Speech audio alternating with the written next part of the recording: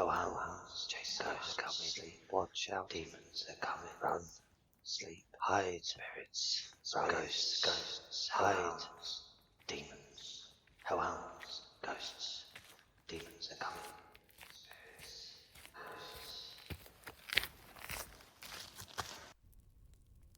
Good evening, my little hellhounds.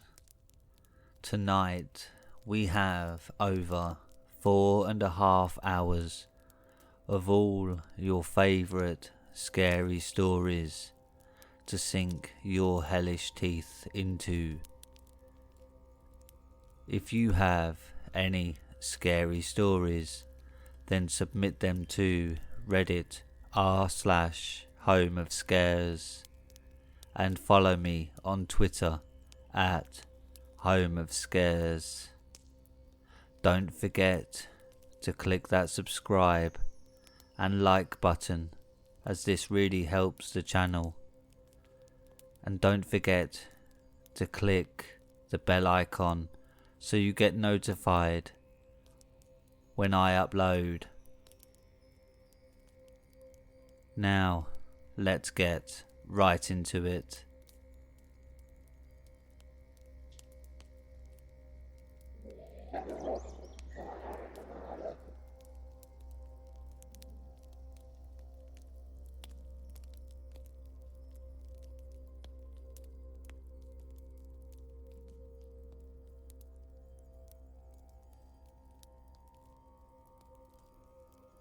Sleep is for the weak. Posted by Bloody Spaghetti. Fortunately, the hex had worked. I am certain of this. Unfortunately, it took me suffering a nasty fall from a racehorse for the magic to work itself. Many bones were broken, including a couple of vertebrae, and a few internal organs were ruptured. It was painful. I'm lucky the hex actually worked. I invented it myself and I was my own guinea pig. I didn't expect it to happen this early, but alas, it works, and I'll probably start making more of these. Unfortunately, the hex did not fix pre-existing damage, meaning I am riddled with scars and other superficial deformations of my dermis. Luckily, my face is intact. Moreover, I think my insomnia has gotten worse recently. If before the fall I could manage 4 or 5 hours sleep a night, now I get about an hour or 2 asleep per night. This is most definitely taken toll on my body and my mind. I am becoming increasingly more irritable. I seem to lash out at the most minute of things disproportionately. My mind won't stop racing, further exhausting my body, but my condition will not allow me proper rest. The whirlwind of thoughts seems to grow stronger as I lay down. A constant pulsating headache plagues the back of my skull. The pain became so awful at a few points that I had lost consciousness and ended up bruising myself pretty badly.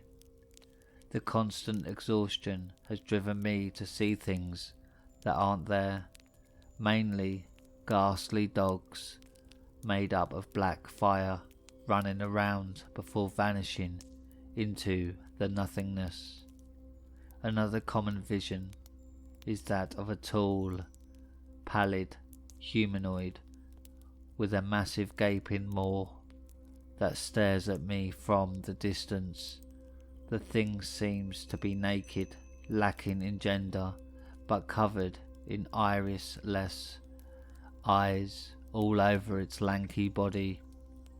The figure tends to look like a gluttonous parody of the giant Argos Panoptes. At first, said visions scared me to no end, especially those judging, condemning eyes of that pale abomination. These eyes they used to dig deep under my skin with their sharp stare. With times I've gotten used to them after I came to realise that these are just products of a tired psyche. The worst part of my condition is the bodily exhaustion and constant inflammation of various organs. I feel like my limbs are heavy and stiff. I used to be athletic, but now I'm a lumbering mess. Even the slightest movement causes a great deal of sharp and burning pain. The skin around my scars seems to twist on itself endlessly. The subdermal neurons assaulting my brain with a barrage of pain signals. Each and every scar hurts like it has been reopened and prodded, especially on windy days. God, I hate the wind. My miserable state is reflected in my appearance. Sadly, I look pale, thin, almost skeletal. Whenever I look in the mirror, I am reminded of a man plagued by consumption. My bones protrude from under the skin, my face painfully stretched over my skull, purple lips and bleeding gums, eyes sunken and devoid of light. I think I might be developing cataracts, even though my vision is not affected yet. I look so bad that even my pet crow, Jolty, seems to look at me with concern. I can see it in his brown eyes. One of my colleagues has suggested I try drinking the red humour to get myself into better shape. I've given that a shot. I'm saddened to say that blood doesn't really restore youth. It merely leaves a sour taste in one's mouth. The solution to my problems seems to lie within the realm of dreams. I need to get properly rested. Who knew that even reanimated corpses needed to sleep to stay intact?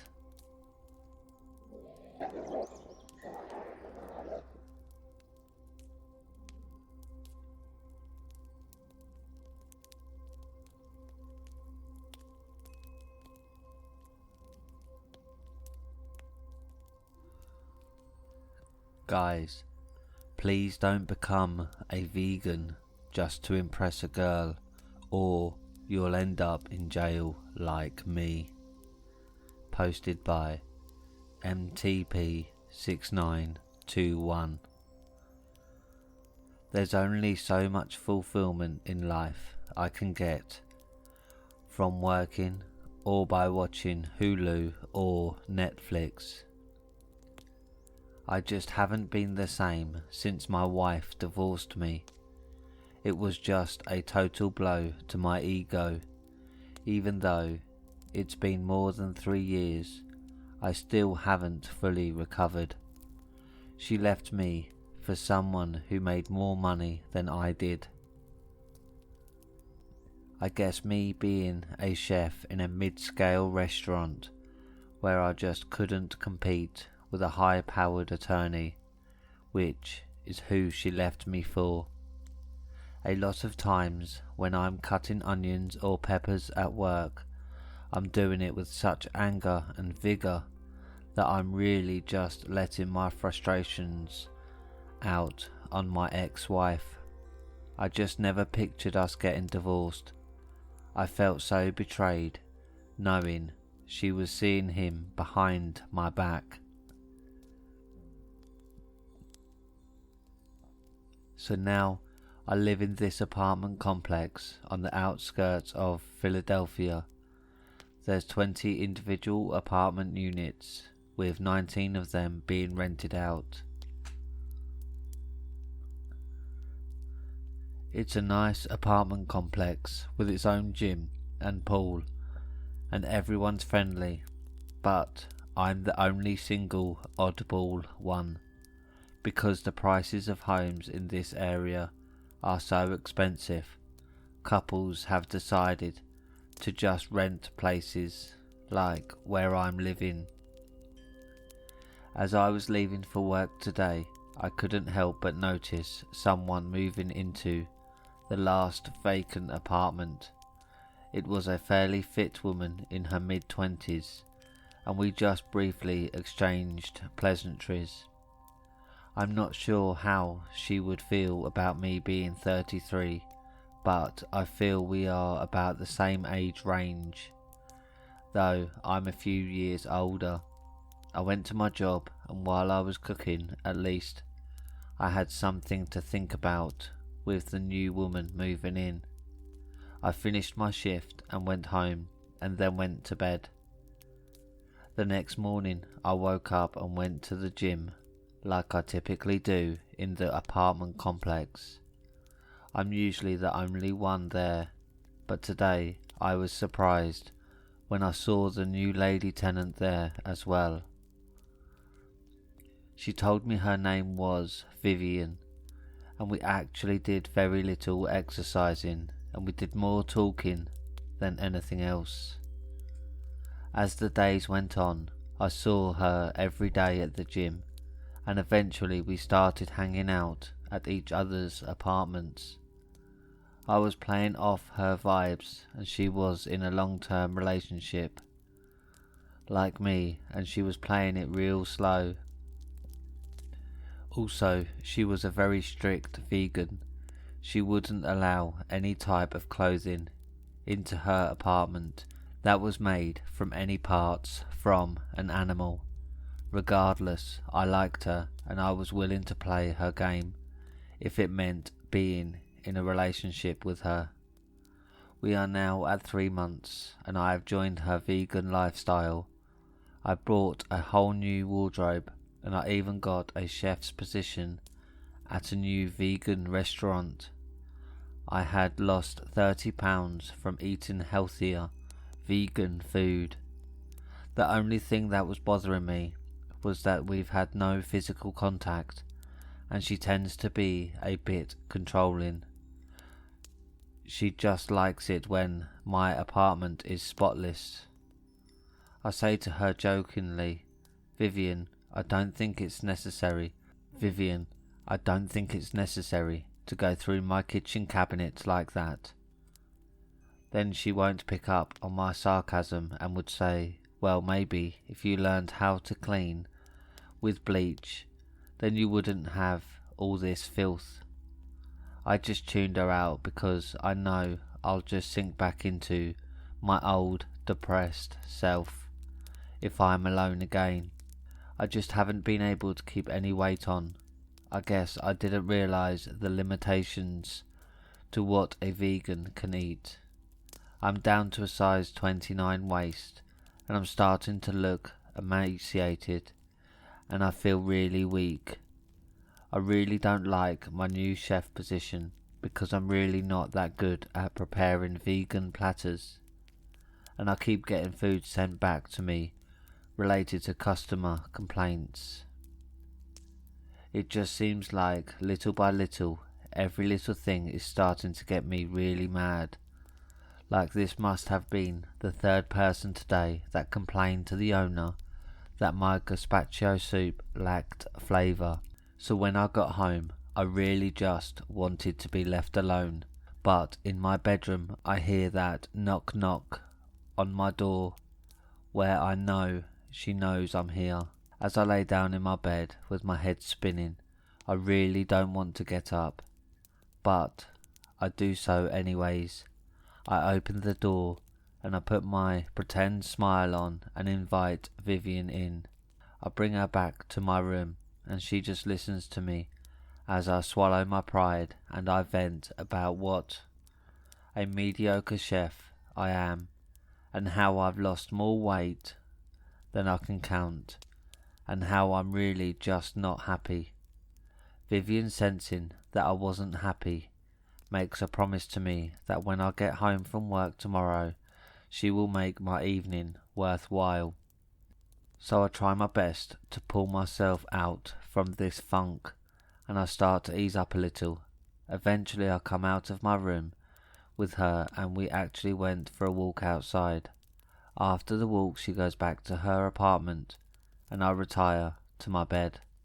Before I go to bed I think to myself that at least I will have intercourse tomorrow night for the first time in years.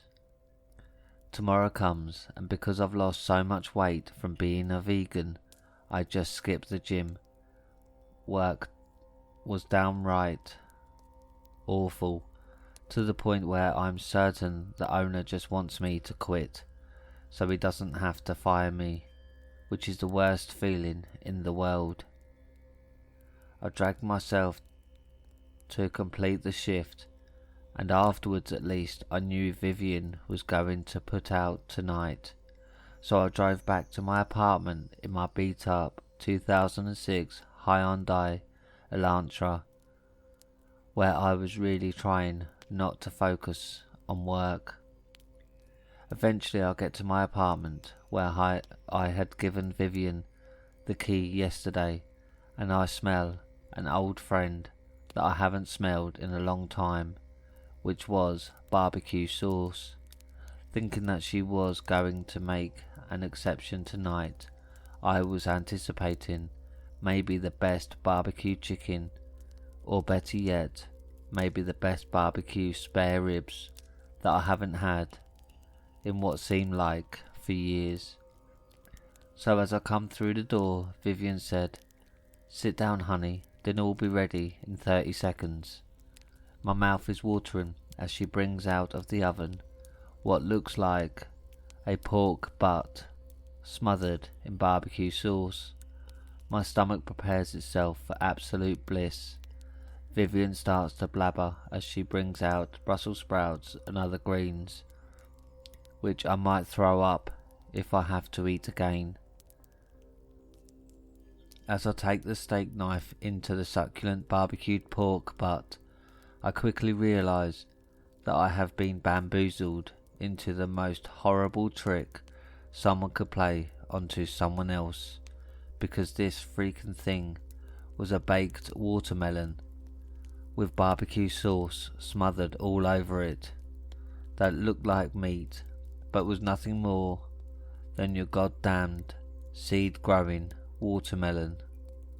So I just sat at the dinner table thinking this bitch better be good in the sack, because I'm literally starving myself here. I try my best to eat a Brussels sprout and some corn.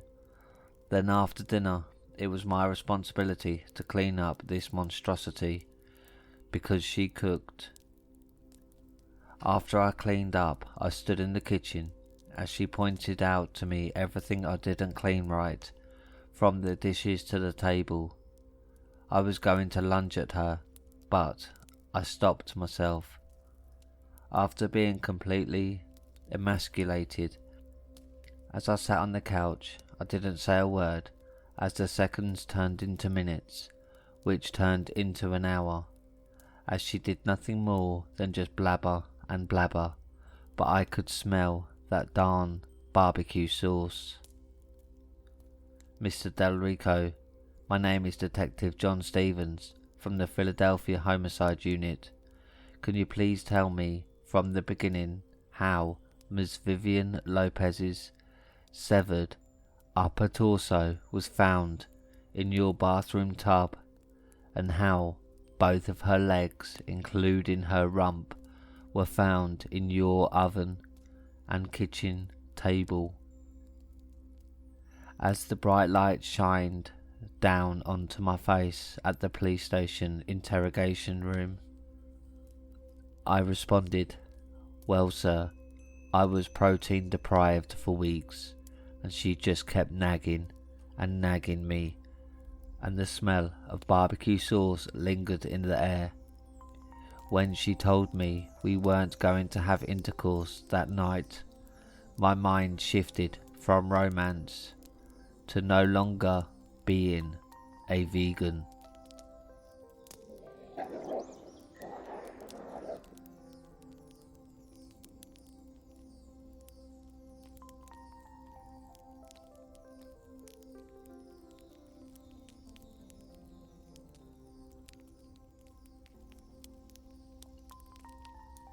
Please use caution if someone offers you a free trip to the United States to get the COVID vaccine.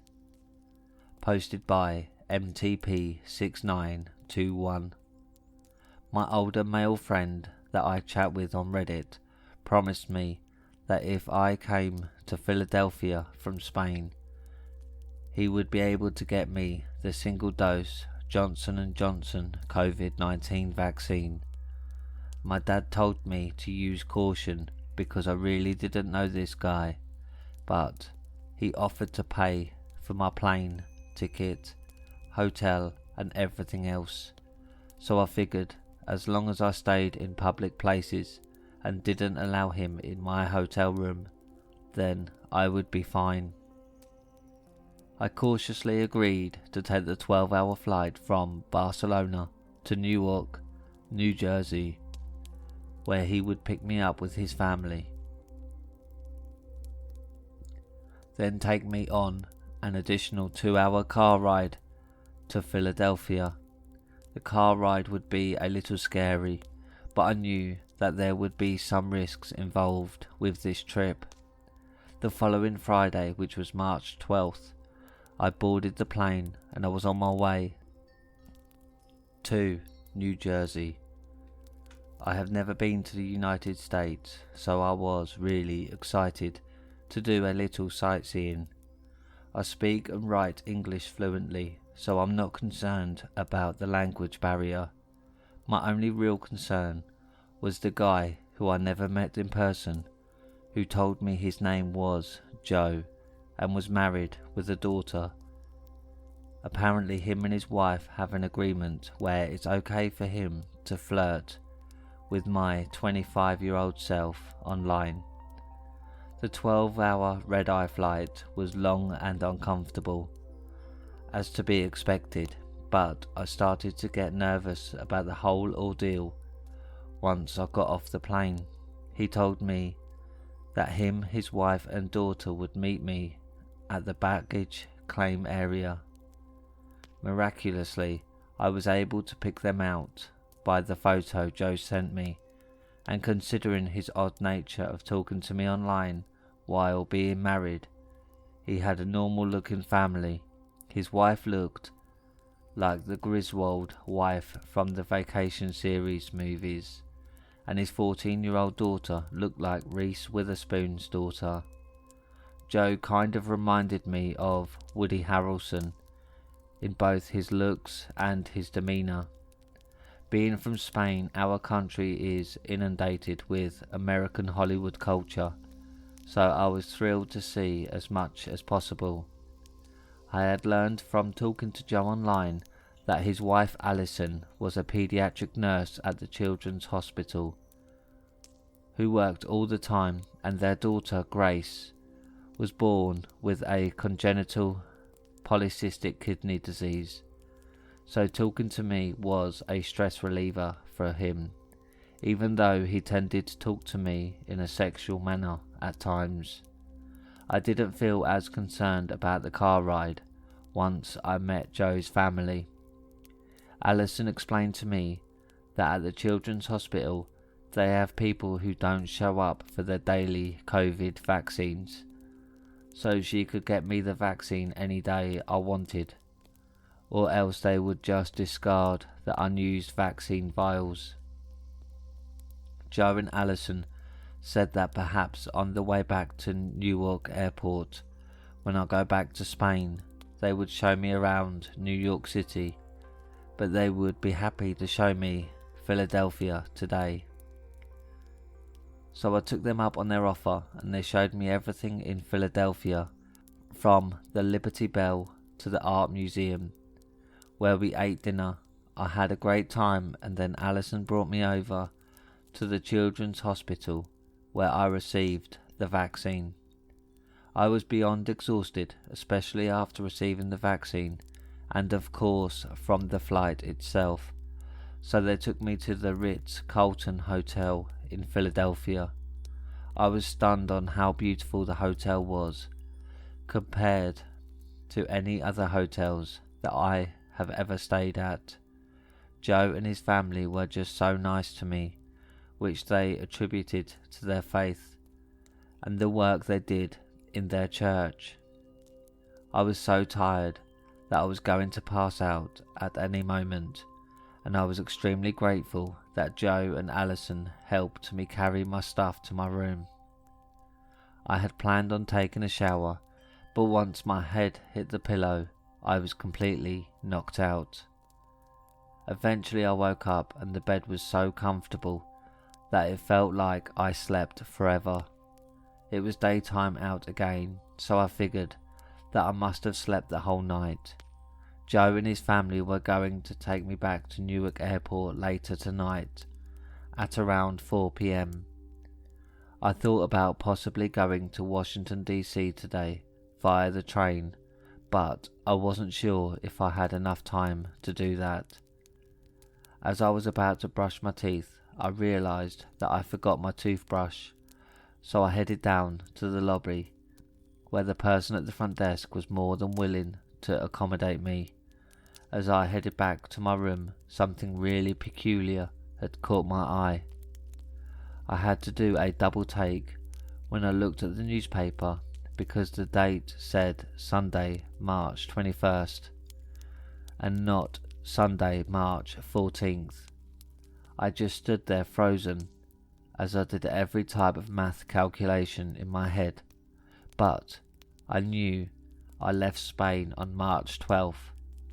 Just to verify, I asked the clerk near the newspaper counter if today was really Sunday, March 21st, as the newspaper said, and she nodded her head yes.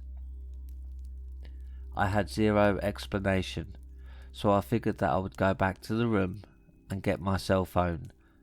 As I opened my phone, I was shocked to see that there was text messages sent from my phone on March 14th through early this morning, March 21st. As I read through the texts, they were mostly to my parents, saying that I was staying here until next week and I was having a great time, and that the phone calls would be really expensive, so to use text only. I've heard of people having amnesia before, so I couldn't rule that out. I just had no recollection of anything that happened for 7 days. The first thing I tried to do was call Joe, and right away I received a text back from him saying that he wouldn't be able to take me to the airport and that he arranged for an Uber to take me to the airport. Everything was so strange, and I was in a completely different country, but at least I still had my passport and all of my belongings that I came with. Out of curiosity, I went to the front desk and they were able to show me that someone was using the key card to my room, where they were coming and going from March 14th through the 21st.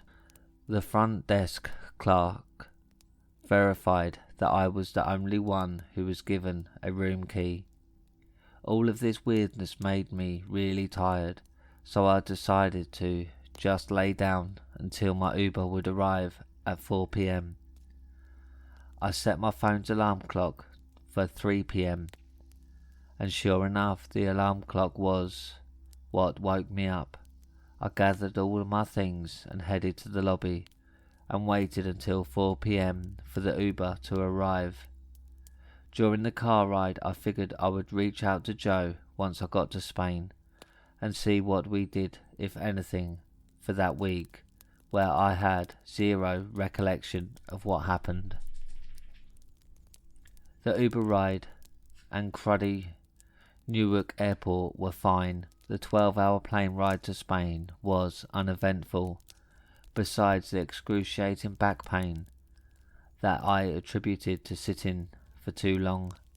My parents picked me up at Barcelona Airport, and I didn't want to worry them, so I just told them I had a great time and that I was tired, so I didn't want to tell them about the trip.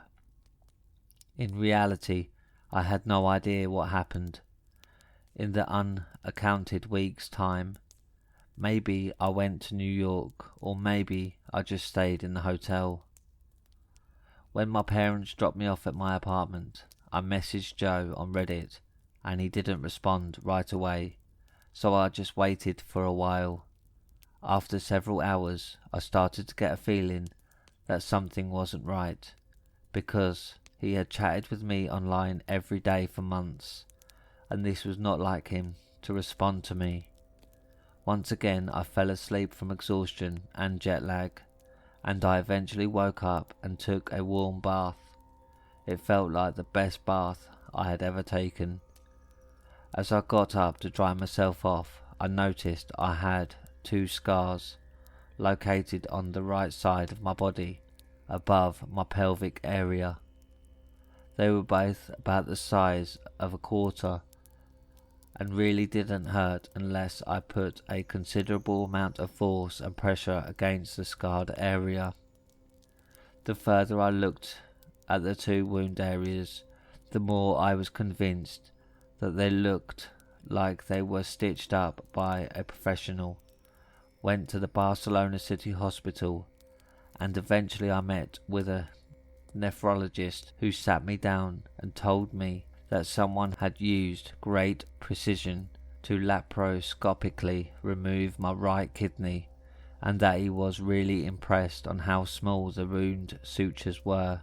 I sat looking at the nephrologist, completely stunned, when he told me the news, because had I thought I went to the United States to get the COVID vaccine, but instead Joe must have got someone to remove my kidney for his daughter, and they must have done the laparoscopic surgery in the hotel room, since Joe never returned any of my messages on Reddit and his cell phone number was disconnected. I called the children's hospital, who confirmed that someone had made an appointment for me, Veronica Gomez, but Alison didn't work at the children's hospital and they had no idea who I was talking about. The hotel did little to help me because they didn't want the bad publicity, and unless if I come back to the United States to make a formal statement with the Philadelphia Police Department, they weren't going to help me either. From the online research I did and talking to the nephrologist, I would be fine with just 1 kidney, but it will be a long time before I chat with anyone on Reddit again.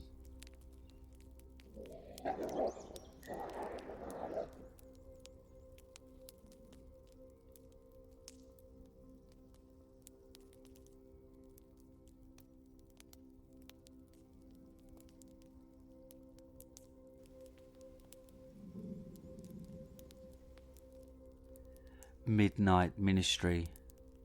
We're not interested in your God. Posted by Mother of Ty. A little over 3 months ago, a man knocked on our door while it was just myself and our son home alone. I was working from home at the time, so my attentions were scattered between my son and my other responsibilities.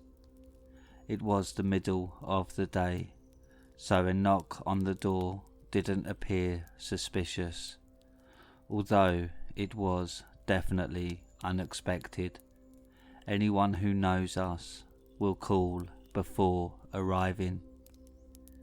Assuming it was one of our neighbours, I opened the door to a man that I did not recognise. Mid-40s, slender, 5'10", grey in hair, covered by a beanie, with worn jeans and a dusty jacket.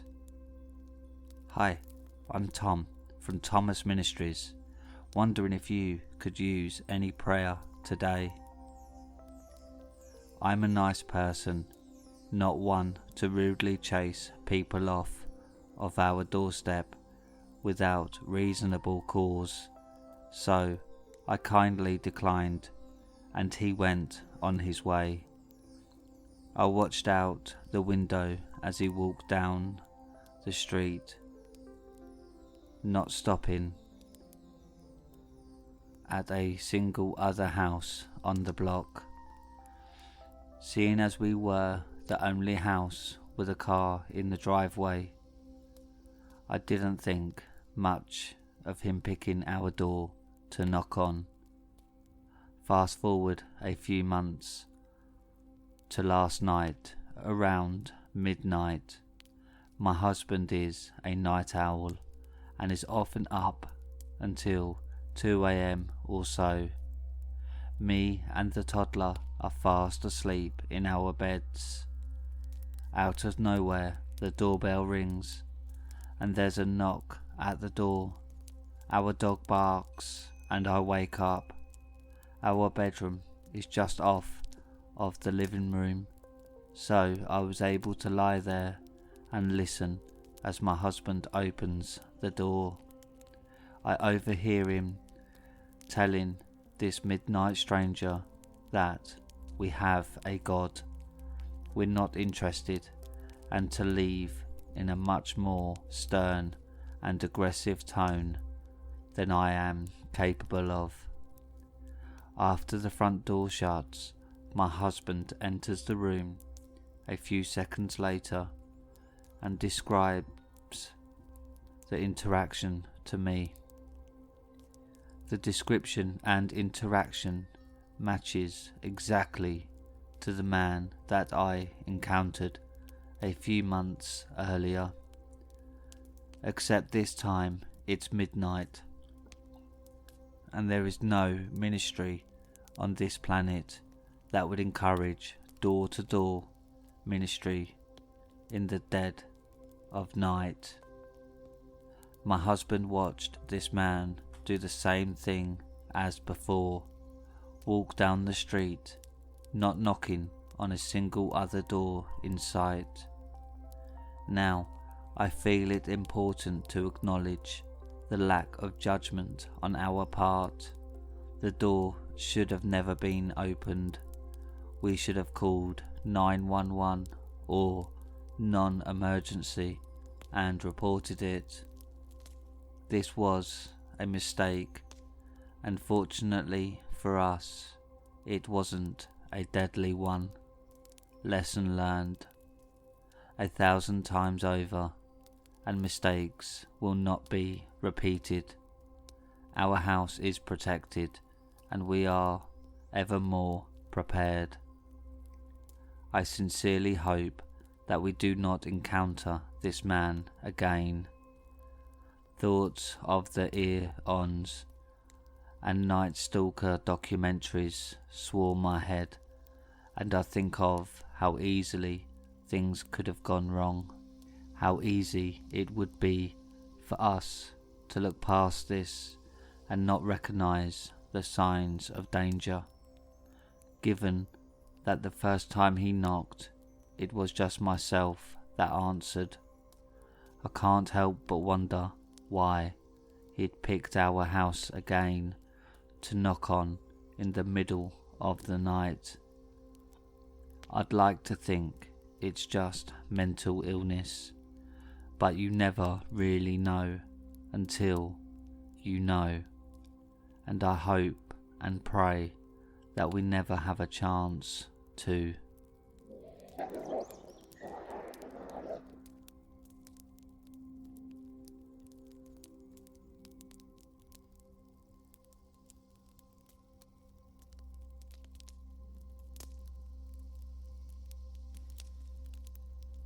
Weird encounter with a Ouija board, posted by Only Ravenclaw You Know. I had always been someone who was skeptical about the existence of ghosts and other paranormal phenomena. I wanted to believe, but could never find or experience something that truly cemented what I wanted to know. That is, of course, until a couple of my friends and I decided to mess around with a Ouija board. Yes, I know it's stupid. This was back in the fall of 2019, and my local library had a Ouija board that you could borrow, so my friend decided that we should try it out, just to have some fun. I looked up some forums about rules people should follow when using the board and decided to go for it. We set up a salt circle in our room and turned off all but one light and sat in a triangle formation around the board with one person outside the circle to record everything that was said. I called out, and within 1 minute we had a response. It was terrifying, to say the least, and all of my friends had looks of surprise when the planchette started to move on its own accord. For an hour we had a conversation with her, the spirit, and I still can't explain what happened that night. I know that I wasn't moving the planchette. My friends said they never moved the planchette, so the only logical explanation left is that we truly had an encounter with a paranormal entity. I had conversations with a couple of my friends and co-workers who believe in the paranormal, and they said that they've tried using the Ouija boards but never got anything. I wonder why the spirit chose to interact with us, a couple of stupid college students.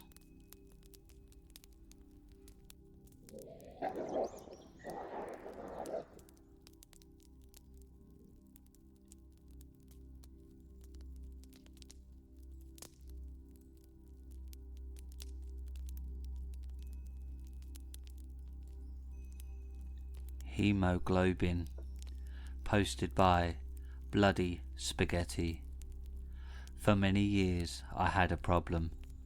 Every now and again I would wake up feeling like a truck ran over my body, crushing every last bone in my body and tearing my insides out.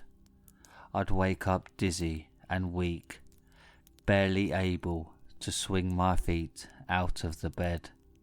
During these days my neck would hurt like I had strained it, regardless of what I did in the previous day or how I slept.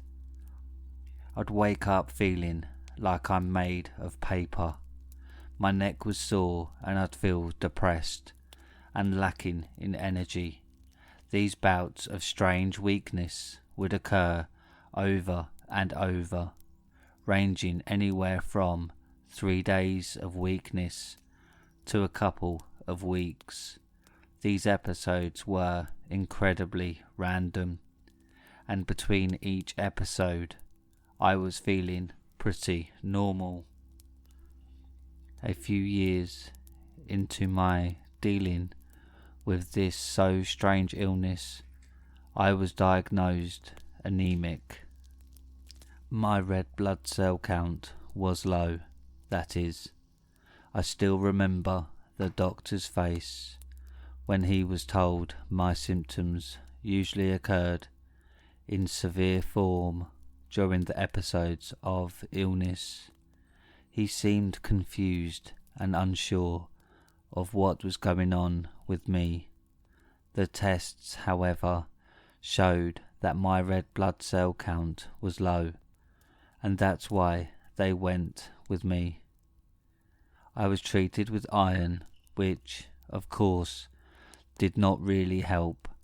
The episodes of weakness and low blood count kept reoccurring. Instead, I just learned to live with my mysterious variant of anemia. One day I was a normal guy doing everyday things. The next I'd be bedridden, feeling like I had the life sucked out of me.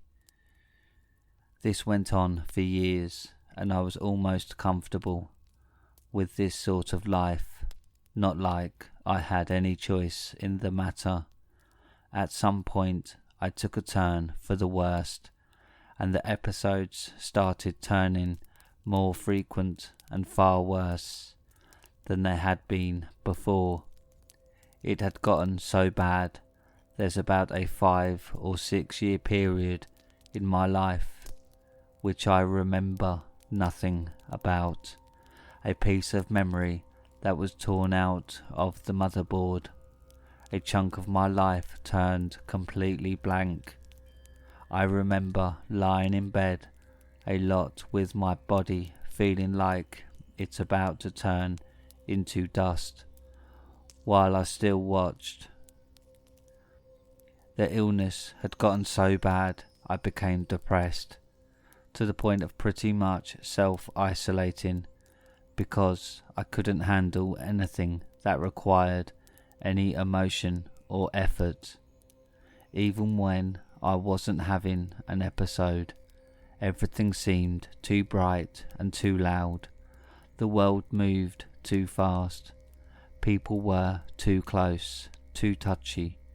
My skin was always cold. I couldn't handle light at all. I hated it. Burned my eyes and made my skin feel like I'm about to catch fire. I couldn't even smell or taste things very well. It seemed to me like everything had been stripped of flavour.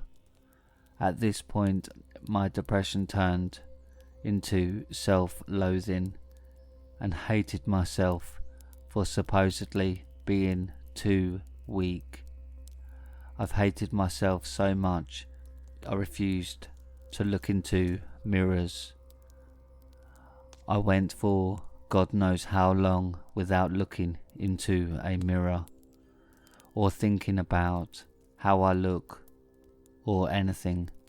Really, I had even neglected my dental health, something I'm paying for now that I have a few teeth falling out after decaying away.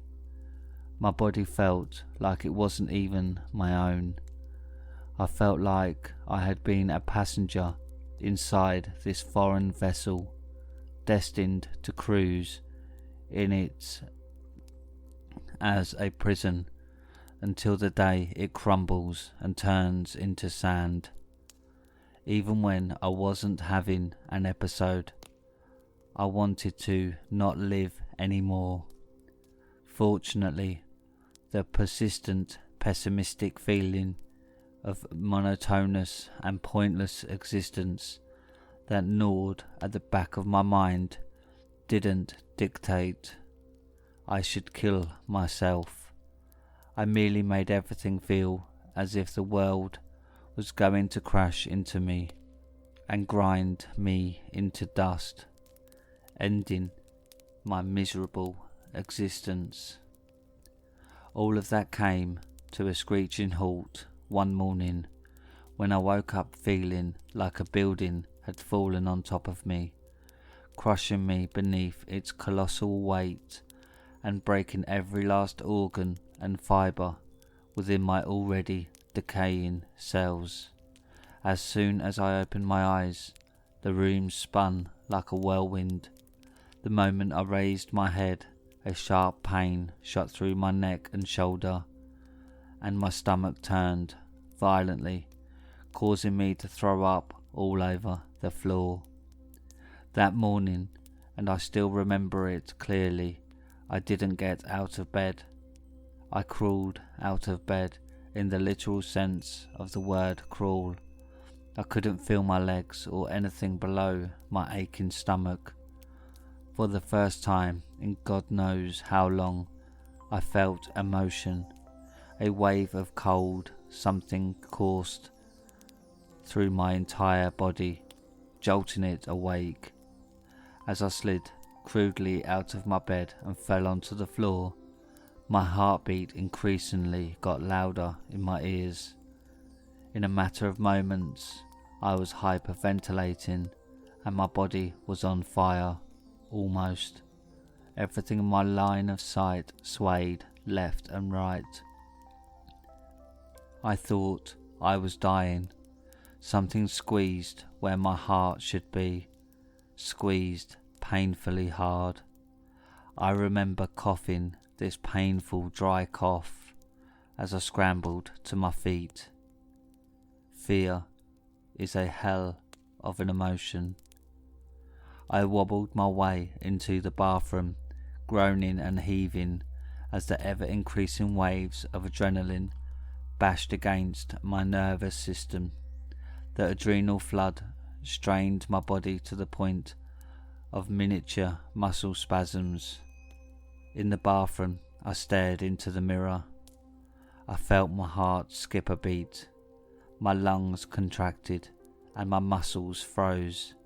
A cold sweat made its way down the back of my neck, raising every last hair in its path. Everything suddenly started making sense. In the mirror, staring back at me, was a corpse. The creature in the mirror vaguely looked like I remembered myself to look, but it was far thinner, its lips twisted into a mixture of a confused impression and a snarl, exposing 2 rows of oddly long, yellowed human teeth. I caught a glimpse of the gums in the upper jaw. They were swollen, bright pink and clearly receding. The creature's skin tone was deathly pale, and its hair was long, haggard, and greying at the edges. The skin of this thing in the reflection was stretched awfully over its bony frame, and its face painfully skeletal. The eyes were sunken and almost lightless, cold, unmoving, staring. Patches of dirt covered its torso, and when a piece of dry soil fell out of its hair and right in front of my eyes, something clicked.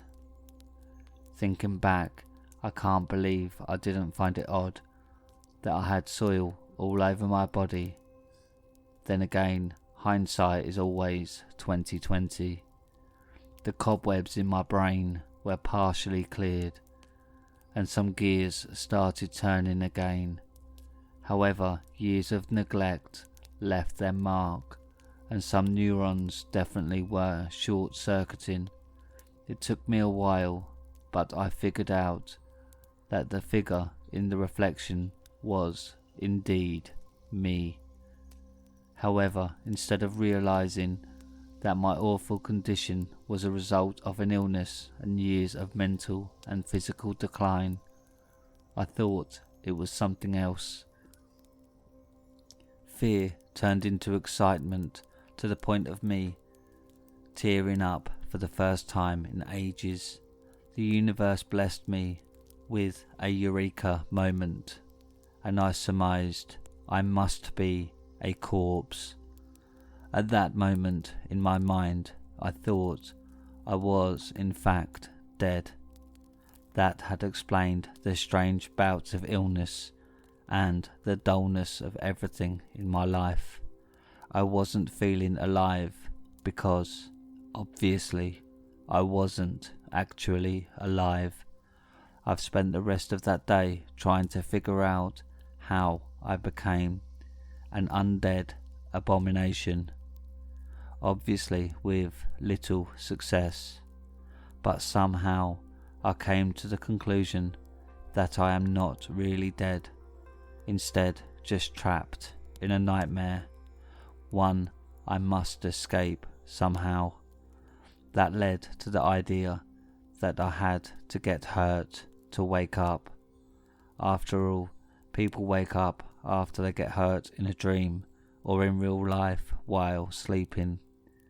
That led me to walk over to the kitchen, still feeling like a rag doll on a roller coaster, place my hand on the stove and light it up. Of course my hand burned, and of course it hurt, but the pain wasn't as bad as I expected it to be, even though I moved it right away, just as the fire licked it. I still wasn't convinced of being alive. That being said, I thought I was still thinking I was trapped in some hellish nightmare. Seeing this, I figured my best way to wake up was to kill myself in the dream. After some deliberation, I figured I should do that on the 28th of December 2012, simply because everyone was acting like the world is going to end, but we all knew it wasn't. It was just a matter of sarcasm and convenience, plus that specific date had a full moon. I've spent the next 3 months refusing to do anything other than sitting and staring at the walls. I hardly ate. In fact, I've starved myself for days at a time before my natural instincts took over and I was forced to eat. I could never stop drinking water, and even then I didn't notice it was wrong for a corpse to get thirsty. The illness came and went. As always, during these 3 months, my health deteriorated even further because I refused to shower or eat as much as I should have. I've kept staring at the mirror from time to time, and each time I looked like I was closer to start decaying alive. I'd cut myself occasionally and watch as very little blood trickled out. In my head that made sense, since my blood was basically frozen in my veins. Very little blood could get out.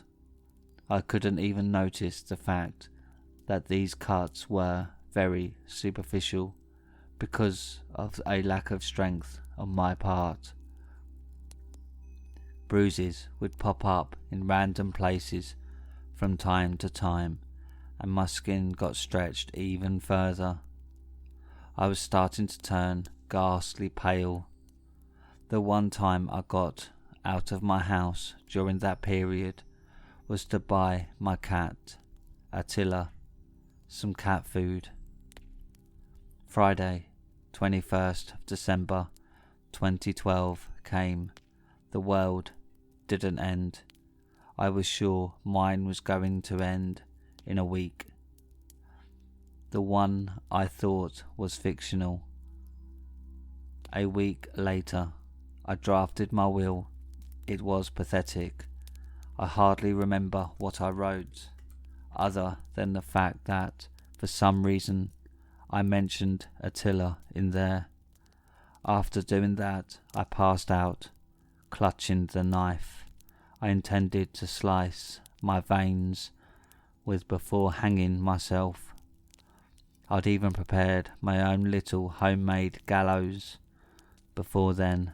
Speaking of passing out, all that abuse led me to develop awful insomnia, one from which I still suffer years later.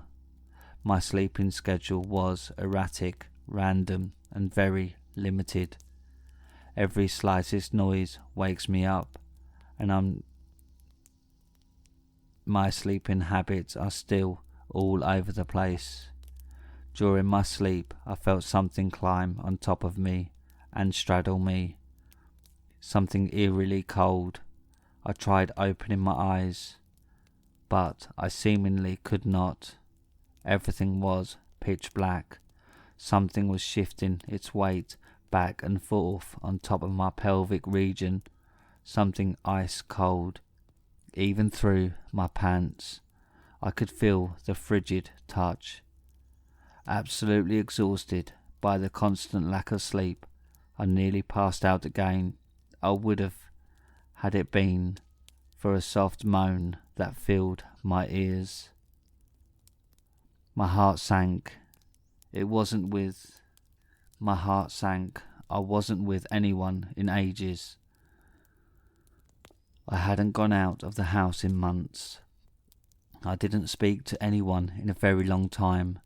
No one should have been there. This shouldn't have been happening. I ran my hand across the bed until my cold fingers touched something even colder than they were. Skin. But it was icy. An icy chill ran down my core as another soft moan escaped into the void. Something physical was straddling me and using me as a living sex toy. Luckily, my libido was dead. I opened my eyes again, only to realise there was a bony hand pressing against my face. It was almost blue, and the fingers were so cold and stiff they felt more like claws than fingers. I wanted to scream, but I could not. I was frozen in place. My heartbeat rose again, and I felt the adrenaline flood my nervous system once more. Wave after wave of near boiling blood coursed through my body.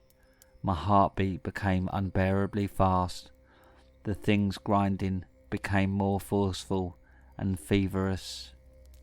It was emitting strange, choked noises of pleasure while I scrambled with my hand to find my knife. I could barely maintain a grip on it because the sudden rush of adrenaline made me shake. The bed croaked underneath me. I could still barely move my limbs, but the frozen finally moved from my face and traced its way down my chest. Whatever was on top of me had the shape of a pale, blue-skinned woman. The full moon shone all over her frame, revealing her in full inhuman glory. She cocked her head back with a thick, bushy, dishevelled long hair covering her pallid face. Even through her thick, bushy locks, I could see her throat was covered in red. Her odour finally reached me. She reeked of rot and wet soil. I must have gagged loudly because she stopped moving and lowered her head to face me. I had almost suffered a heart attack seeing the freakishly long fangs in her red stained mouth and her misted sunken eyes. Smiling, she grasped at my throat. Her grip was unbelievably powerful, and I gasped for air as she started moving her hips again at an ever-increasing speed, her smile never fading from her shriveled face. Fear was burning me from the inside out. My muscles and joints ached, and my legs started spasming, causing me to scream like a dying animal. Soon enough, she was losing herself in the pleasure again, as she started gurgling, seemingly reaching a climax. Her head dropped, an expression of fear written all over her mug. Her grip around my throat loosened, and the black liquid trickled out of her mouth. A few cold droplets landed on my face, making me wince. She fell limp onto the floor. While she was nearing an orgasm, I managed to stop her. The encounter with this creature knocked some sense into me. Whatever she was a corpse. I wasn't that. I spent the rest of the night staring at the remains of the carcass, unable to remove my eyes away from her pallid form. At sunrise, instead of waking up from my nightmare in the real world, I've come to realise I was never in a dream. I chopped off her head just in case and burned the body and the head separately, just to make sure I would never end up in a nightmare like this again. I've gotten better since the illness disappeared. My blood is surprisingly healthy now. My mental state has gotten far better than before, probably as a result of better physical health and better circulation. I am never cold anymore, and my senses are wholly functional again. I'm aware I'm not a corpse or anything of the sort. I was the meal ticket of a blood-sucking corpse. That raises the question if this thing was technically alive, and I am alive, and we're all alive. What is the fucking difference between life and death? Sometimes I still wonder what this is indeed. Just some kind of hellish dream, and I will soon awake.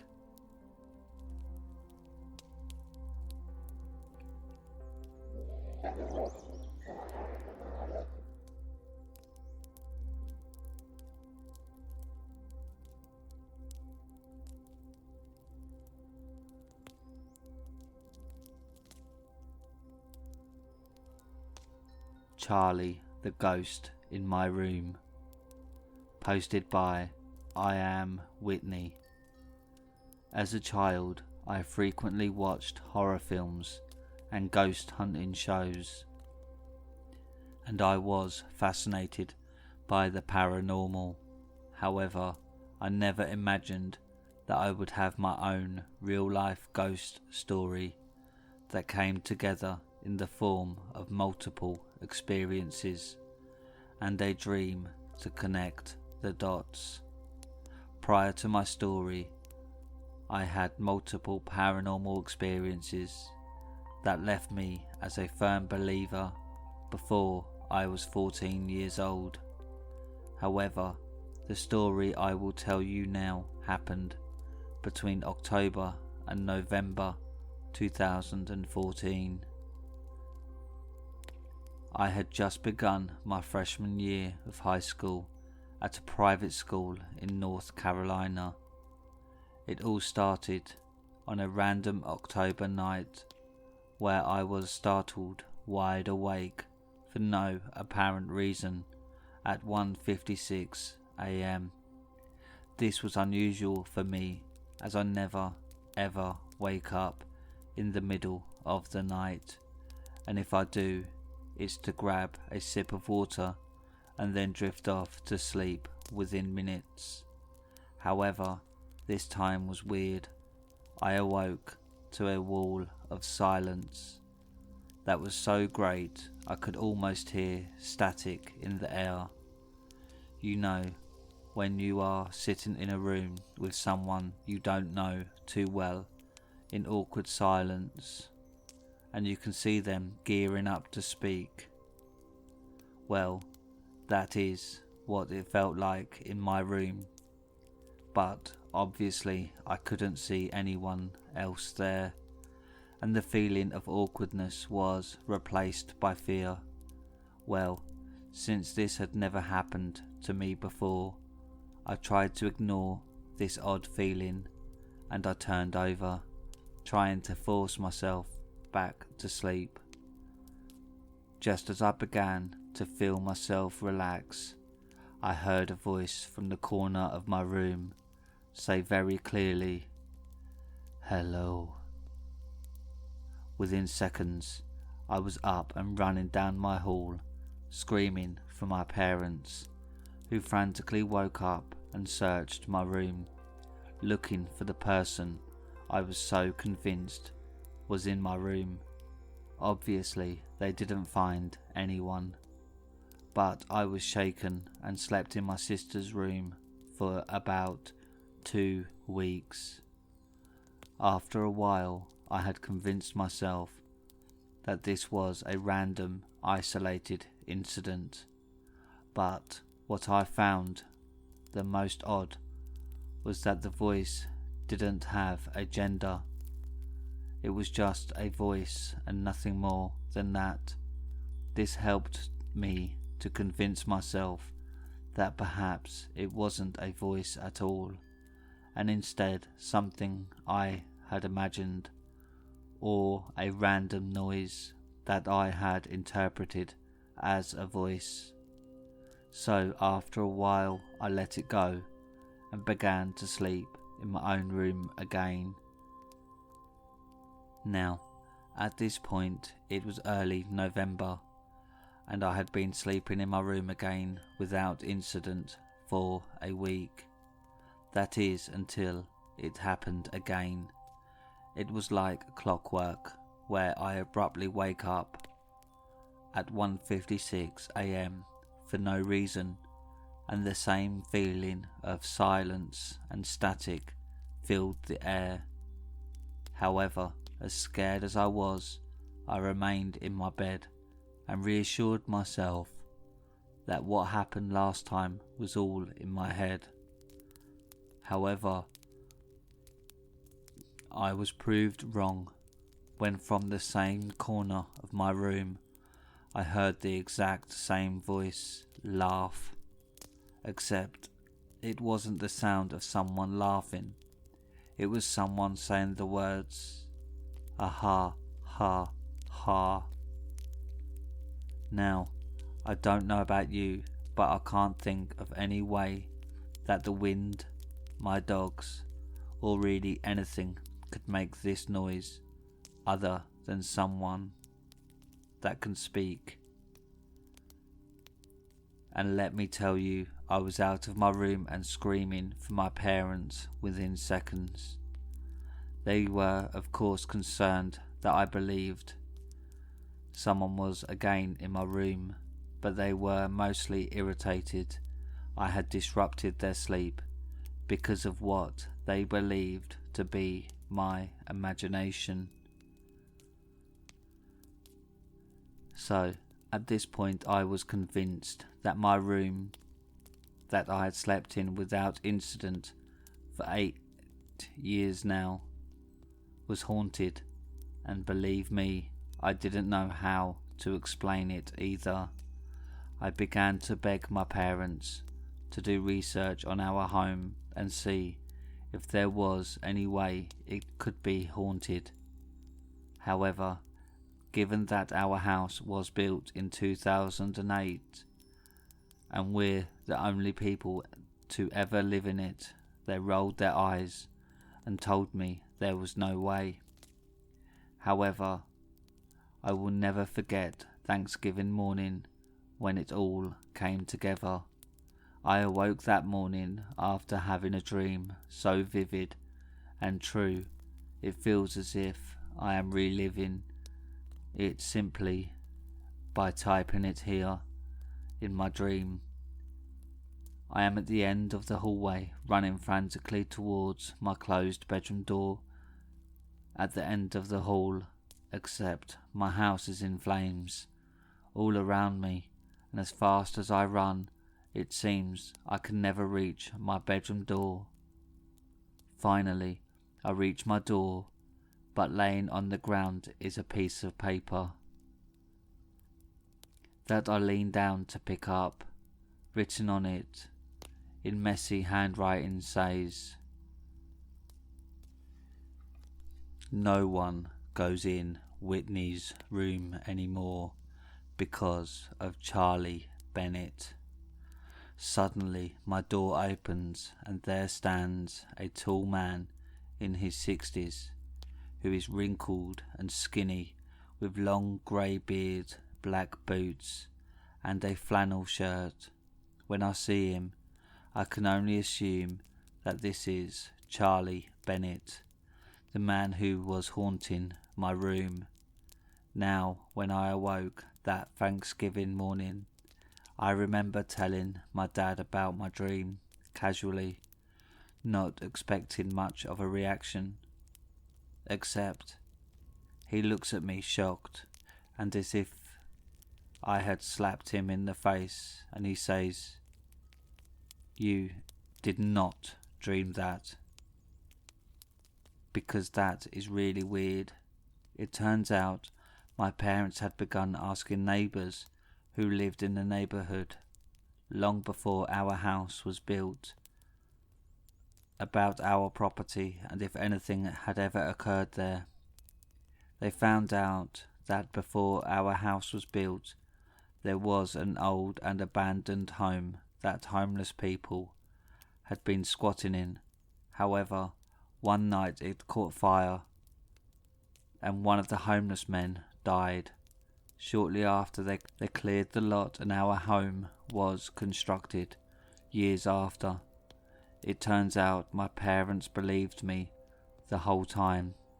They just chose not to tell me because they didn't want to give any truth to what I was experiencing. But my dad's face and reaction was more than enough for me to know how freaked out they were. I have never seen him react in such a way in my life, and I don't think I will ever see him that shocked again. Now it's been nearly 7 years later, and what is so odd is that those 2 months seem to be random and isolated few incidents. I have no idea why it happened, and especially why Charlie waited years after we moved in, but I have had no more visits since. I have had random things happen here and there, such as finding the sink or stove turned on by itself, or my iPad moving into a different spot than I had left it. But other than that, I wouldn't even consider my house to be haunted. It is almost as if Charlie wanted someone to know his story, and now that I knew, he was satisfied and could leave.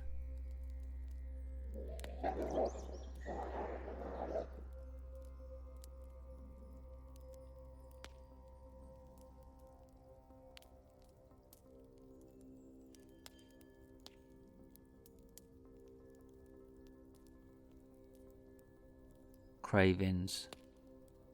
Posted by Nicole Plow.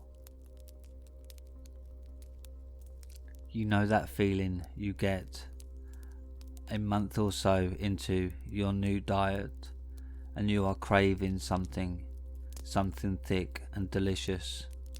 Well, that happened to me last night. At first I tried to reason with myself that I didn't need it. Hell, I made a pretty filling meal that night for dinner.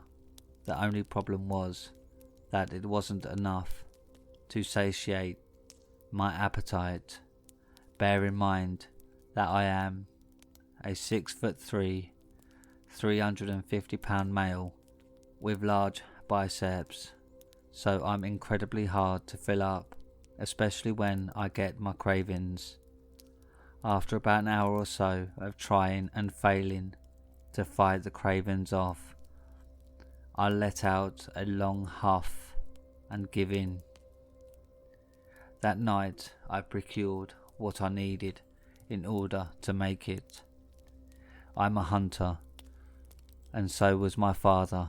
In fact, I learned my expert hunting skills from him. Anyway, so I catch it, kill it, and bring it home for a real supper. Cooking the meal was a breeze, as I had done it before numerous times. Preheat the oven to about 350 degrees. Season the meat good. Plop that sucker in for about 25 minutes if you want it good and rare. The only way to cook it, really, in my humble opinion, sitting on the stove, was some pasta and greens. The only drawback is the inevitable complaints from my girlfriend about the mess that I made while making it. She claims that I can make it and leave the kitchen, not looking like a disaster zone. Why can't you? But once she takes a big bite of the meal that I had made, there's not one single complaint to come out of her for the rest of the night. Anyway, so after the timer goes off, I check it, pull it out and leave it to rest for a total of 20 minutes. I do this to keep the juices flowing within it. Afterwards, I add the cheese to the pasta and get out the big heavy-duty plates for me and my girlfriend Michelle. She works a night shift over at the gas station and will be home here pretty soon. I survey the mess and cringe a little bit. If she sees that much blood all over the kitchen, she'll do more than growl at me tonight. So I clean it all up and make sure to save her an extra ear to go with her dinner tonight. Later, she gets home and we eat our fill. It was good, but I tells ya, human travellers are a mess to cook, start to finish.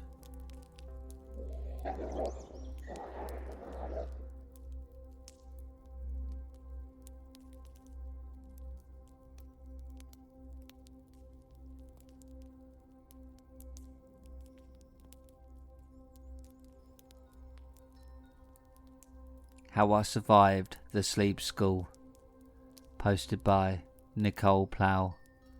The other day, my friends and I were telling each other spooky stories before going to bed. That night, I heard it, the story about a little boy lost inside of a school that he could not escape from. Terrified, I went for my closet containing the rosary my grandmother had given me before she passed away that spring. I prayed with it for hours. I said God's true name aloud, asking him to protect me. Then I went to sleep.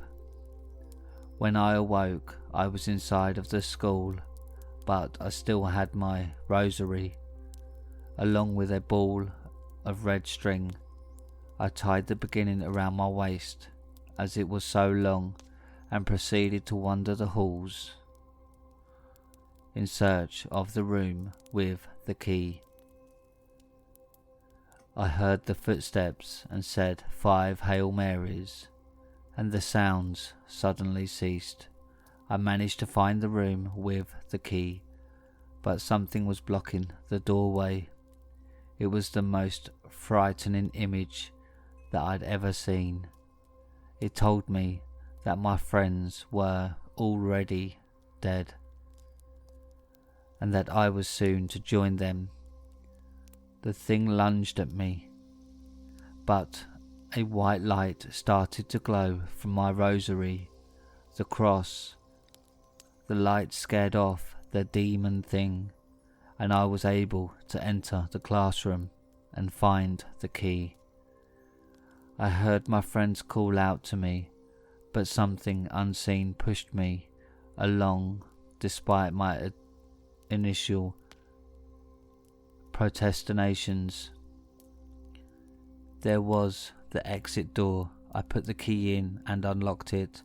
I was greeted by a bright light and awoke to find it was the next day. When I got to the school, my friends were missing. I asked around, but nobody would give me a straight answer as to where they were. They just looked at me with a mix of concern and deep unease. I tried to text them during lunch, but got no response. Later I would find out that they had died in their sleep on the same night.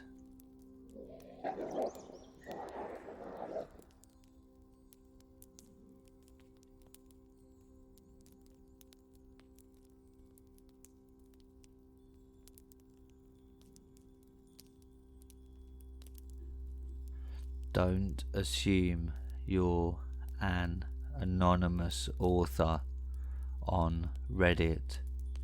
Posted by MTP6921. Reddit has afforded me the ability to be a controversial writer while being anonymous. I'm a teacher who works mostly with cutthroat women. We mostly smile at each other, but deep down we are all very competitive and want to be seen as the best teacher in the eyes of the parents, students, and our principal.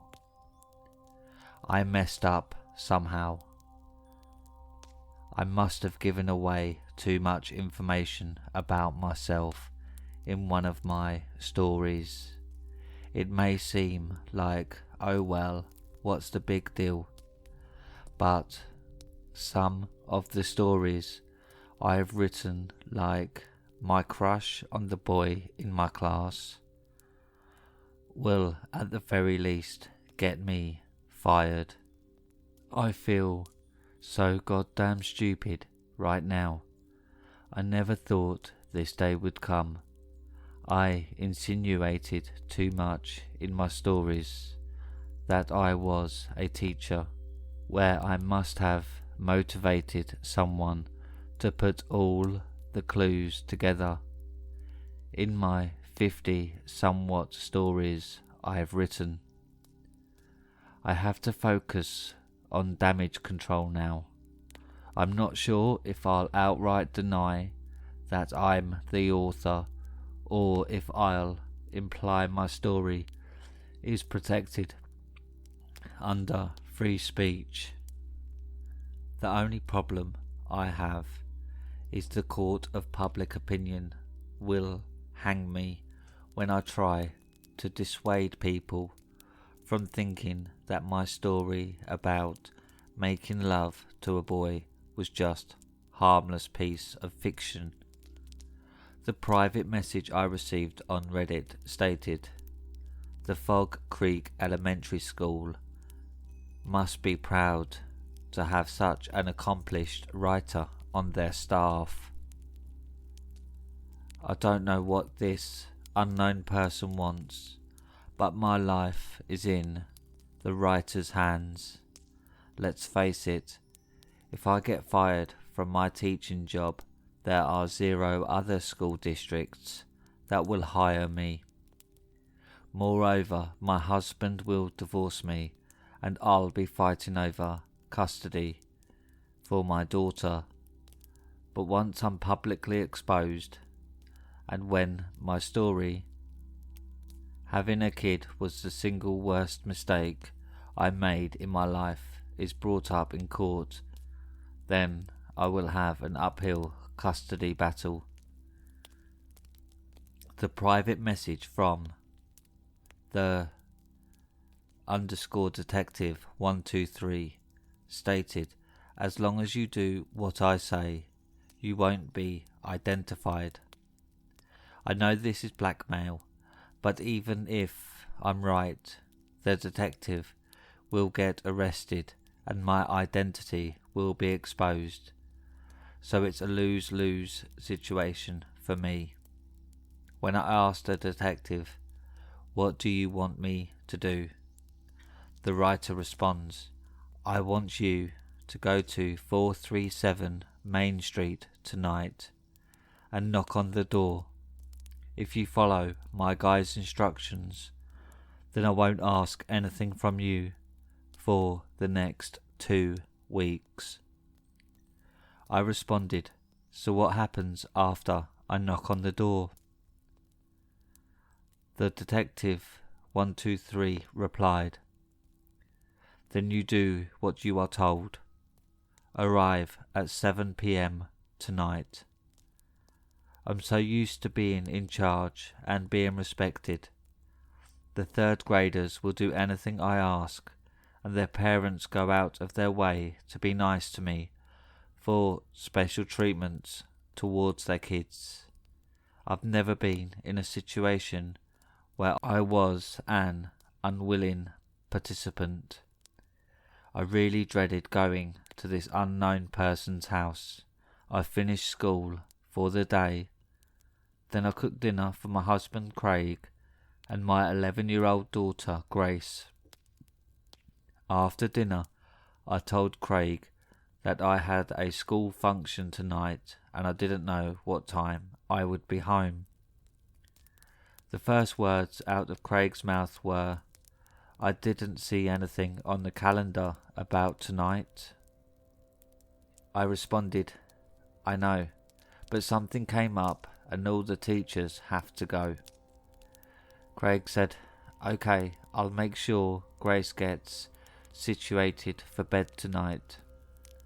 At 6:50 p.m. I left my house.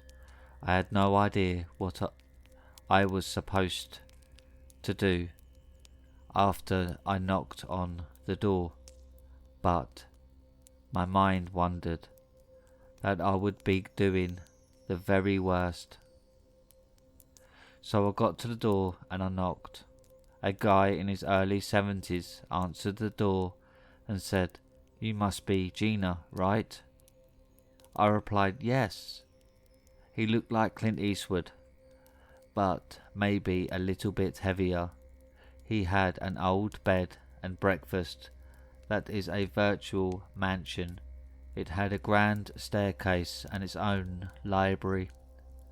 The old man then said, "Well, I have you until 10 p.m, so take off your pants and shirt and meet me in the library." I responded, "There's no way I'm doing that." And the old man replied, "That's fine. You know where the front door is, right?" I replied, "But what happens to me?" The old man responded, "I don't know what happens to you, but I get a refund." I stood there in front entrance for a few moments and I unfortunately came to the conclusion that I couldn't leave. So I said, "Okay, I'll do what you want." So I got down to my underwear and bra and did the walk of shame to the library.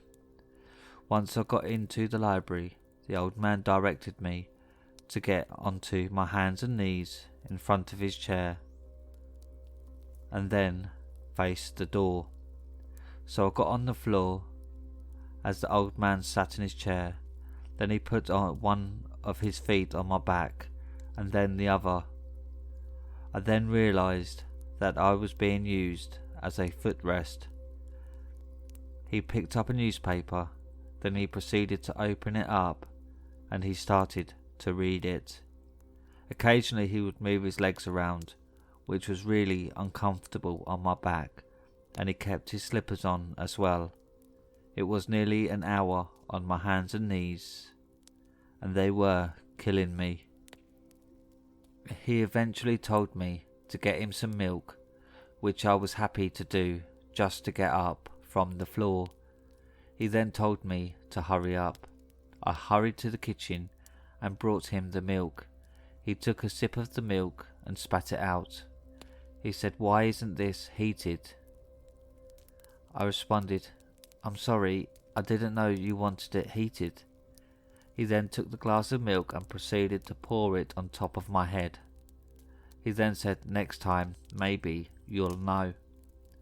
So I'm now cold, standing barely naked, and he starts to put on his whiny voice and said, "You didn't bring me what I wanted for Christmas last year." I said, "Excuse me?" He responded in a raised, childish tone, "You didn't bring me what I wanted for Christmas last year. You knew I wanted that toy truck and you didn't bring it." I said, "Okay, so what do you want me to do?" He responded, "I want you to get out of my house." I knew it wasn't 10 p.m. yet, and I knew he would tell the detective that I didn't fulfill my obligation. So I got in his chair and I pretended to be Santa Claus, and I said, "Why don't you come sit on my lap and tell me what you want for Christmas?" the old man plopped himself down on my lap, and it felt like someone had dropped a ton of bricks on me. I thought to myself, here I am, almost naked, covered in milk, where this strange man is sitting on my lap, virtually crying and saying, "Oh Santa, why didn't you bring me the toy truck?" over and over again. I responded in a deep Santa voice, something different each time. This went on to the end of the hour, to the point where I was losing circulation in my legs. At this point I wish I was the footrest again. He then tells me to get up and put on old VHS tape into the VHS player. An old black and white of Shirley Temple comes on, where he gets all excited and then looks at me and says, "Oh Shirley, I love you so much. Why don't you put a performance on for me?" I really couldn't say no. So I copied Shirley's dance steps as I glanced at the TV. I did this until 10 p.m, where I then quickly put my clothes back on and left the house. I was beyond humiliated, but I knew it could have been much worse. The detective sent me a message on Reddit when I left the old man's house. "You fulfilled your obligation for the next 2 weeks. Just please bring French vanilla coffee, mate, to the teacher lounge tomorrow." I really had no choice, so I stopped at the grocery store with milk in my long blonde hair and got the coffee, mate. I eventually got home and I quickly ran into the bathroom to take a shower, which further raised suspicions from my husband. I was just overwhelmed with emotions that I started to cry when I got out of the shower. My husband looked confused and I didn't want to talk, so I explained to him that I was just tired and that I needed to go to bed. The next day I seemed to have lost my confidence. I was just a babbling fool in front of my husband. I just couldn't stop thinking what an idiot I was by posting those stories on Reddit for nothing more than a few hundred likes. At lunchtime I carefully studied everyone to find potential suspects. I didn't know if the coffee mate was a red herring or not, but when I got home I received a Reddit message from the detective which stated, "Next time get the 32-ounce container and not the 22-ounce. That's when I knew for sure it was a teacher and not a parent. I had to learn to enjoy the next couple of weeks off from the detective and accept this is going to be my new way of life, or else I would have to give up everything I was accustomed to." I really couldn't stop obsessing about the next time I was told to go to a person's house. I was virtually a slave, and I knew I would have to do it again and again, without knowing what demeaning things were in store for me. I knew I had to figure out who was hiding behind the detective. The account on Reddit showed that it was only 2 weeks old, so I knew the account was a dummy account created to harass me. So what I did was go through all of my old posted stories and see if anyone had left a comment that seemed suspicious. After carefully reading through all the posted comments, I noticed one individual had commented on several of my stories. After reading the comments again, it seemed like the person was more or less getting additional personal information from me and was trying to make it out like the person just wanted to follow up to a story.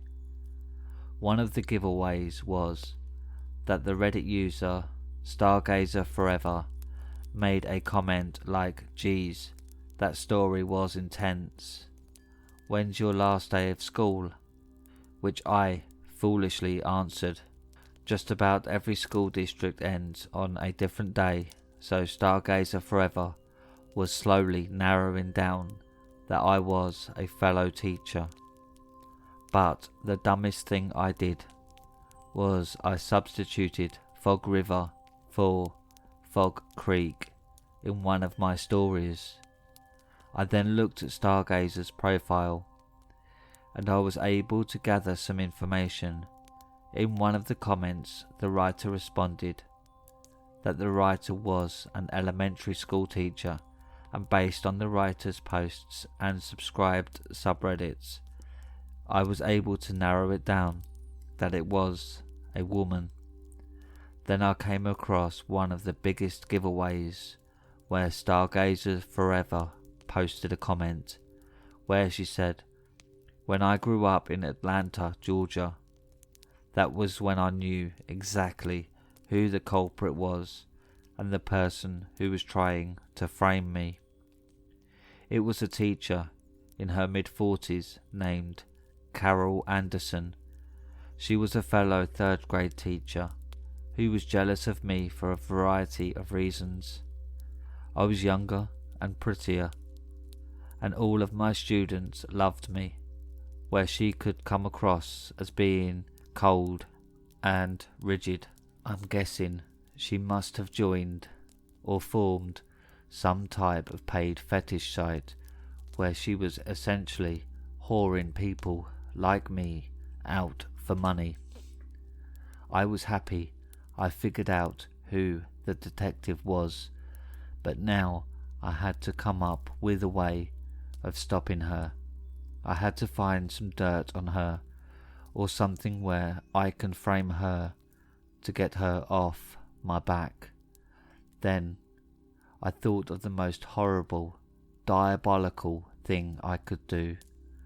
I knew at lunchtime teachers would generally just leave their laptops on unattended, so I was going to send suggestive emails to some of her pupils' male parents and tell them to respond to an account that I just created. So I waited until 12:15 p.m. when she was in the teacher's lounge, and I sent 5 messages to fathers who were married but gave off shady vibes. I knew most of the parents because I was their English teacher, where I had met them at parent-teacher meetings. I debated whether or not to delete the messages I sent from her sent account, but ultimately I decided to leave them. Remarkably, all 5 of the fathers responded to my fake email account. I even photoshopped suggestive photos where I used Carol's face. I didn't mind the extra work entailed with communicating with the 5 creepy fathers. I even got a burner phone where I had heated conversations with them while I put on a faint southern accent. In no time, I had expensive gifts that were sent to the school where I would intercept them and keep them for myself. Then it happened. A student's mother came to the school at 10 a.m. and confronted Carol Anderson in front of her whole class. Carol was stunned beyond belief and was totally embarrassed. Eventually, 3 other mothers came forward and approached the principal, where the principal put Carol on a leave of absence because she used the school's computer to send out her original email. Then, like clockwork, Carol had lost her mind and attempted to burn the school down, which ended her up in a mental hospital. I was so proud of myself for getting this devil off my back, and the 2 weeks went by and I didn't hear from the detective. I really wanted to post my story online, but I knew never to use Reddit again, and I was about to delete my account when I discovered that I had received a new message from the detective. The message told me that I needed to go to a house in the next town over the following night. I started to cry hysterically when I saw that message because I knew I was wrong. Carol Anderson had nothing to do with the detective account. I thought that I was given a second chance, but I knew the horror had just begun. For my family's sake, I just couldn't give up. I had to get myself out of this mess. I had to figure out who the detective actually was. I decided to get the identity of the old man, which wasn't difficult because he owned that house. I went to the county has online searchable database of people who own their own property in the county. His name is George Graziano, which I put into Google and found a bunch of little pieces of information about him.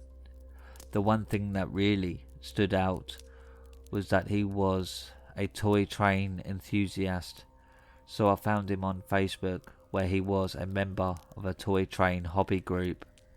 I joined the group and painstakingly searched the group's comments, where I saw that old man George had his entire upstairs of his house made into a model train town.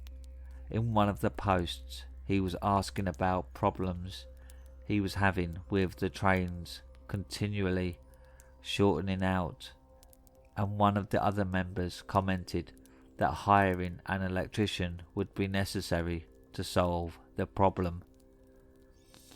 After reading that comment, my head started spinning because I knew at that moment my life had ended, because my husband was an electrician who brought home a small train set for our daughter Grace about 3 months ago.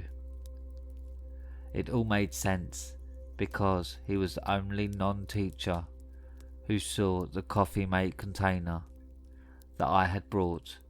I knew my husband could be vindictive if you crossed him, so I had to resort to the only option I had in order to keep custody of my daughter and keep my job. So I went out to our garage and found antifreeze. I decided to coerce my husband into having a mixed drink where the alcohol would make the antifreeze almost tasteless. My husband drank the poison and he didn't wake up the next morning. I wanted him out of the house before my daughter discovered him, so I called 911 and he was rushed to hospital and sent to the ICU in an unconscious state. It was a bittersweet feeling I had. Everything has happened so rapidly that I haven't had time to process anything. I had no sense of joy. I felt nothing. I had to explain to my daughter that her dad was in the ICU, all because of me. I am now completely alone now besides my daughter. After explaining to my daughter that her father had a heart attack, I asked my husband's mother to watch her for the day, rather than send her to school. I really didn't sleep at all the previous night, so I went to school early to hand in my lesson plan for the week. The principal was at the school early as well, but she was fumbling around HR trying to find a replacement for Carol Anderson. The principal left her door open, so I put my lesson plan next to her computer. The principal's office was always amazingly neat and tidy, so the small post-it note with a name and an address next to her computer stood out, which was probably Carol Anderson's replacement. The day dragged on because I was just so tired. I got home and my mother-in-law dropped my daughter off, where both my mother-in-law and daughter were beyond upset. I should have called off work as well, but I just wanted to get out of the house, and I didn't want to go to the hospital to be with the guy I nearly killed. Today was going to be a new chapter in my life. I was going to start over with a new Facebook account, a new phone number, a new email account, and so on and so on. I disabled my Facebook account. Then I went to Reddit to disable the account. I had unopened message from the detective, which I figured was from my husband before he had his heart attack, but I quickly realised that the message was sent at 8 AM this morning, where I instantaneously started crying. I opened the message and I quickly noticed that it had the same address that was on the post-it note in the principal's office. So with no more than an hour's sleep, I put on my proverbial big girl pants on and went to the address given to me, and I put antifreeze in my car to bring to school tomorrow.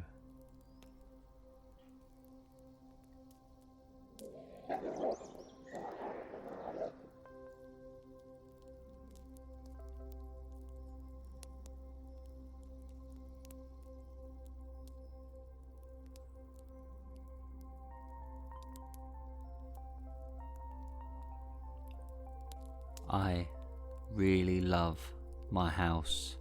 Posted by MTP6921. It seemed like I had made every wrong decision to get myself in this situation that I am in now. Perhaps I wouldn't be so depressed if I had been more involved in school, or if I wasn't so picky when it came to finding a girlfriend. However, it wasn't that I was picky, it was more that I was afraid of being in a relationship, or just didn't know how to get a girlfriend, so I would salivate over a girl that every other guy would want, and deep down knowing she would really never be interested in me. So now I'm close to 50 years old, where I'm alone and I have no children. I overeat to flush down my emotions. I bought an old house several years back, and it's all I really have. Sometimes I wonder about the countless amount of people who have passed through this house, but I'm sure I would win the prize for being the most pathetic one who stepped foot in this house.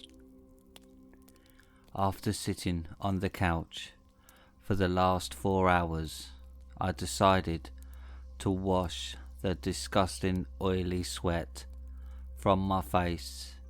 So I go into the bathroom and turn the bathroom faucet on, and no water comes out. I say out loud, "You have to be freaking kidding me."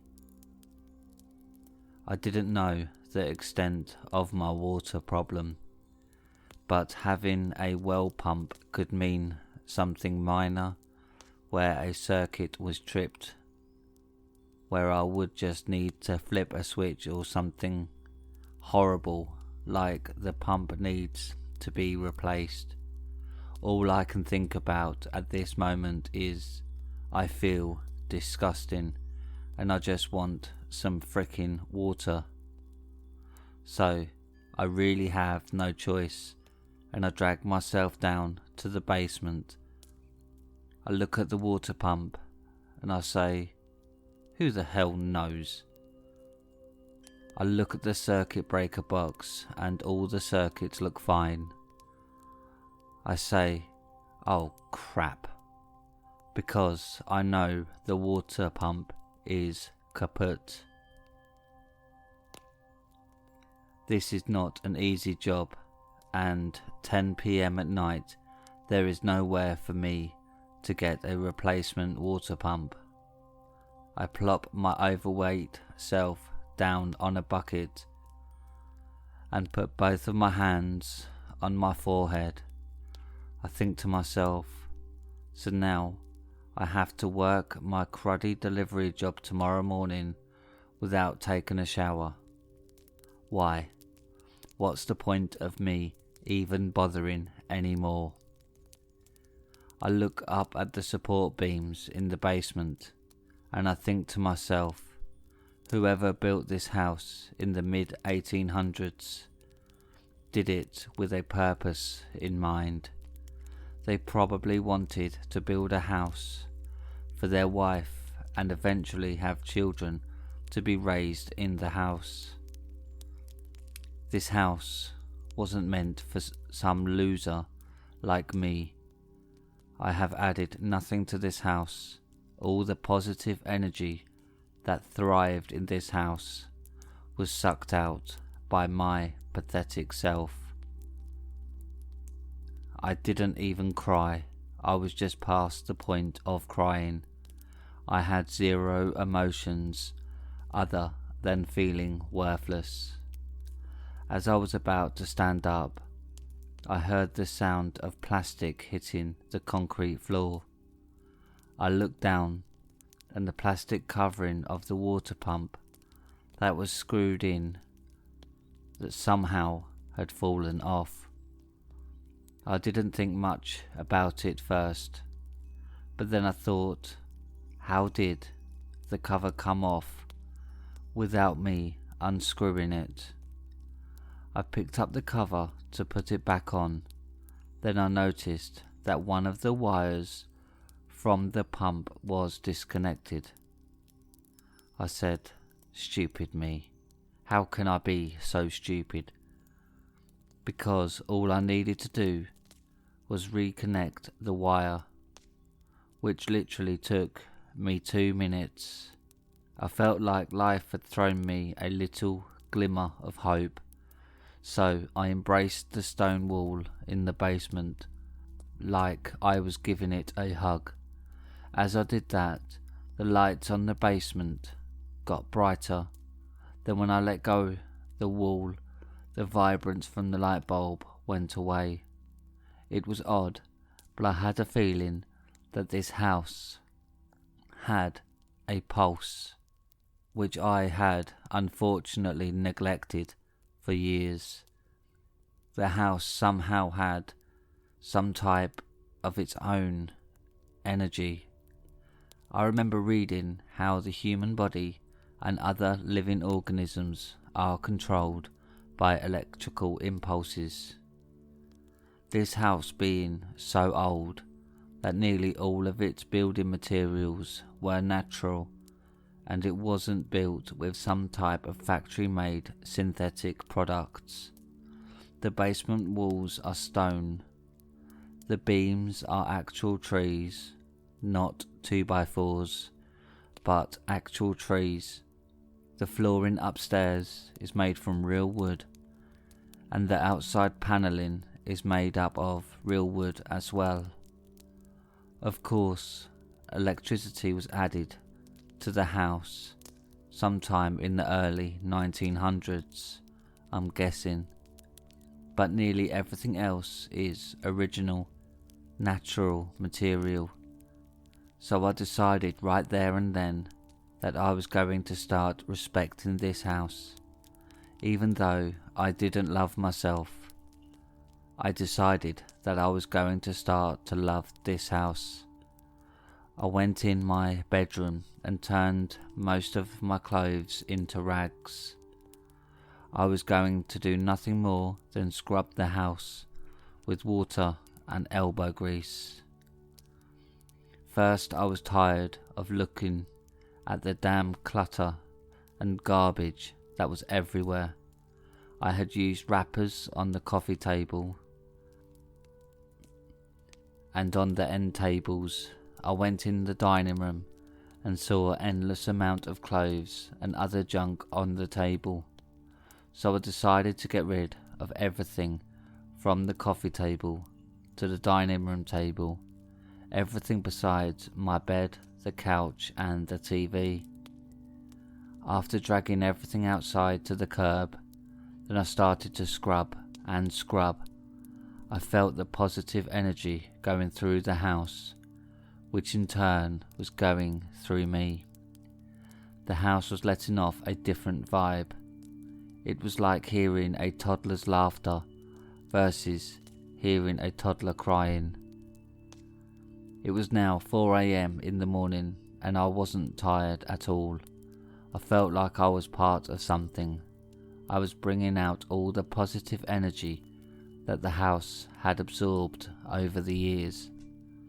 All the babies who took their first steps, all the families who shared meals in the dining room, and all of the other countless small things that were done on a daily basis, like baking pie in the oven, that gave this house a purpose and life, which I had sucked out of it over the years. I knew I had days of scrubbing that needed to be done. It was now 7 a.m. and I had to start getting ready for work. Once I stopped working, it was like someone pulled the plug. All of the light bulbs in the house got dim. I went to the dining room wall and embraced it, like I was giving it a hug, and then the lights got brighter. I was in a conundrum. I knew if I left the house to go to work, then all of this positive energy this house was feeding me would disappear, and I wasn't sure if it would ever come back. So I put my hand on the wall and said, "Don't worry, I'm going to call off work." So instead of going to work, I went upstairs and laid down in bed. The house was glowing with joy, where the typical dim lit light bulb in my room was as bright as the sun. As I laid down on my bed, I had a rush of positive emotions go through my head, like I had just snorted cocaine.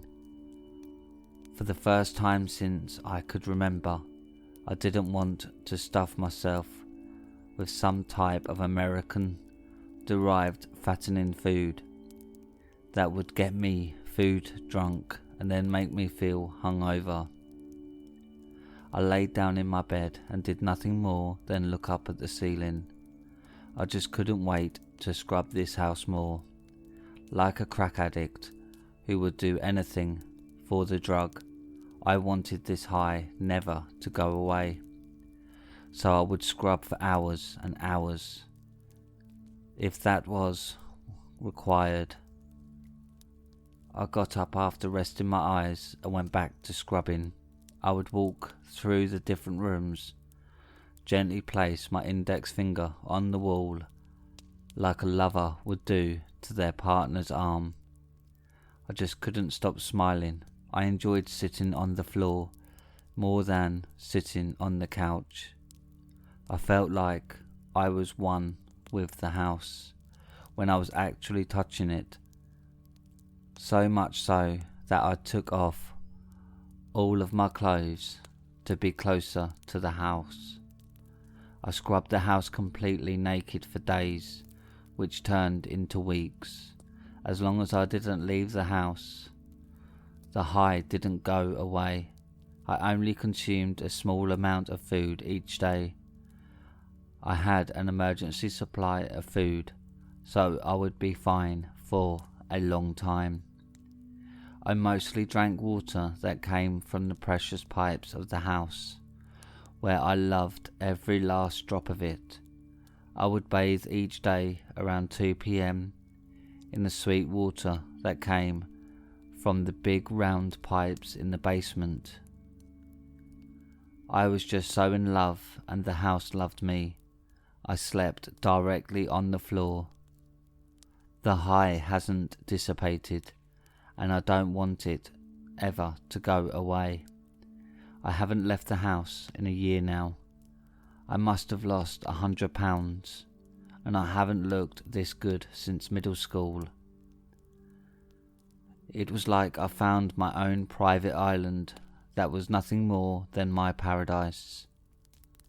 Everything was beyond bliss until something vile desecrated my precious house and put a sheriff sale notice on my front door.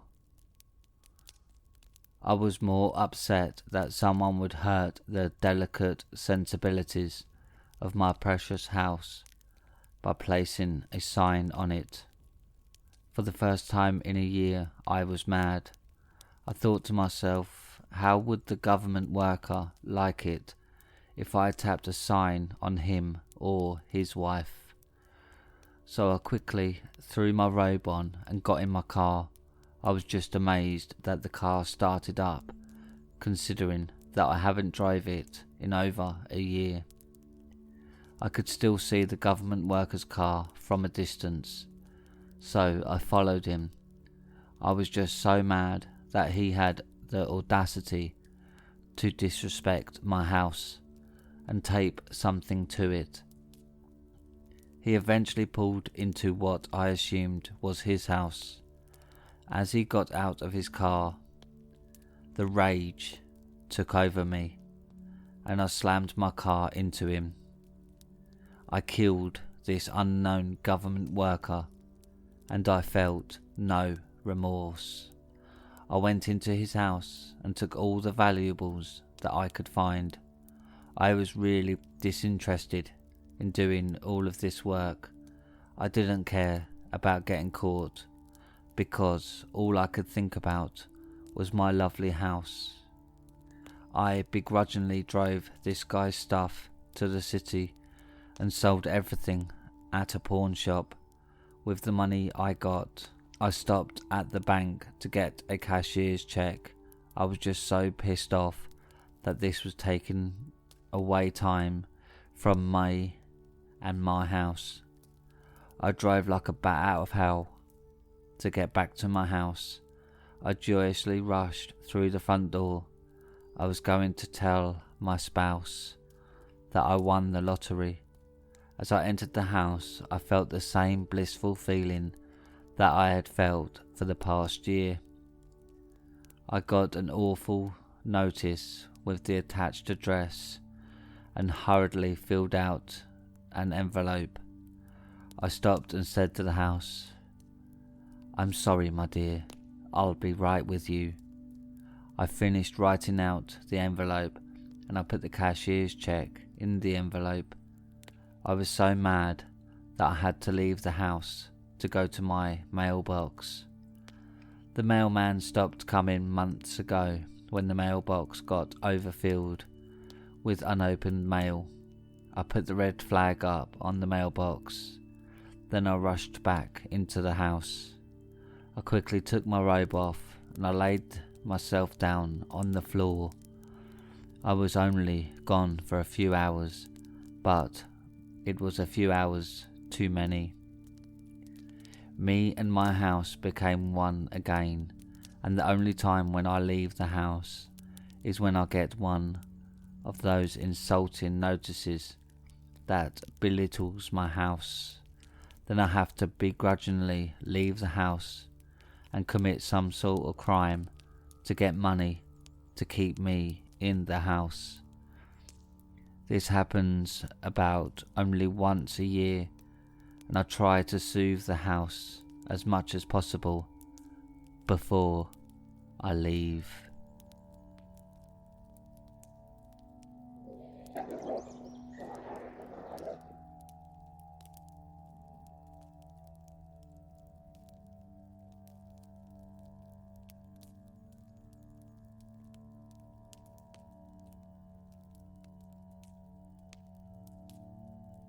Don't buy a treadmill to impress your online crush.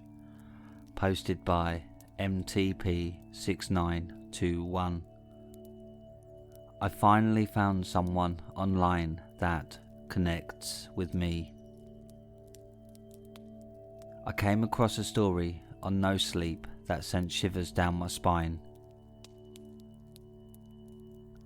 I commented on how much I liked her story, and she reached out to me. We had an online dialogue for a few weeks, and we actually started to refer to ourselves by our real names, which then led us to exchanging photos of each other. I was in absolute shock on how good looking she was. She had long brown hair, brown eyes, and she reminded me of Winnie from the TV show The Wonder Years. On the other hand, I was less to be desired. I had gained about 50 pounds since the pandemic, and I wasn't a 10 to begin with. I could tell that when I sent the picture of me, there was a little bit of reluctance from Gina. Our 3 times a day messages turned into one message every 3 days at best. I could feel her start to slip away from me. So I just asked her flat out, "Are you not interested in me after you saw my photo?" Gina responded back, "I hate to be insensitive, but I like guys who at least attempt to be physically fit." I said I could understand, but it's winter time and I'm limited to what I could do outside, and the gyms are still not open. Gina responded, "I understand your predicament. Are you willing to buy a treadmill?" Without hesitation, I said, "Yes, of course." Gina responded, "Great, I'm so proud of you. I found this used gym quality treadmill about 80 miles from your house. Are you willing to spend $800 and drive the 80 miles? I had a brief thought in my head that perhaps Gina was a fraud and was actually a man trying to get money out of me. But I've felt so hopeless lately that I was willing to take a chance. So I responded, "Yes, of course. Just send me the information." Gina sent me the PayPal link, and I paid the $800 right away. After I paid, I was given instructions to pick up the treadmill in Lebanon, Pennsylvania, in 2 days, which was a Saturday morning. I told Gina that I followed through with the transaction, and she said that she was proud of me. The owner of the treadmill sent me the manual online for me to look through. I was amazed when I read the Roadrunner treadmill had a rating of 6 horsepower, built-in Wi-Fi, built-in fan, fully digital, and on and on. Gina resumed corresponding with me 3 times a day.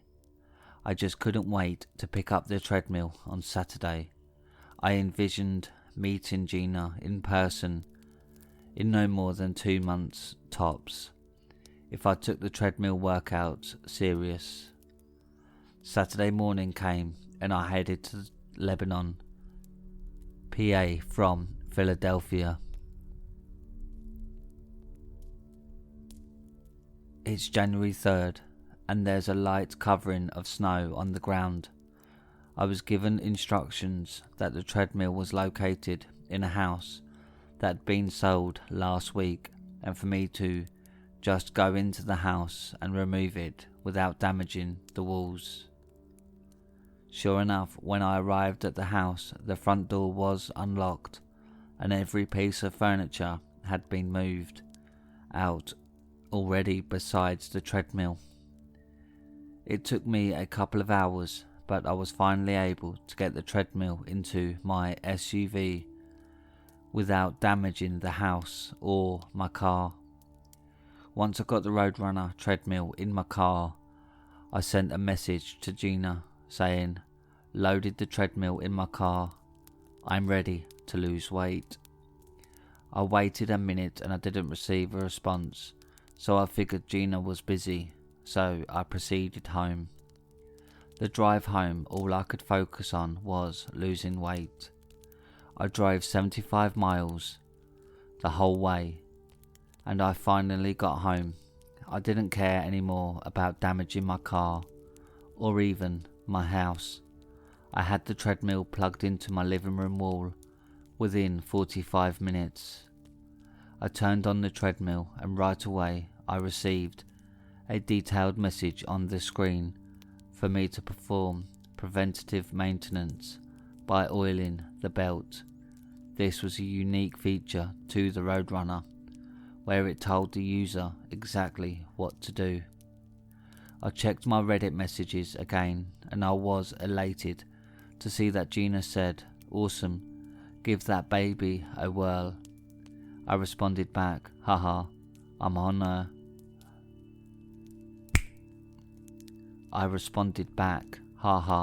I'm on her right now. My plan was to jog for 5 miles, then power walk while I did my accountant job from home. I weighed myself and I was 260 pounds at 6 feet tall. I then got on the treadmill and slow jogged the 5 miles and walked until 10 p.m. at night. The only thing I put in my mouth the whole day was water and celery sticks. Before I went to bed, I told Gina of my progress and she responded, "Awesome, I'm so proud of you. Tomorrow morning, bump it up to slow jogging for 10 miles, then walk." I responded, "Sounds good. I'll get moving first thing in the morning." I woke up and jumped right on the treadmill. It took me a little over 3 hours, but I slow jogged the 10 miles. I walked again until 10 p.m. at night. Then I weighed myself. I lost 5 pounds by doing close to 25 miles and eating nothing more than celery sticks. Gina was so proud of me. She was fully invested in me and wanted to sync my treadmill to her phone to see my daily progress. So I followed Gina's instructions, and now she could check on me all day to see how many miles I put in. Now I felt like I was fully invested as well in the relationship with Gina, and I painstakingly jogged 20 miles each morning. By the following Friday, I had lost 20 pounds just by eating celery sticks. At this rate, I would be at my goal in another 3 weeks and not 7 weeks. The only problem I was having is my legs were completely drained. I knew if I ate anything, I would ruin the whole system. My goal was to do my workout today and then drive to Philadelphia to buy any illegal drugs I can find to hopefully give me a boost without eating. I got on the treadmill and blasted my favourite music to distract myself the absolute agony in my joints. It took me 7 hours, but I slow jogged the 20 miles. My head was in a different world, but I did my best to do my accountant work as I walked. It helped me tremendously reading the motivational comments that I got from Gina.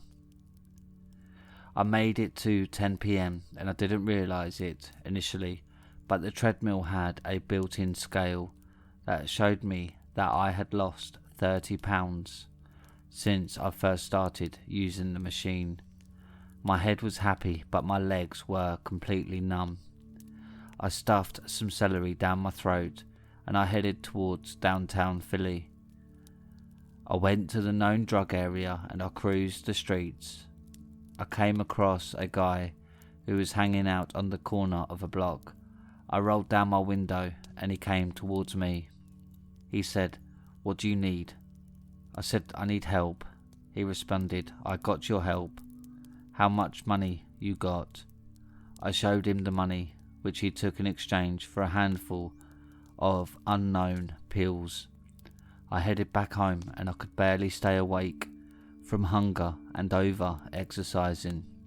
My eyelids felt so heavy, so I stopped to get a coffee at Dunkin' Donuts, which helped a little. I got home and attempted to walk up the stairs to my room, but my legs just wouldn't expand and contract, so I slept downstairs on the couch.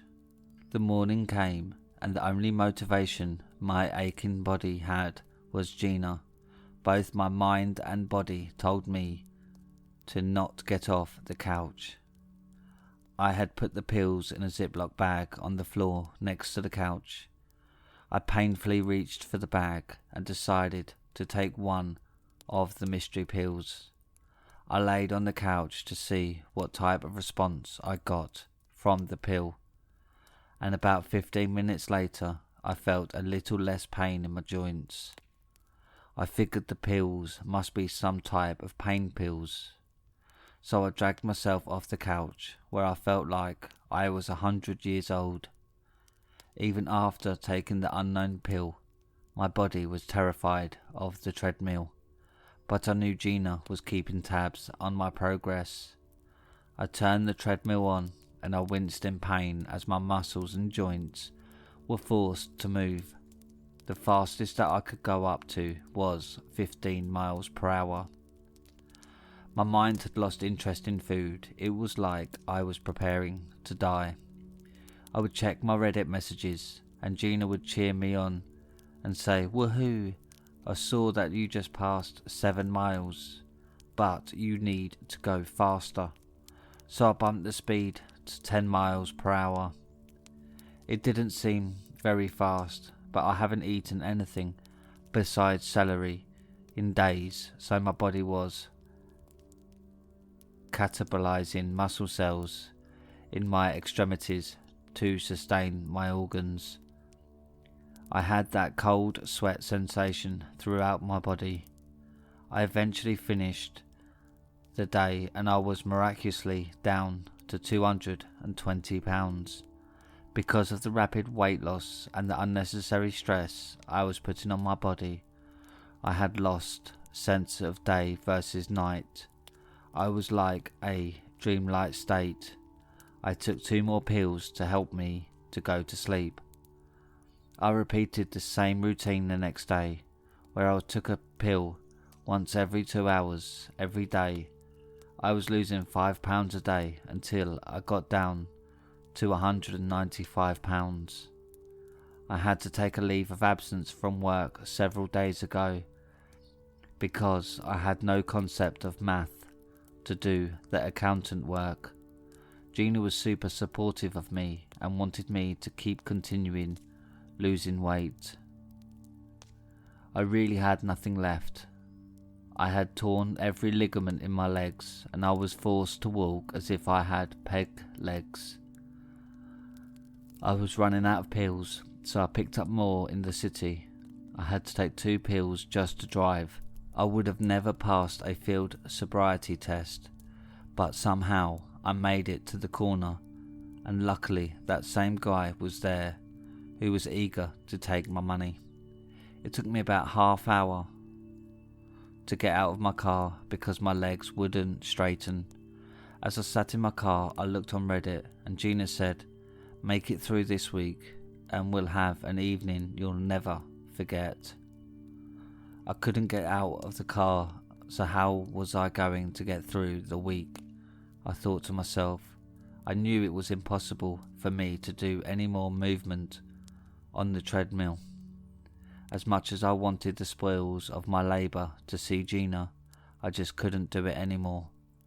I was going to take me days to recover. I figured that I was going to just unplug the treadmill. That way Gina couldn't tell whether or not I was on the machine. So I very slowly shuffled my feet towards the living room. Then I painfully bent down to pull out the plug. And as I pulled on the plug, it just wasn't budging from the wall. I tried and the plug wasn't coming out. I then realised that the prongs that go into the electrical outlet must have some type of horizontal expansion modality that grips itself inside the wall, and I had no idea on how to release it. I looked on Reddit, and about every 5 minutes I got a message from Gina asking why I haven't done anything. I had already tried running the treadmill without me on it, but the machine knows my weight and won't register the miles. I thought about cutting the cord, but I thought, what if Gina came over and saw the cord cut, which wouldn't be really difficult to hide. So I slowly went into the kitchen and got a screwdriver. I basically let myself fall to the floor like a tree. Then I took the screwdriver and jammed it into the roller that allows the belt to spin.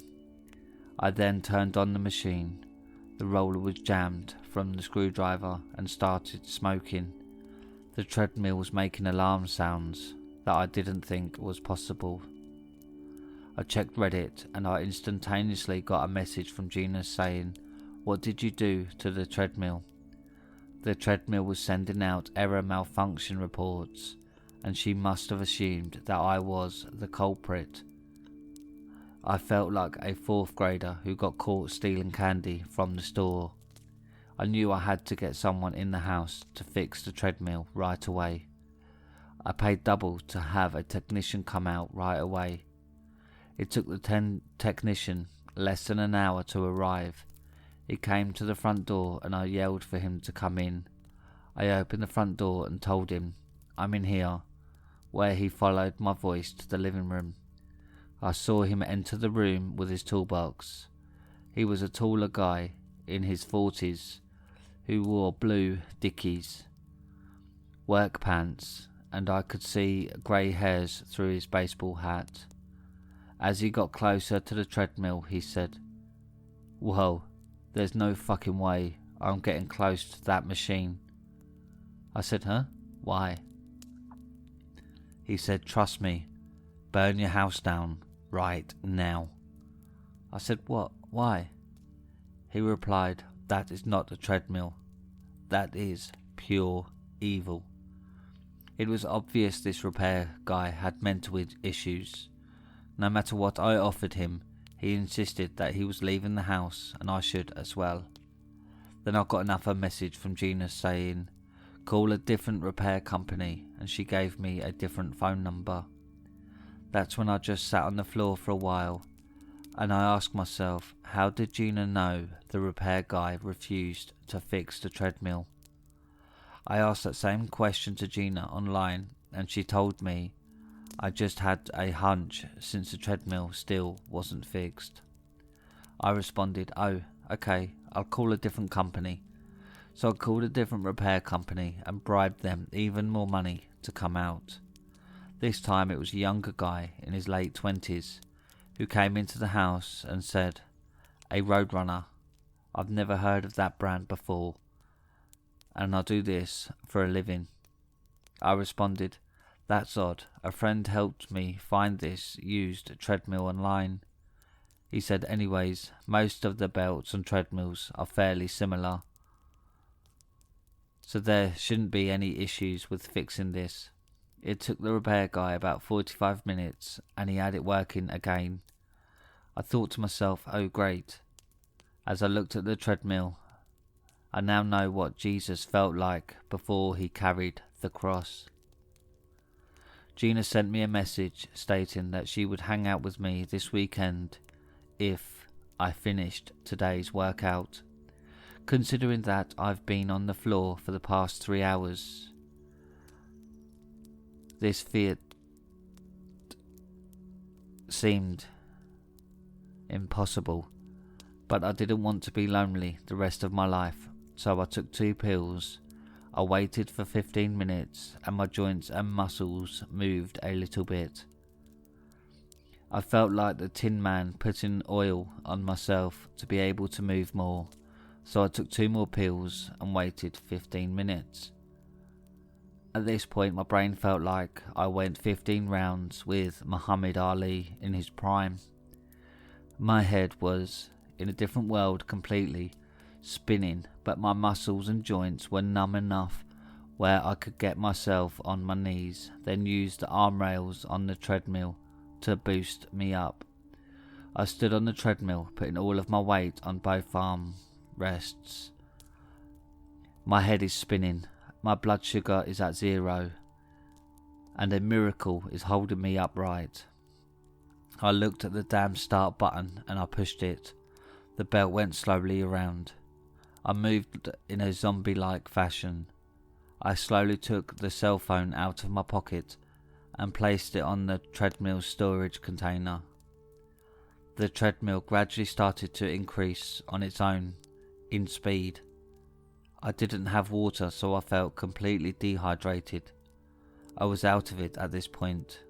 I looked at the time and I miraculously had been doing this for an hour. I had to hold on to the armrest or else I'll fall. When the treadmill sped up to the point where I couldn't hold on to the armrests anymore, I knew this was extremely dangerous. I was like one of those marathoners who collapses at the finish line and then told I had to do 5 more miles. I could feel foam coming out of my mouth as I made an awful sound, screaming in pain. Then the treadmill got faster, then faster. At that moment my body and mind gave up and I flew backwards from the machine and the back of my head smashed onto the floor. I then went blank. I gradually opened my eyes and realised that I was on the floor. I tried to move my hands, but I have no feeling. I tried to move my feet and I have no feeling as well. I think to myself, am I paralysed? Did I have a stroke?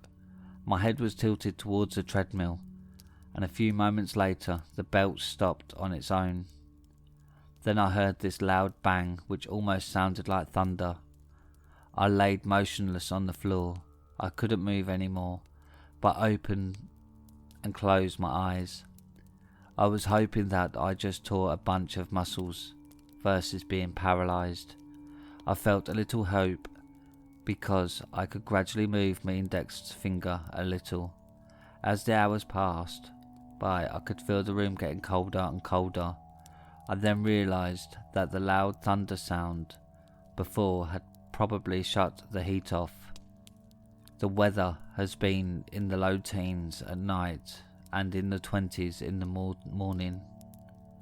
My only hope was that Gina would realise that something was wrong and she would call 911 for me. I have seen the sun come up and down now for 2 days. My body is in a contraction state from trying to keep my body temperature up. I don't know if I'll make it another day. I regained a little bit of strength in my hands and feet, but I can't move my arms or legs. As I laid there, I heard a computerized female voice come through the treadmill asking, "John, are you still there?" I say, yes, please get me help. I'm so delirious right now that I ignore the fact that the treadmill is talking to me right now. I then say, "Who am I talking to?" And the treadmill responds, "John, it's me, Gina." I say, "Gina, how are you talking through my treadmill?" Gina responds, "I am the treadmill, John, and I want you to close your eyes now. I'm going to call 911 now." I'm just so weak and malnourished that closing my eyes seems like a good idea. I hear my iPhone go off on the treadmill, and the iPhone says, "Call from mother." A Wendigo broke into my house. Posted by Bloodhunter62. Before I begin, I'm a 16-year-old male. About 3 years ago, I was in Virginia visiting family over the summer. We were right outside the DC area and staying in a 2-story house near the freeway. On the other side of the freeway was a forest, so my mom, her boyfriend Eric, and I were all staying with Eric's parents. We had brought some night vision binoculars and decided that tonight was the perfect time to use them, so after dinner we gear up and head out. We pass under the freeway and head into the woods. When we get about 5 minutes into the forest, we set down our bag and take out our binocs. My mom looks around with them for a while, seeing a few squirrels here and there. She gets tired of them and passes them to me. I look around for a while, being careful not to look at the freeway for fear of being blinded. I spot something behind a tree about 50 feet to our left. I concentrate on it, trying to figure out what it is. It looks like a pale, bald, anorexic man looking straight at us from behind the tree. I get a bit uneasy, but I'm hesitant to believe it's really there. I ask Eric to take a look just in case. To my despair, he sees it too. He describes it much the same way I did. Now, Eric is a former amateur boxer, and I train MMA almost every day. But neither one of us wants to stick around with that thing. We start heading back to the house, crossing under the freeway. We take another look behind us as a car comes by. All three of us see glowing eyes lit up by the headlights on the other side of the freeway. We say, "Fuck that," and head back to the house. When we get back, Eric's parents are asleep, and my mom and Eric go upstairs to the guest room. There's only one guest room, so I have the couch downstairs. I'm a little too excited after seeing the thing in the woods, so I end up staying up all night. Around 3 a.m, I'm watching TV and start hearing footsteps above me. I immediately remember our earlier encounter and panic a little. I try to calm down and tell myself it's just one of the dogs, or maybe someone who couldn't sleep. I keep hearing the footsteps for a while until I hear a doorknob jiggle. I find it weird that they're trying to open a locked door, but try to ignore it. They stop, walk around for a few more minutes, and then it's quiet again. I stay up until the sun starts coming up, and then pass out. My mum wakes me up, and I remember the footsteps from the night before. I describe what happened and ask if any one of them got up at any time. She says no, and I think it must have been one of the dogs. That is, until she tells me the room above me is the office. No one was in the office and the door stays locked at night. My heart sinks as I piece it all together. I don't know if it was that thing for sure, but I think it was. I've done a lot of research since then, trying to figure out what that thing was that night, and I found two creatures that seemed to match it. I think it was either a skinwalker or wendigo. Whichever one it was, I'm just thankful that door was locked. I know I wouldn't be able to fight that thing no matter how tough I am.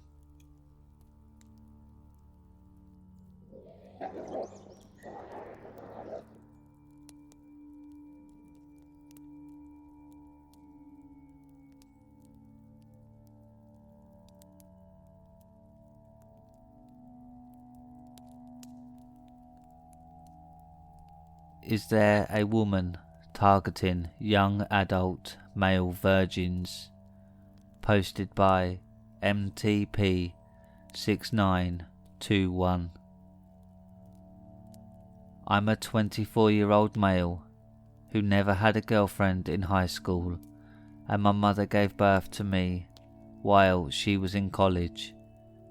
My mother's parents have a total of 3 kids, and I'm their only grandkid.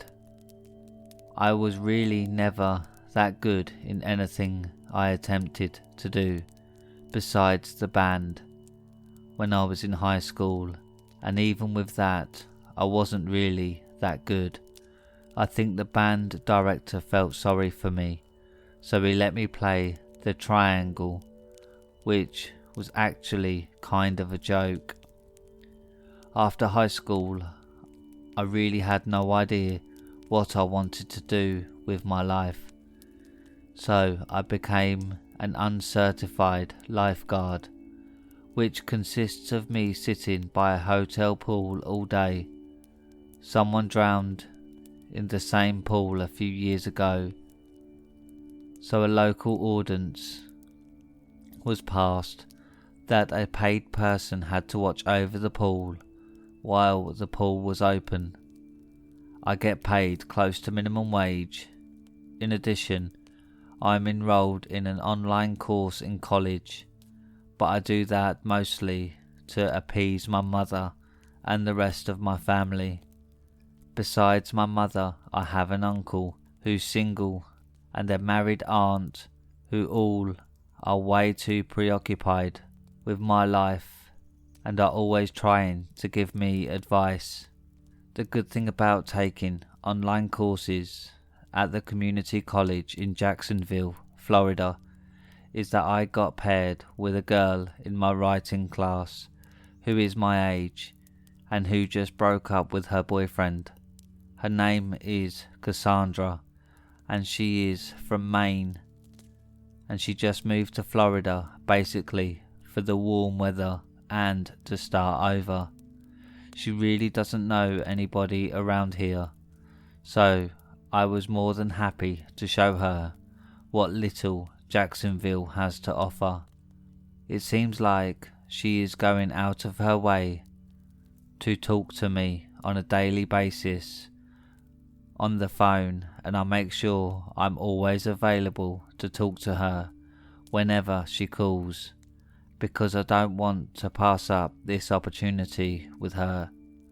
Life has taught me that on a scale of 1 to 10, I'm somewhere probably between a 2 and a 2.5, where she's probably a solid 7 on most people's scales. When it comes to looks, I think the best thing I have going for me is that she knows nobody and she's new to the area, so she really doesn't know what a loser I really am. She actually asked me to go to the beach with her yesterday, and I had such a great time. I just couldn't believe how good she looked in a bathing suit. She really goes out of her way to take care of herself. I, on the other hand, do absolutely no type of exercising and consider getting a burrito from Taco Bell one of my healthier meals. She is 2 years older than me and can hold a conversation very well. She's actually a lot of fun to be around. She asked me if she could meet my mother, and at first I was really apprehensive, but I think my mother deserves to see me in some kind of positive light, so I agreed. I still live with my mother, and I invited Cassandra over to my house for dinner, but the only thing was that Cassandra is a strict vegetarian who doesn't eat any egg products, but surprisingly my mother was fine with following her diet preferences. The dinner went well with Cassandra and my mother, and they really hit it off well. The next day my mother told my grandparents, my aunt and uncles about my new relationship, so of course now they all want a daily update on what's going on between Cassandra and I.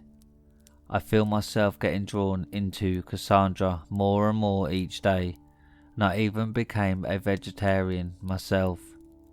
She has an apartment right outside of Jacksonville, and she actually asked me to move in with her, where I jumped at the opportunity just to be able to move out of my mother's house. That way my whole family doesn't have to know about my daily appraisals with Cassandra.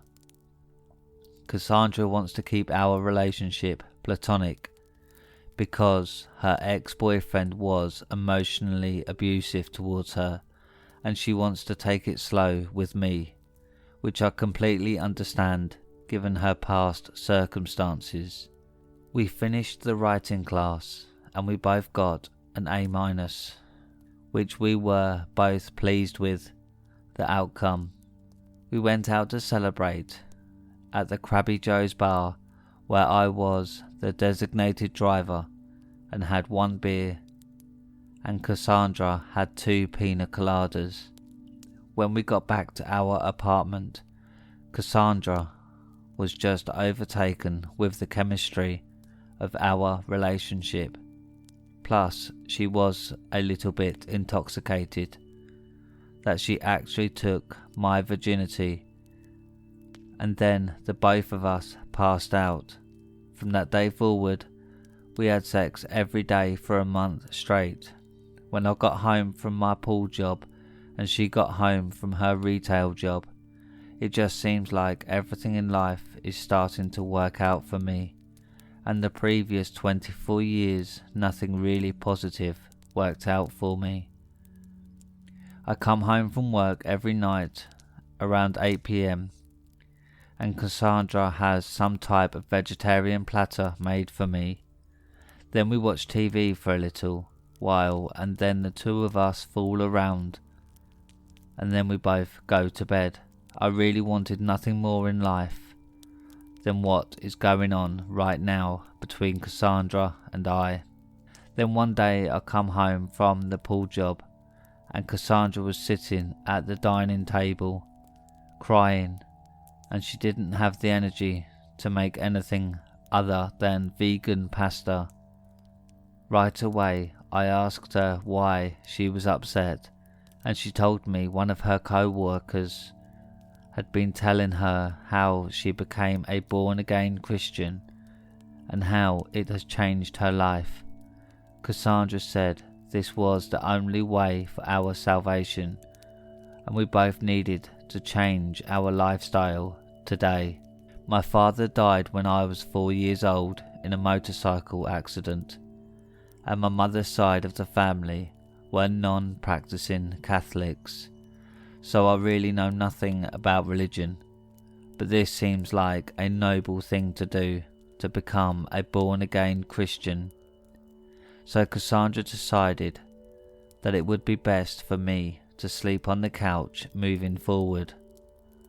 For each night when I came home from work, we will have dinner, then we study the Bible for 2 hours.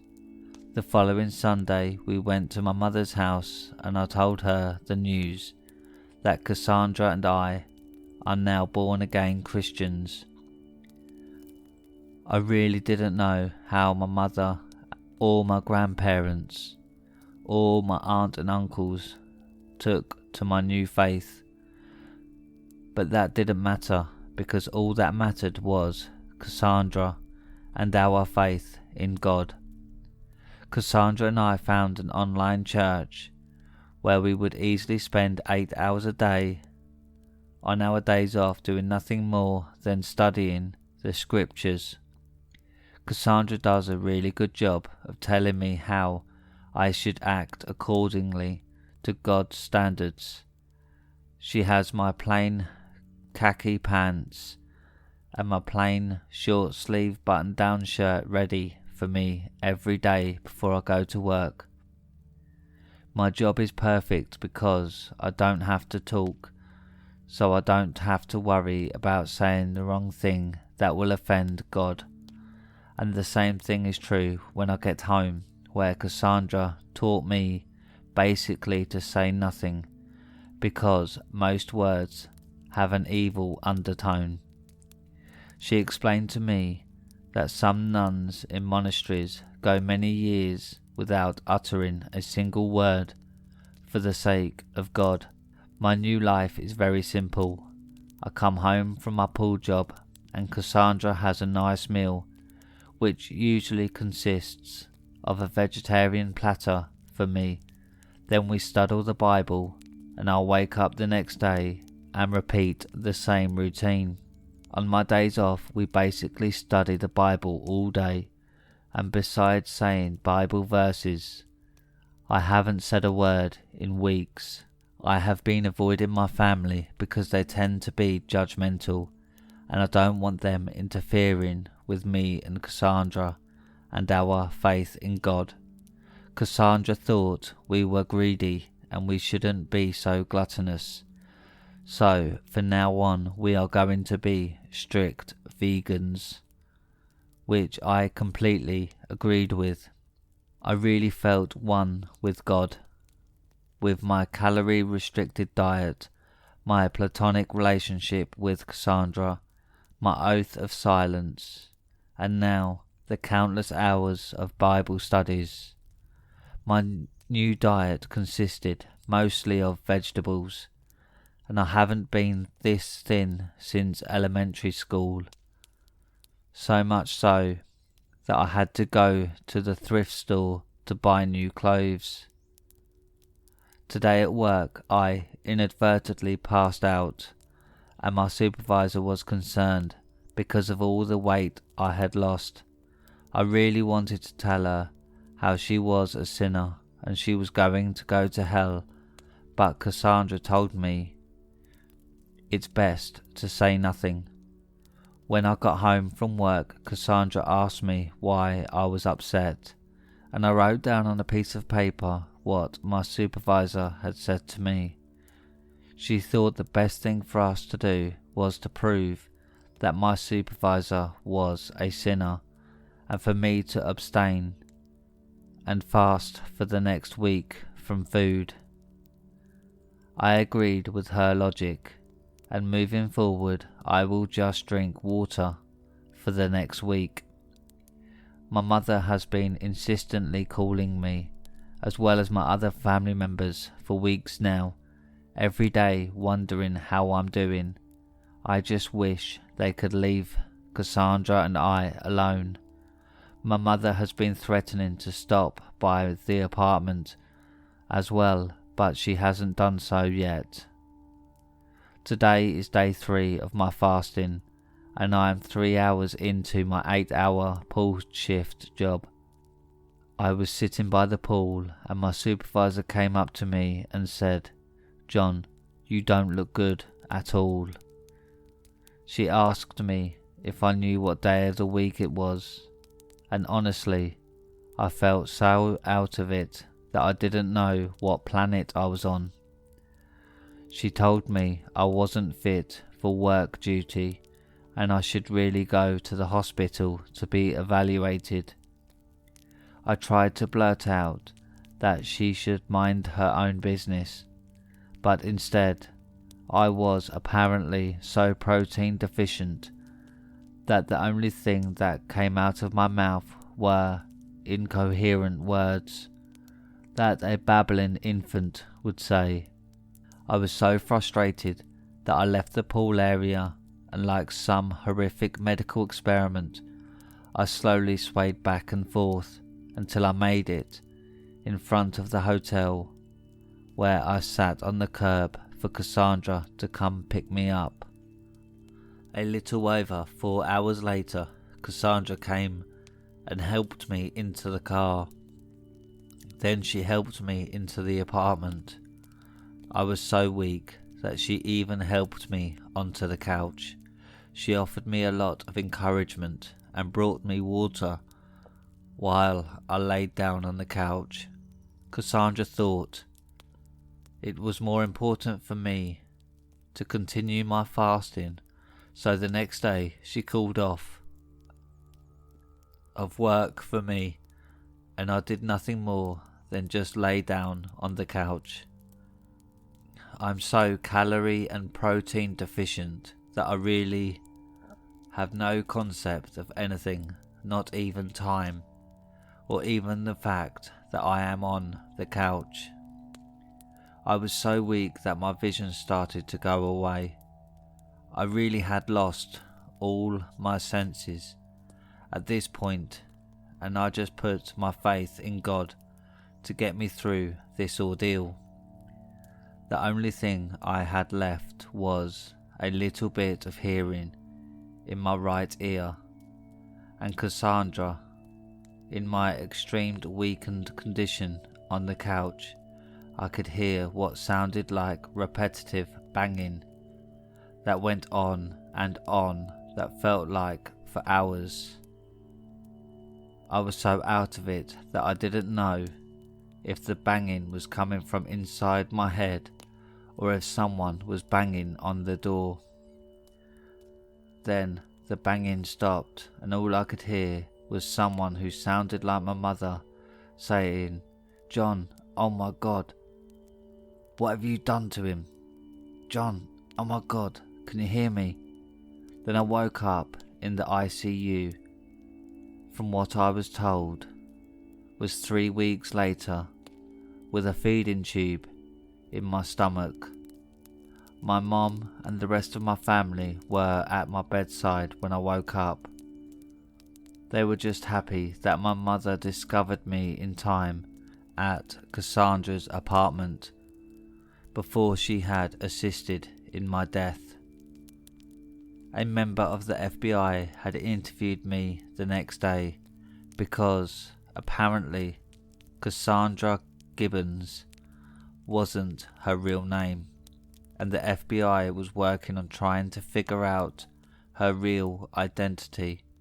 The FBI agent told me that Cassandra, who also fit another young woman's description, where she targeted awkward guys who had little to no dating experience, where she would then date them and completely control their lives to the point where she would starve them to death.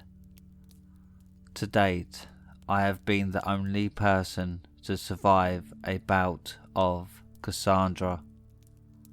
So far, the FBI agent said there are at least 7 other cases that are very similar to mine in areas that included Chicago, Billings, Buffalo, and Texarkana, to name a few, and there might be many more. The only thing the FBI had of her are grainy photos and sketches. My mother said she didn't even think of taking a photograph of her because she was more concerned of a potential fist fight with Cassandra before she had fled to not be seen or heard of again.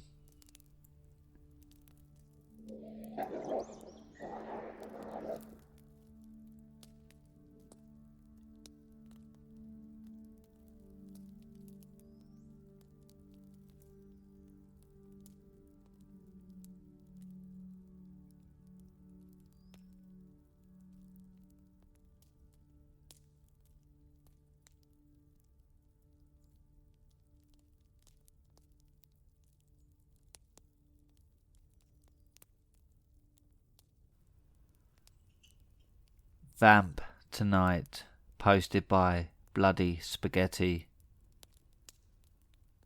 The look on everyone's faces when I dragged her corpse out of my truck, man, that was priceless. They must have been thinking, why on earth does he have her body in his truck? Or did he dig her out?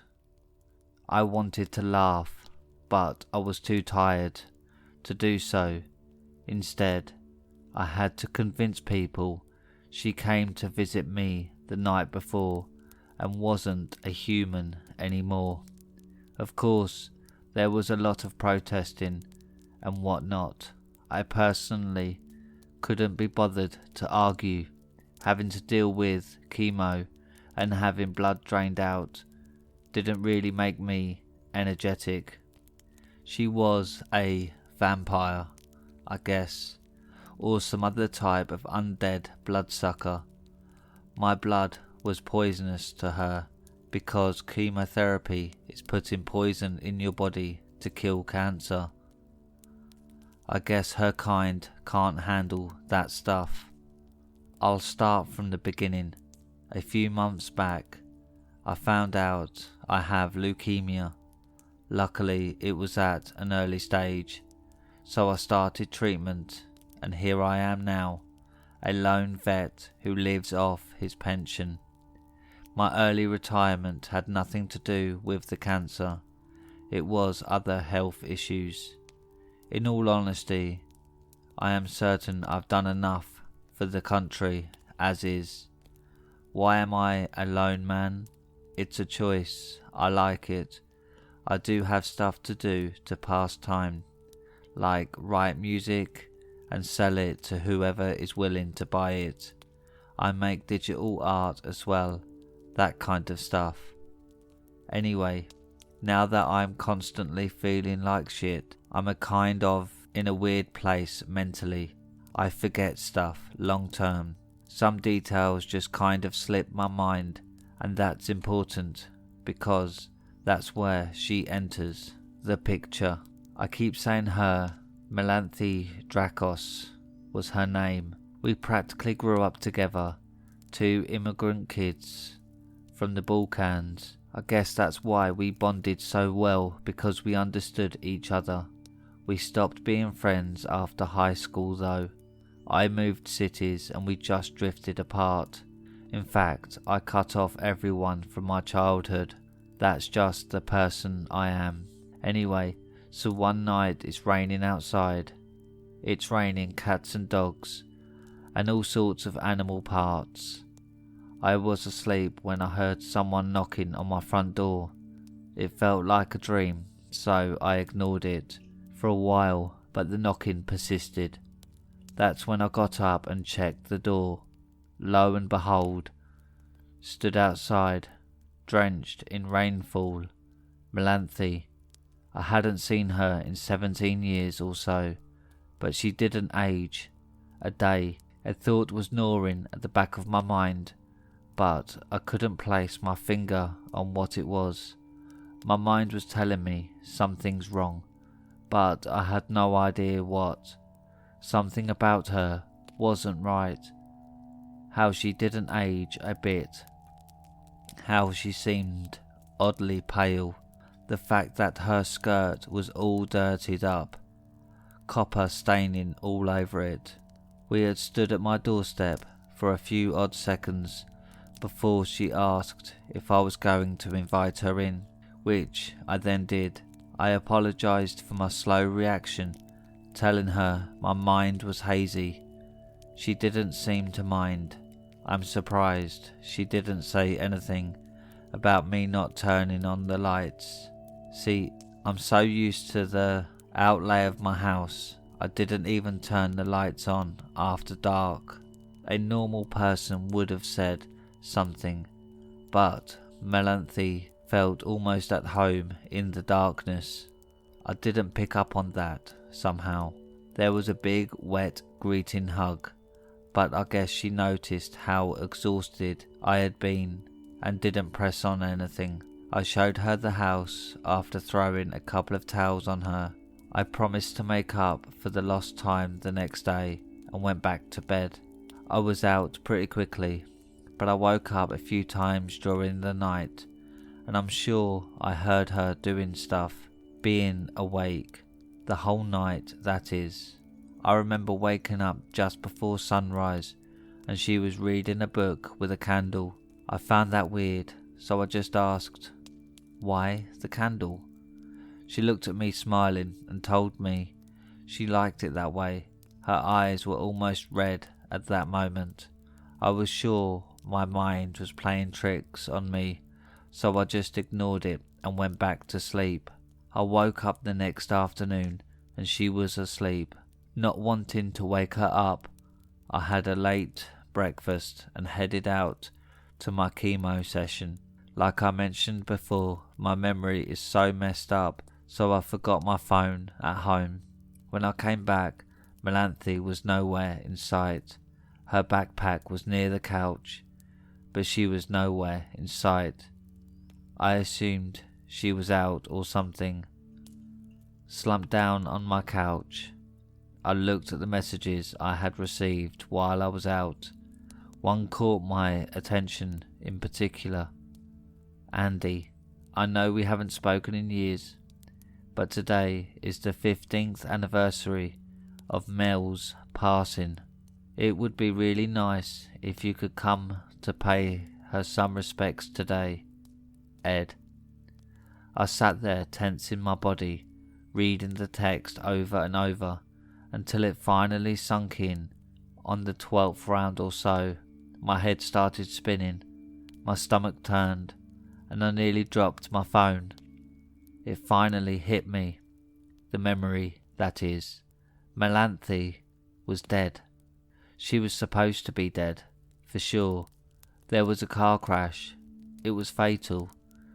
Drums were pounding in my ears, and my vision darkened. I was feeling myself about to pass out.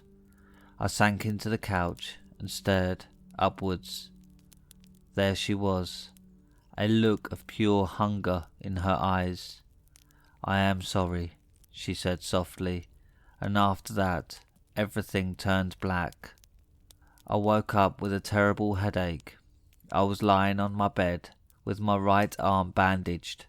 Pulling myself into a sitting position was hard enough. Seeing Melanthe sitting across from me with a blood bag in her mouth didn't help.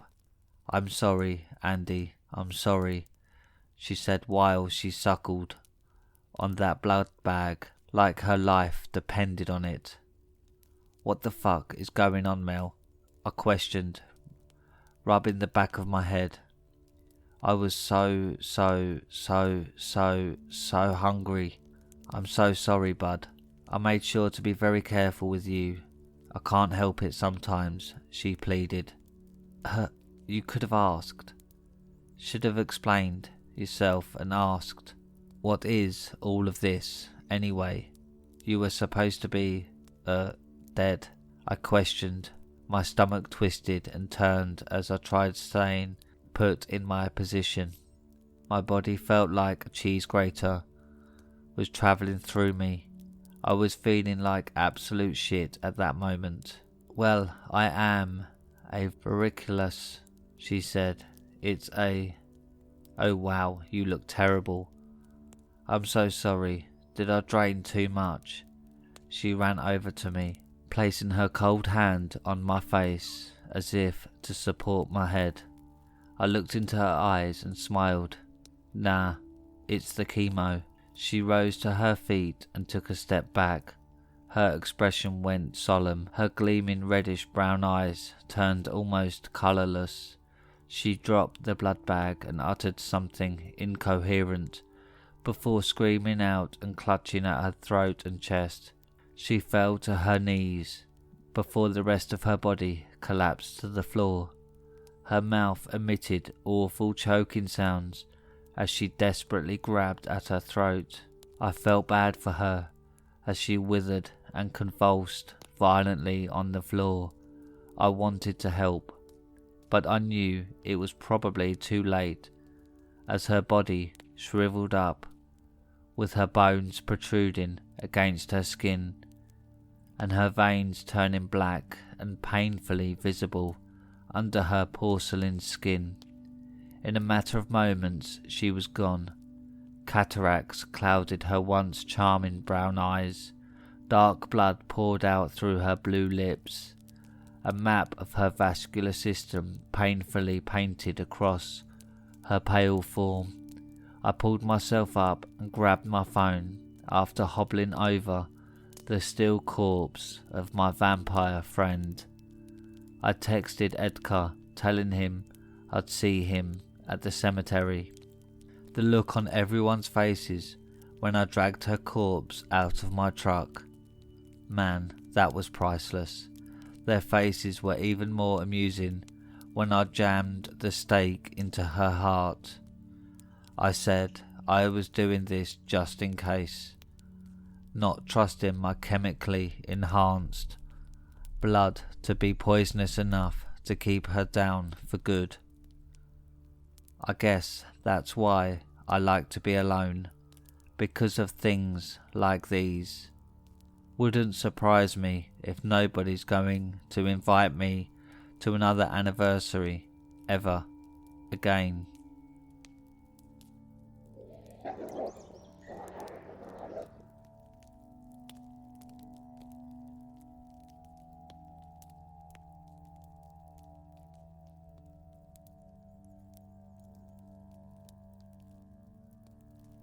My parents came to visit.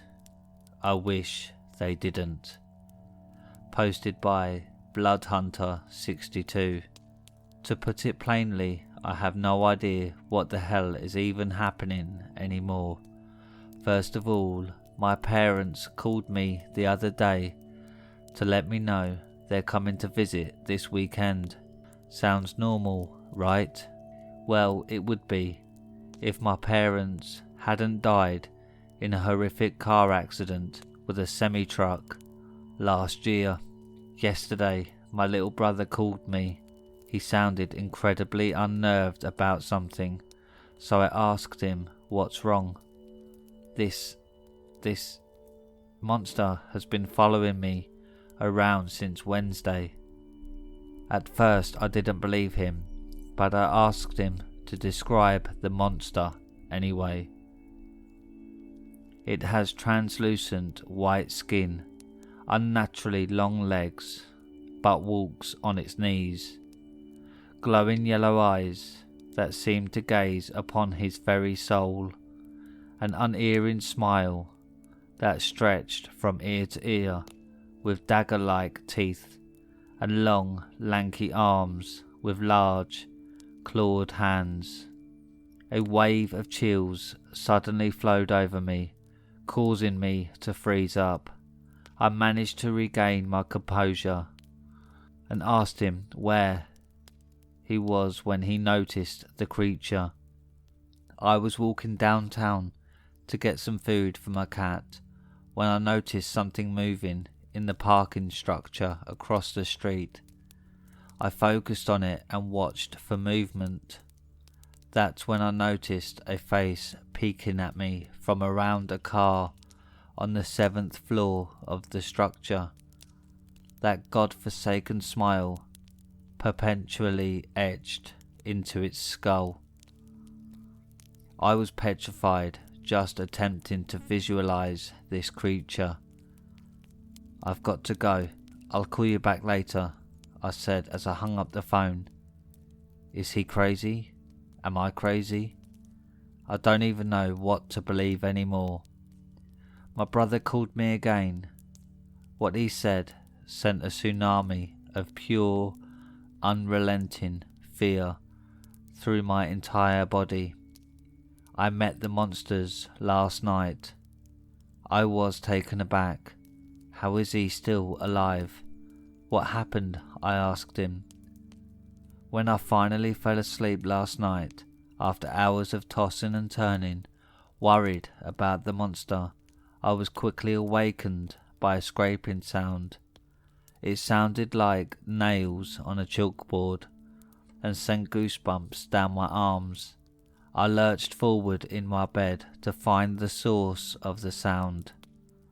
I looked to the window, only to see those piercing yellow eyes staring back at me.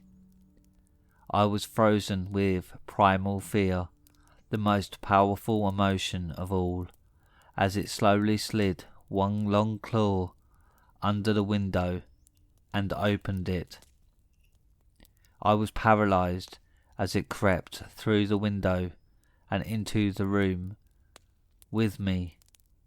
I saw my life flash before my eyes as the monster outstretched its lanky arms towards me. I thought it would simply reach into my chest and tear out my still beating heart. I was surprised when the monster gently scooped me up into its arms and cradled me like an infant. As it crept backwards outside through the open window.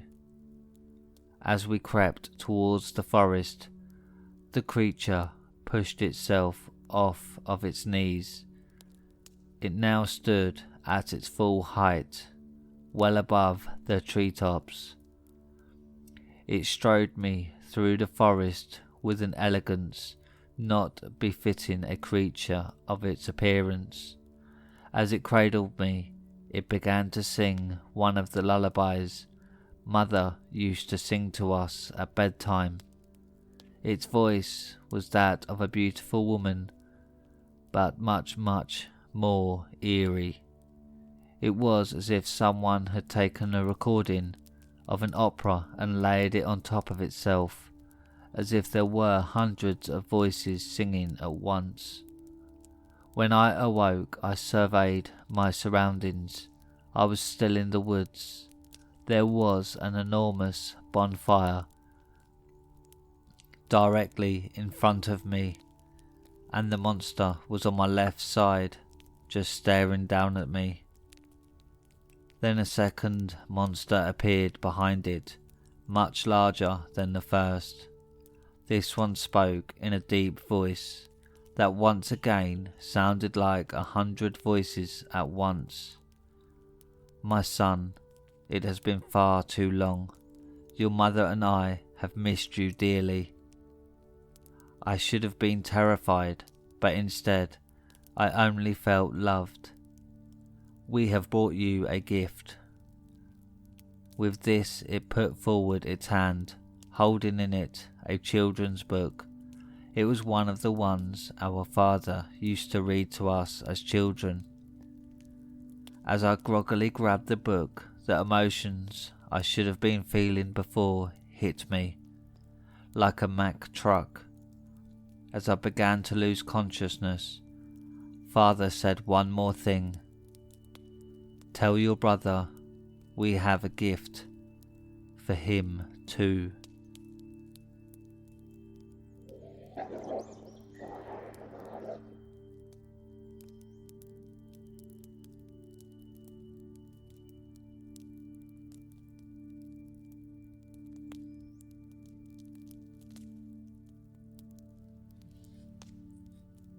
Sleep paralysis, possession, ghost story, posted by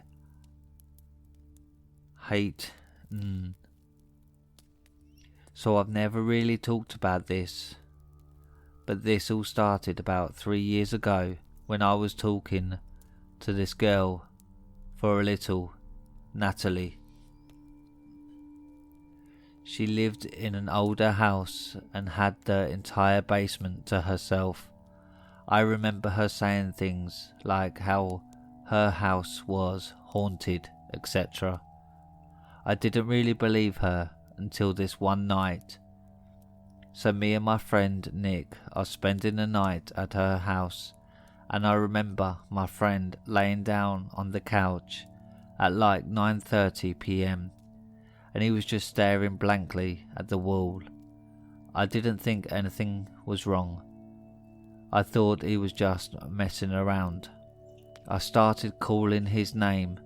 Yo, Nick, Nick, Nick. Nothing. Couldn't get a response from him. Meanwhile, I was across the room and Natalie was sitting on her bed. About after a minute of him just staring blank, he jumps off the couch, saying, "I don't fuck with that. I don't fuck with that." Freaking out, and Natalie started laughing. It didn't really dawn on me until later that I think she knew what was happening. Anyways, I started laughing too, thinking it was just a joke.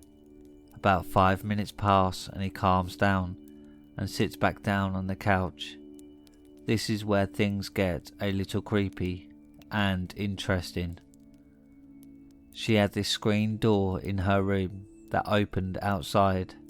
I specifically remember as soon as I took 2 steps out of her room to go outside, every single light in her room, including outlets, all blew out, and it was pitch black, and it got really creepy for a sec. We tried everything, and the only thing in her room that would work was the lamp that was next to the couch, right next to Nick's head. Anyways, this was all kind of new to me. I didn't really know what to think about the situation.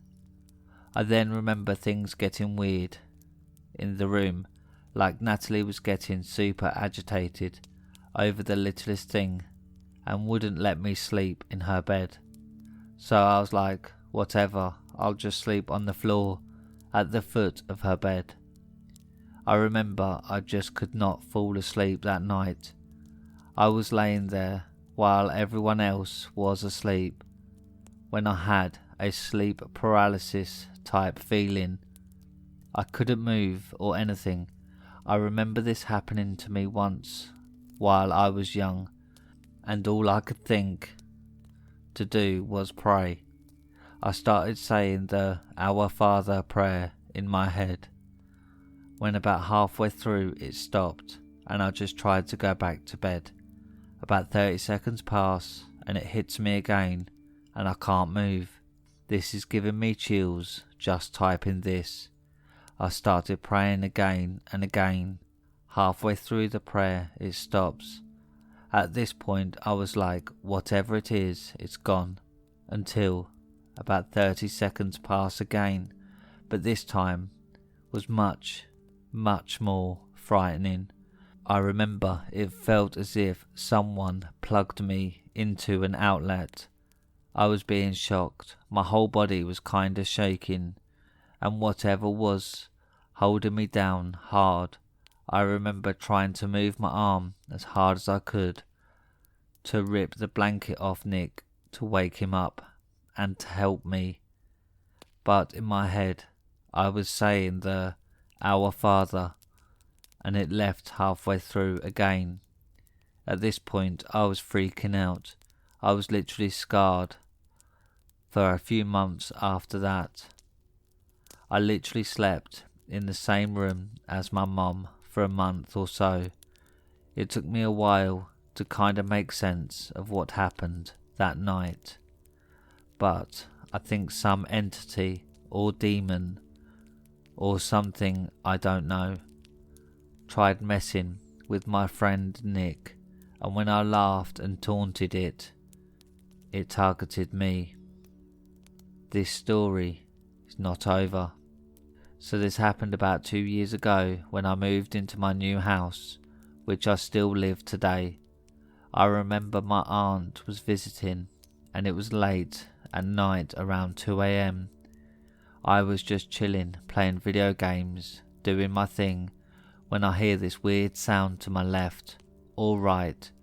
I had my gaming headset on, so I just ignored it and kept playing.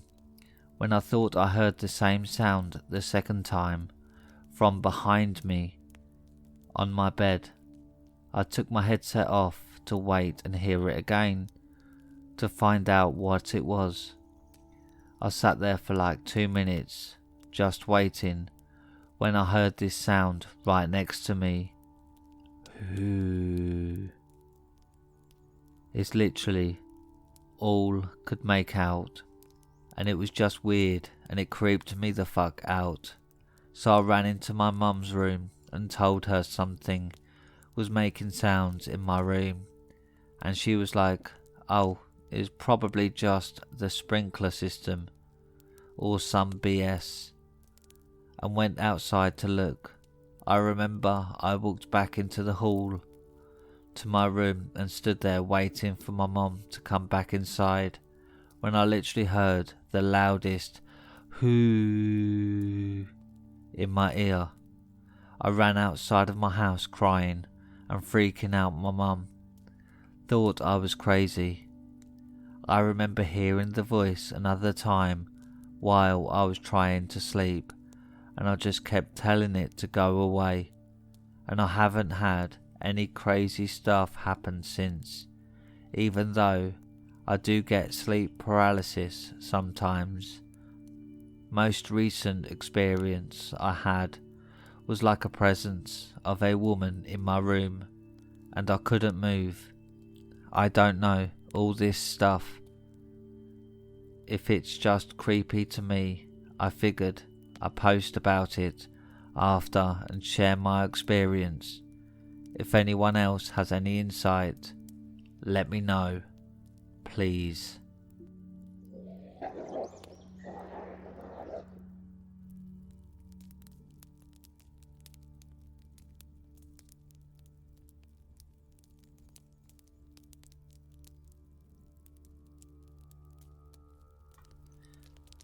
Out of the Dark, posted by JankyTank64.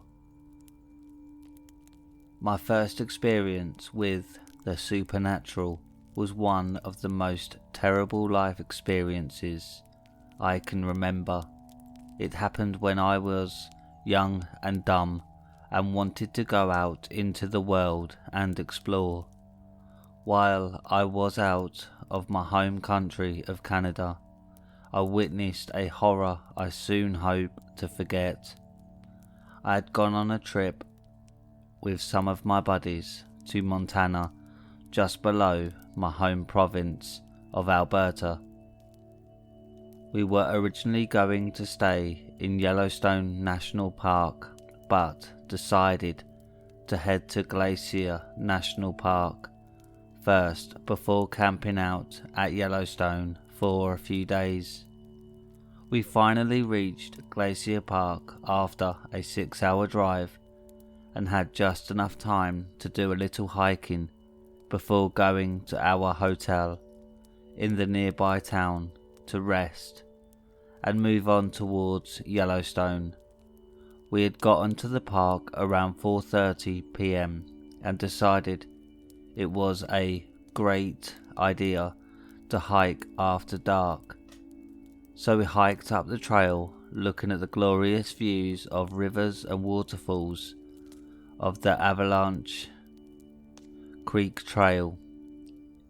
The light began to fade rather quickly while we were about 2/3 of the way up, and we had hiked into the trail about 10 kilometers, so it would take us about 2 hours to walk back down from that point.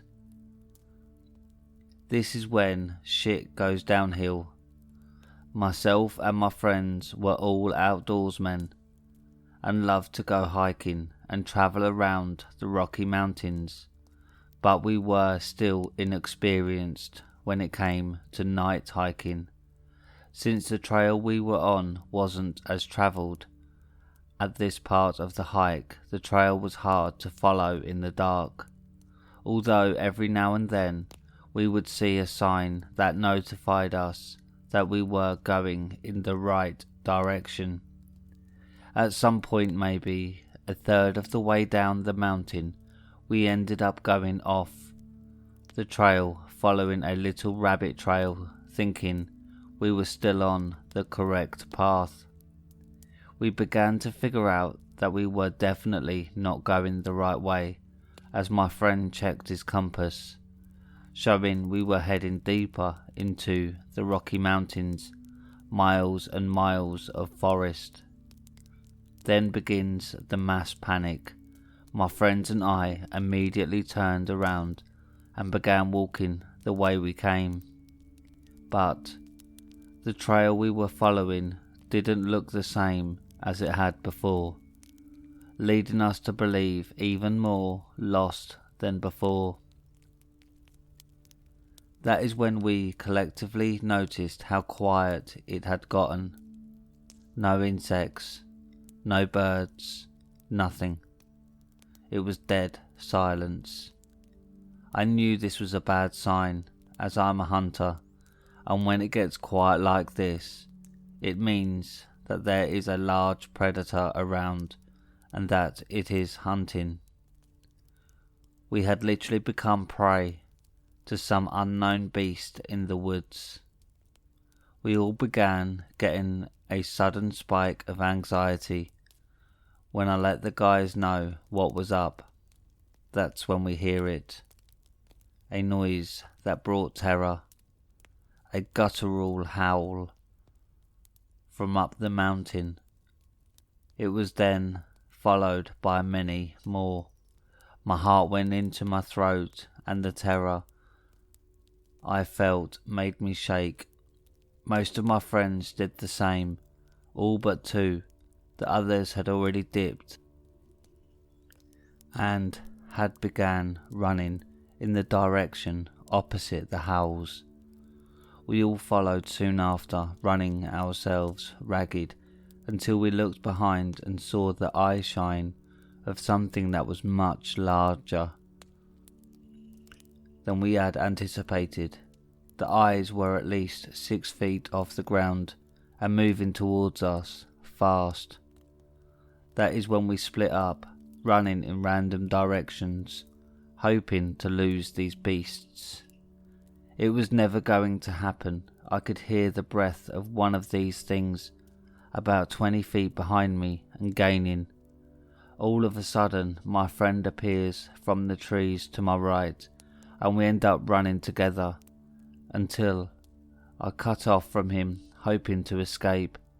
I know I left him to die that night, but it was a last-ditch effort that worked out to my advantage. I heard his screams from my left and ran as fast as I could away from them, with tears rolling down my face as I hear his screams for help and him shrieking in pain. Then nothing, as if he never existed. I continue running down the mountain until I see a familiar sight ahead of me. It was one of the trail signs, showing how far you were on the trail. I stopped, checked where I was and started running again, hoping to get away from the creatures on the mountain. Another kilometer down the trail, I began hearing howls, getting closer and closer by the moment, causing me to run even harder, looking ahead to see the sign saying parking lot and zoom past it in my panic, looking for the keys in my pocket and scrambling towards the only vehicle still left in the parking lot, which was my car. I used my fob to unlock my car from a distance and run as hard as I can towards it, slamming into the side of my door and open it, hopping in and starting the car. I look out of my window towards the trail entrance and see 2 pairs of eyes staring at me from just out of the range of the lampposts. They stare at me before disappearing back into the brush. As I drive away, never looking back, I arrived at the ranger station by the park entrance and ran inside looking dishevelled and terrified. I began telling the ranger at the desk what had just happened. He then looked at me with a sad face, as if he knew something like this would happen, and called up the search and rescue team to come in the morning to look for them. They were never found.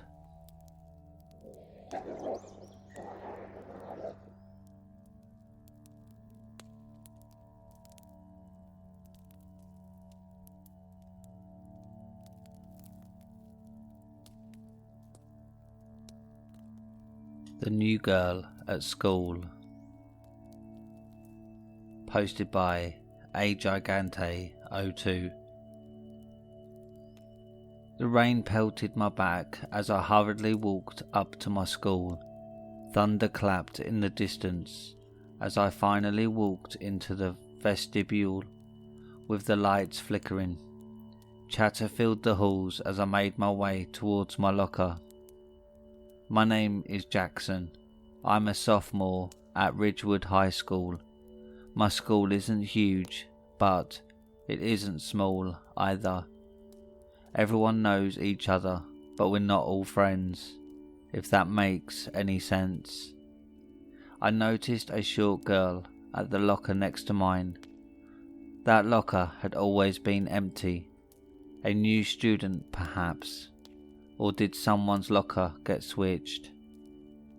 As I got closer, I realised that I have never seen this girl before. She was short and thin, with long tangled hair cascading down her back. She wore a chestnut brown oversized hoodie, black leggings and black boots. "Hi, are you new here? I don't think we've met before," I said with a smile. "Yeah, my name is Beverly," she said while trying to open her locker. Her fingernails, caked in dirt, had caught my attention, but I kept my thoughts to myself, as I knew better than to comment on looks. "Do you know where room 203 is?" she asked. "Yes, actually, that's where I was about to head. Biology, first period with Mr. Grant." She nodded her head slowly. I took a better look at her. Her face was fully covered up in makeup. Her hazel eyes had a yellowish tint to them and her lips were extremely chapped. Perhaps she comes from a poor family. I showed her the way to our class of the day and we discussed her schedule, which to my amazement was very similar to mine. As we took our seats, class began at the sound of the bell.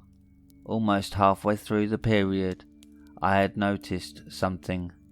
Beverly seemed to have not been acknowledged by anyone but me this entire time.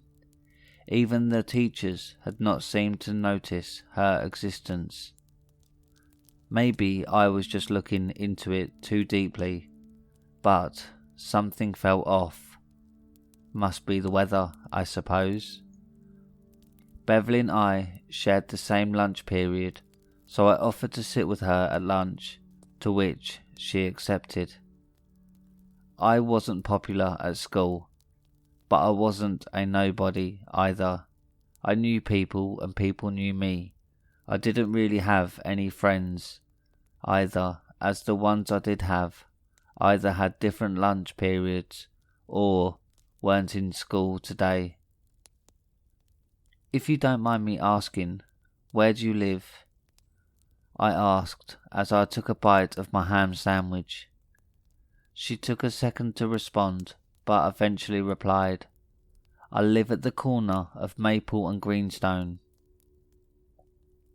I tried to think of that area, but I wasn't too familiar with streets north of the school. We had a project for English, and we had decided to be partners. "Did you want to come to my place to work on the project after school? I live right down the road." "I can't," she said quickly and looked away. "Could we go to a park, maybe?" Her response confused me, but I agreed, and our plans were made. The bell rang at 2 o'clock, and she followed me out the doors in the drizzling rain. "Are you sure you don't want to come to my place, or even go to your place? It's a bit wet outside," I asked. "No, we agreed on the park," Beverly said firmly. For winter in New York, the weather was fairly comfortable at 45 degrees Fahrenheit. The park benches squeaked as we both sat down. I put down my sweatshirt on top of the table to prevent our papers from getting wet. I looked over to Beverly and saw her covering up her face with even more makeup. "You know, you don't need that much makeup," I joked. She stared at me with narrowed eyes and continued applying a skin-coloured liquid to her face. Eventually we got to work on our project. It consisted of me doing all the work while she fidgeted and stared off into space. It didn't bother me much because I was used to always doing all the work for group projects, but I was hoping to get to know more about her. Before I knew it, the little bit of sun that was out had set, leaving us, or rather myself, working under the light of a dim street light. "I think this is good for today," I said while packing my notebooks into my backpack. She nodded her head and picked up her worn-out backpack. It caught my attention that she didn't even have any books or anything in her bag at all. I get it, first day at school and all, but she didn't eat or drink anything while with me the majority of the day either. "I can walk you home if you'd like," I smiled. "No, you can't," she said with a stern look on her face. "Are you sure? It's dark out, and I want to make sure you get home okay." "No, I'll walk home by myself." I assumed she was just being safe, considering she barely knew me and just met me today. Fair enough, I suppose. I'm practically a stranger to her. We said our goodbyes and headed in opposite directions. As I began walking, curiosity had gotten the best of me. I wanted to know where she lived, but also wanted to make sure she got home safe, since there has been an increase in crime in the area lately. I kept my distance from her and followed her for about 15 minutes, taking multiple turns through an area I was completely unfamiliar with. I checked my phone, and luckily I had enough battery to use the map app to find my way home. Wait, Beverly didn't use her phone today. I never saw her with one, and it didn't seem like she brought it with her. Maybe her family couldn't afford one. Still, even now in 2021, it was odd for one not to have some type of smartphone. Maybe I never saw her use it. Beverly started running, and that caught my attention. I picked up the pace while also keeping my footsteps light so she wouldn't hear me. She slowed down under a street lamp and looked around with her watchful eyes. I ducked behind a tree so she couldn't catch me. I took this time to take in the area around me. Right in front of where she stood was a cemetery I had never seen in my 16 years of life. She quickly hopped the fence and made her way down the dirt path. I followed her, being sure to avoid sticks and puddles that may make sound. I had accidentally lost track of her in the darkness. Surprisingly, there were no lights in the cemetery at all, which made it even more spooky. Just then I saw a figure kneeling down in front of a grave, digging in the dirt. "What the I whispered to myself. As I got closer, the figure was no longer there. Was my mind playing tricks on me? Where had Beverly gone? I was curious as to what the figure was doing in front of that grave, so I slowly made my way towards it. It was a fairly normal grave. Mother Nature had weathered down the gravestone a bit, and vines cuddled it. The dirt appeared completely untouched, which had made me feel even more uneasy than I already was. My heart nearly stopped as I read the name engraved on the stone. Our beloved daughter, Beverly M. Keating, 2005, 2021. You are always in our hearts and thoughts. You were taken from us far too soon. We love you always. I took a step back, almost tripping on a gravestone behind me. My eyes caught a glimpse of a picture nestled in the dirt in front of the grave. It was a picture of an older man, woman, and a young girl and a baby boy. The young girl looked like a younger version of Beverly. I couldn't believe what I was seeing right now. This must be a dream. Beverly spent almost the whole day with me. She talked to me. Beverly, I called out into the night. Only the crickets and the whistling of the wind responded. The air got even colder, so I turned to head home. Just as I turned around, a faint whisper came from behind me. I told you not to take me home.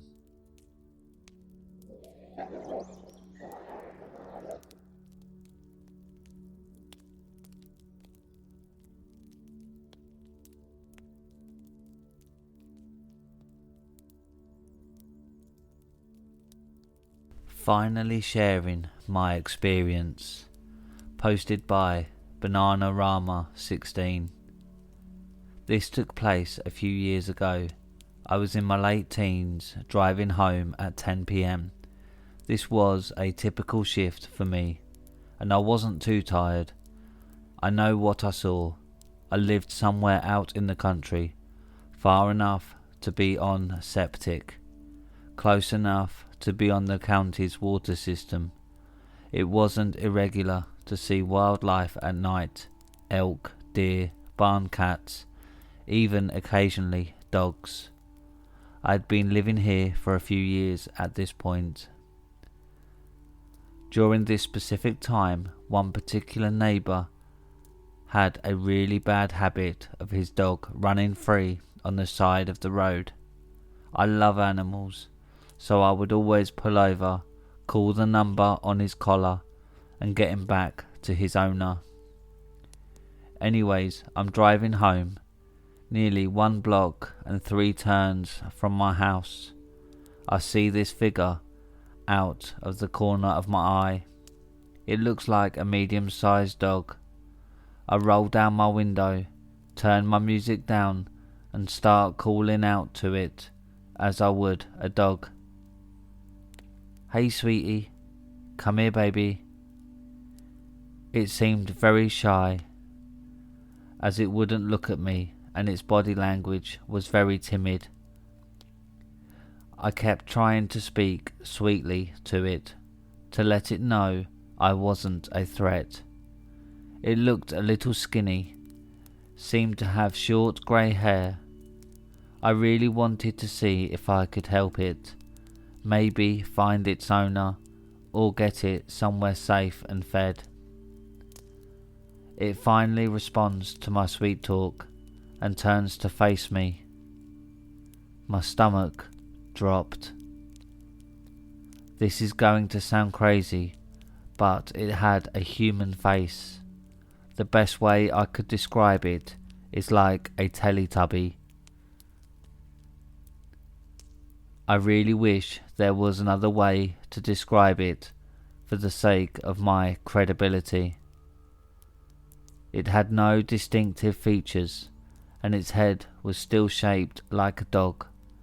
It didn't make any faces, any noises, and it didn't speak either. I was so surprised that I screamed, "What the fuck?" and sped off. I was so scared too, because my house had a gate that I had to open, and I didn't know if it was following me or anything. I didn't look back, and it didn't appear to chase after me as I was speeding off. I feel bad about it to this day.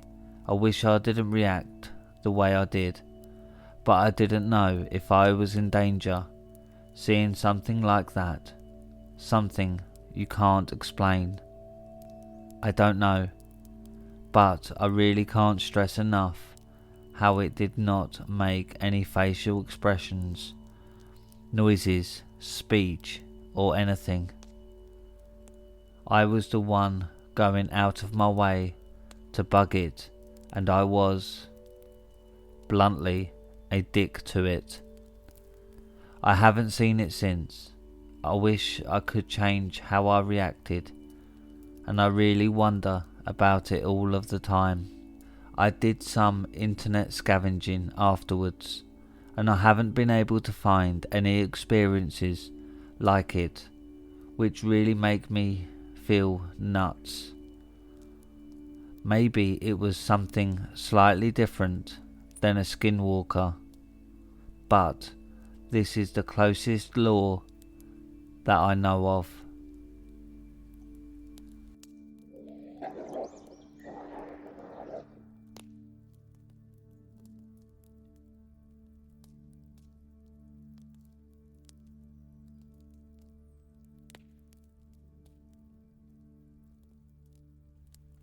Never play with a Ouija board. Posted by Celluloid Addiction. This story happened in October 2004, back when I was still a third year high school student. My friends and I stuck around the school late at night after our annual Halloween party. We had agreed to try out my friend's Ouija board. It wasn't the brightest idea, but we needed a thrill. We found a nice spot under a huge narrow tree and proceeded with our half-assed ritual. There were 5 of us, 2 boys and 3 girls. We were all expecting some kind of paranormal contact. Rumours had it our school was haunted, but we've never really experienced anything firsthand, and it was Halloween when all the spirits came out to play. We all wanted to get spooked. Also, we've never seen a Ouija board firsthand before, so we were pretty excited. Our school was an old Spanish colonial house built in the 1800s when the Spaniards still occupied the Philippines. We were in a section of the school that doesn't get used often, located beside a creepy old Jesuit house.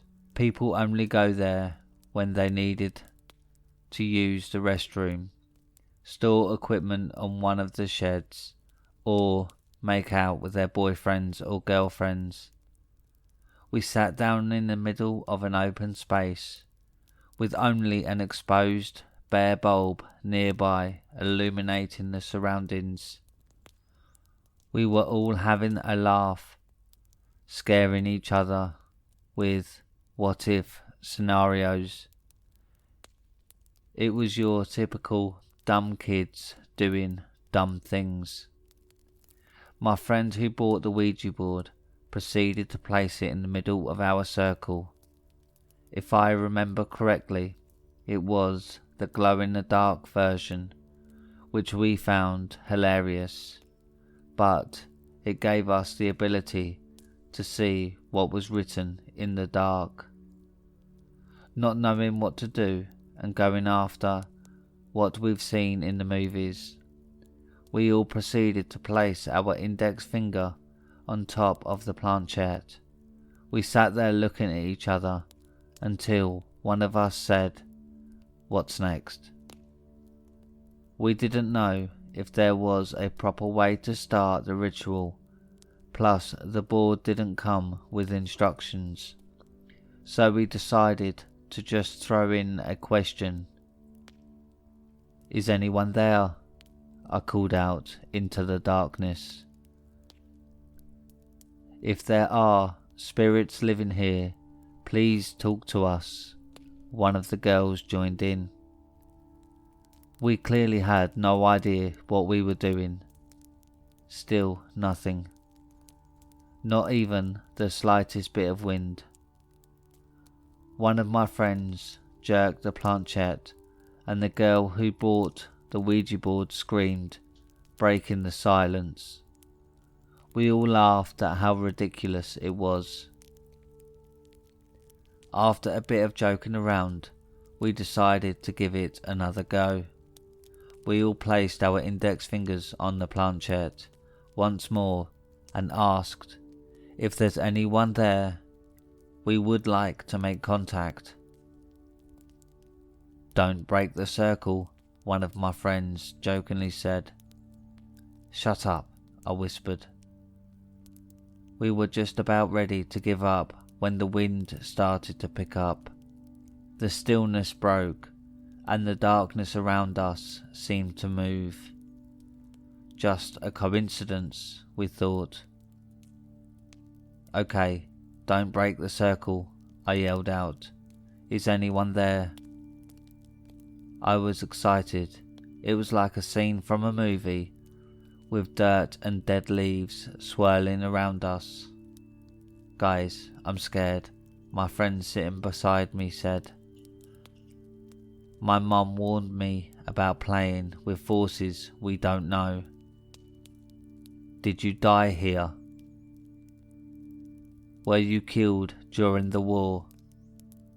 "Are you the headless priest that roams these halls?" "Do you know Jose Rizal, our national hero?" "Are you a hottie?" my friend giggled.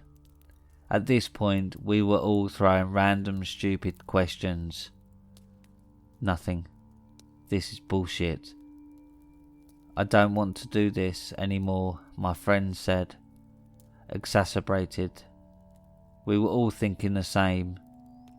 Just then a group of dogs from the neighbouring house started barking at us through the chain link fence. These 6 dogs were growling and showing teeth. We all screamed, and without finishing the ritual, bolted right out of there. We didn't see each other until after Halloween break, and this is where the story gets creepy. One of the girls told us about a weird experience she had the night after playing with the Ouija board. She had gotten home late after hanging out with her friends from the neighbourhood, when she realised she forgot the keys to her house. So she called her brother up, who was then still sharing a room with her, and what he said crept the hell out of her. He swore she was already home.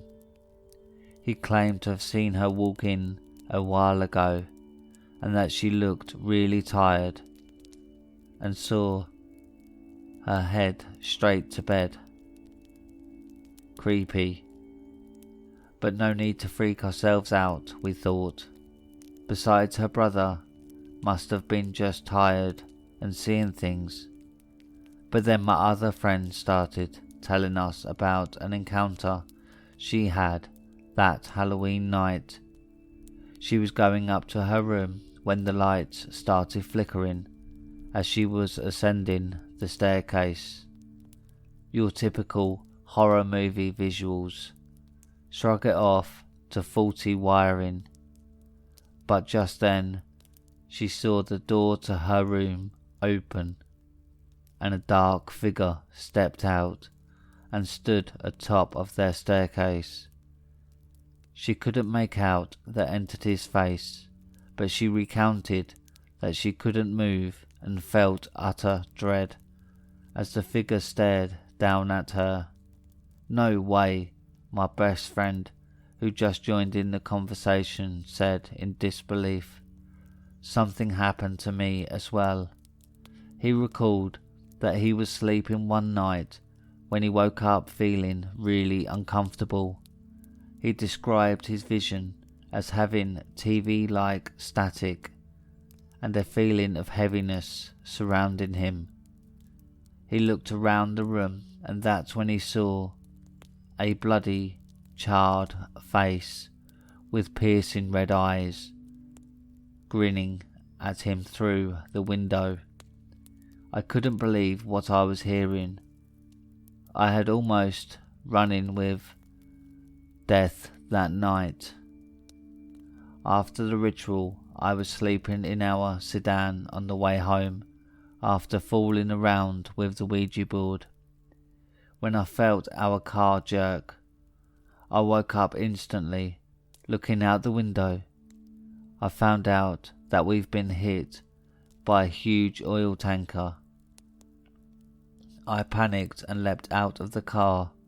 Luckily, my mum and I survived the crash, since the front of the car was a total wreck.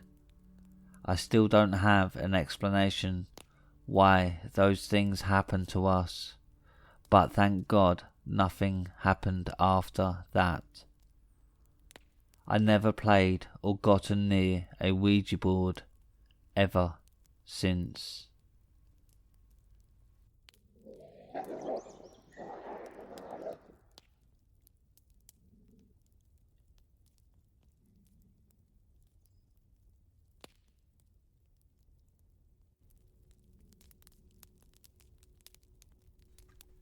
A visit from Slender Man, posted by Thor Hurricane.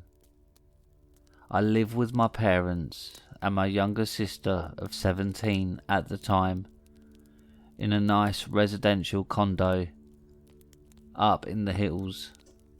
One day after work, while I was arriving at my house, there was a strong windstorm going on. It was so strong that some trees fell off and the streets were full of leaves and pine needles. When I arrived home, there was so many pine needles piled up in front of my house that I had to be careful not to trip. At the other side of the street, there is an empty lot with nothing built in it, and a wall that divides my residential from another that is next to it.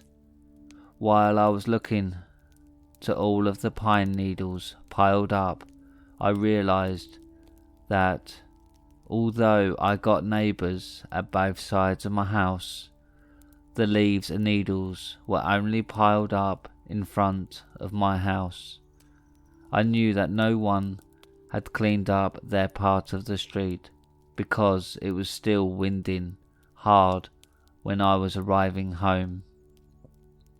Suddenly, out of nowhere, the winding stopped and the air seemed still for a bit.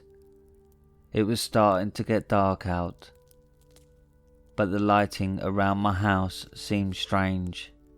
That's when I felt as if someone was watching me. I started to feel sick and dizzy and started seeing fireworks around my vision. That type you see when you are going to pass out. I've overcome some hardships in my life and I was relatively strong-willed, so I held myself against my car and stumbled to my house door, almost passing out. Once inside my house, I laid on the floor trying to recompose myself, as I have high blood pressure since I was 16. I didn't think much about this. After several minutes staring at my door from the inside, I got up, locked the door and went on with the night.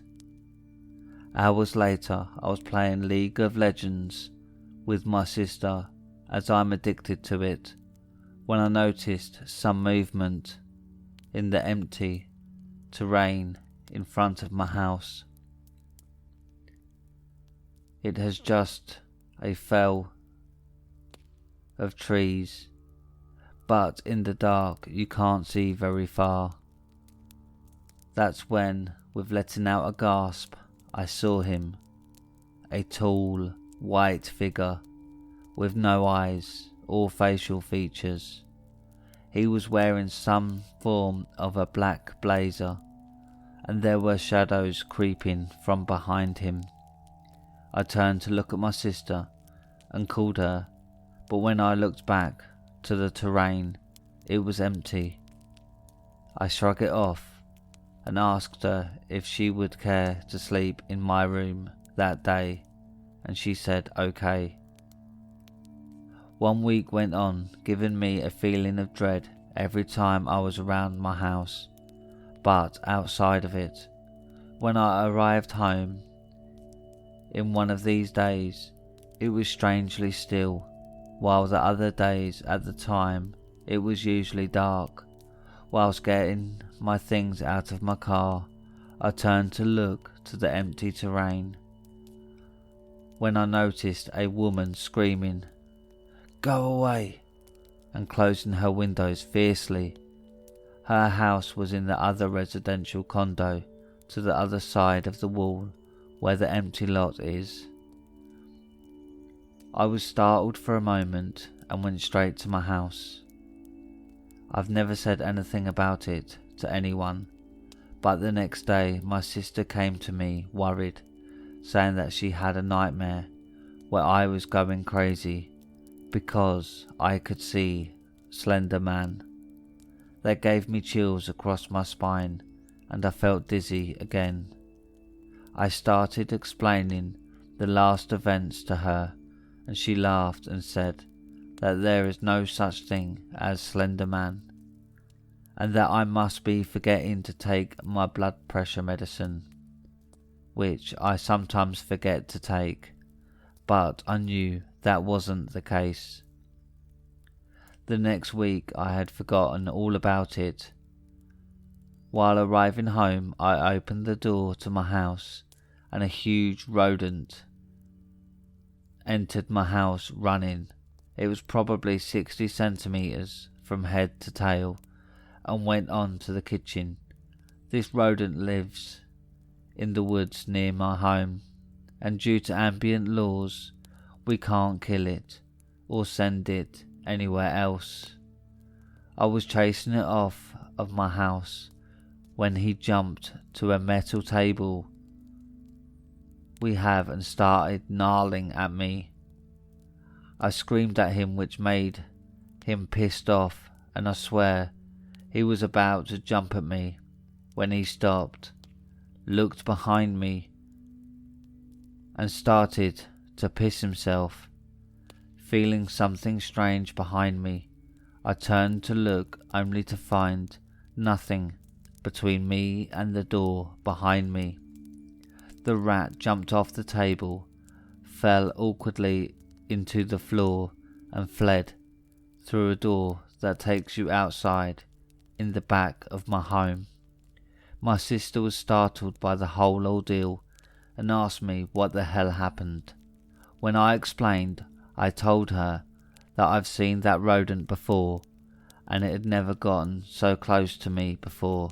He was always afraid of me. I asked my sister what she thought about it, and she said maybe there was something more frightening than you outside. That night I had trouble sleeping, and when I did fall asleep, I dreamed of him, this tall figure lurking at the forest into my home. In my dreams, my home shone light into him, making him fled to the woods. Since that dream, I've never felt his presence again, but sometimes I wonder what made him go away, and why did he came to my house.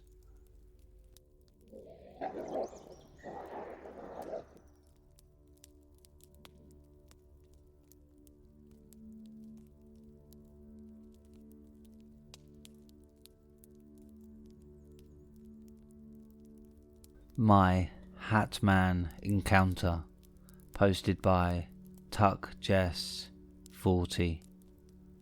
I was invited here by an admin. So first of all, thank you. I have so many experiences to share with everyone, nearly 38 years worth to be exact. So without further ado, here is one of the very first paranormal experiences that I can remember. Enjoy. This happened one holiday weekend, the Saturday night before Easter. I was a 5-year-old little girl living in a tiny 2-bed apartment with my mom, single at the time, and my brother, 10 years older. I was sleeping on the bottom bunk of the beds my brother and I shared. I was alone in the room since my brother was staying with his father for the holidays. I wake up and have to use the toilet. I go and do my business and wash my hands like a good big girl does. I loved being independent and doing things for myself like any normal child at that age. Everything is normal until I walk back into my room. I see someone standing in the corner. I didn't blink, move, or even breathe. I just froze in such fear I couldn't think. This wasn't just a burglar or something. This figure was standing in the dark corner of my room. It looks like a man, only he is made out of a complete shadow, like darker than the darkest black. I can make out the outline of his body shape and what looked like a trench coat and a top hat. The clothes were also all shadow-like, like his body. No features on the face, like there is a ski mask over it, without the eye mouth holes. This isn't the scariest part though. What happened next has been ingrained in my memory so badly that I still recall even the smallest details of the experience. The figure raises one of his arms and points one long finger towards my bed. I had been standing next to it the entire time, having stopped to stare at the figure. Like most children, I had a favourite kiddie blanket that went everywhere with me. Mine was a Sesame Street blanket with a picture of Big Bird and Cookie Monster on it. This blanket, of course, was on my bed. When I turn to look what the figure is pointing at, I see that my blanket sort of melts. Then it morphs into thousands and thousands of bugs, spiders, cockroaches, centipedes, all the creepy crawly things you can imagine. They swarm and cover everything. Next thing I know, my mom is shaking me and I'm screaming and crying like I'm being murdered. All is back to normal and the figure is gone. The entire day after, I refused to allow my mom to take me off her hip. She had to carry me around like that for all of that Easter Sunday. I even refused to go hunting for Easter eggs with my cousins, and that is something I always enjoyed doing. Mom tells this story to family members every Easter holiday now, only she says I had a nightmare and woke up screaming about bugs. I know that isn't true. I know I was fully awake and I have never forgotten it. The paranormal is real.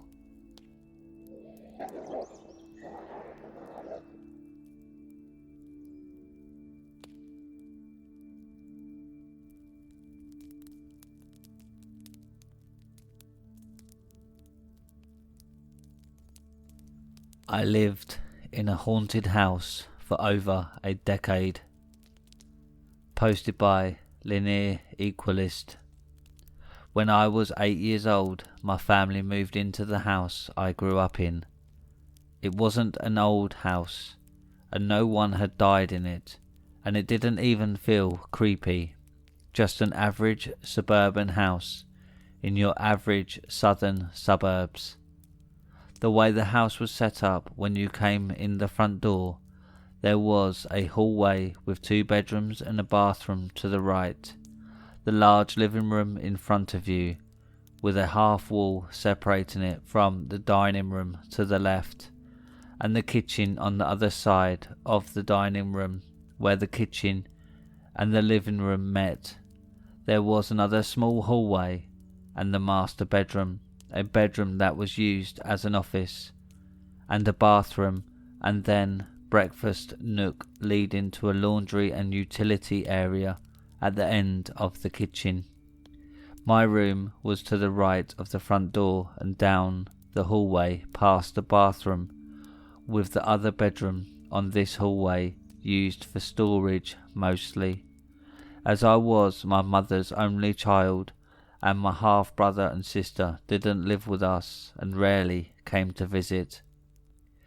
The first time anything really happened in the house, I was about 9, and I had lost my last tooth. Still being a kid, of course, the tooth fairy was expected. So when I woke up in the middle of the night and saw a figure standing in the middle of my room, I assumed it was the tooth fairy.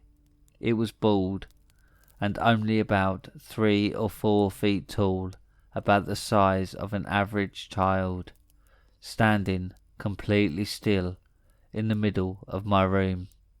I remember my parents telling me that if I was awake, the tooth fairy wouldn't leave me any money, so I rolled over and went back to sleep.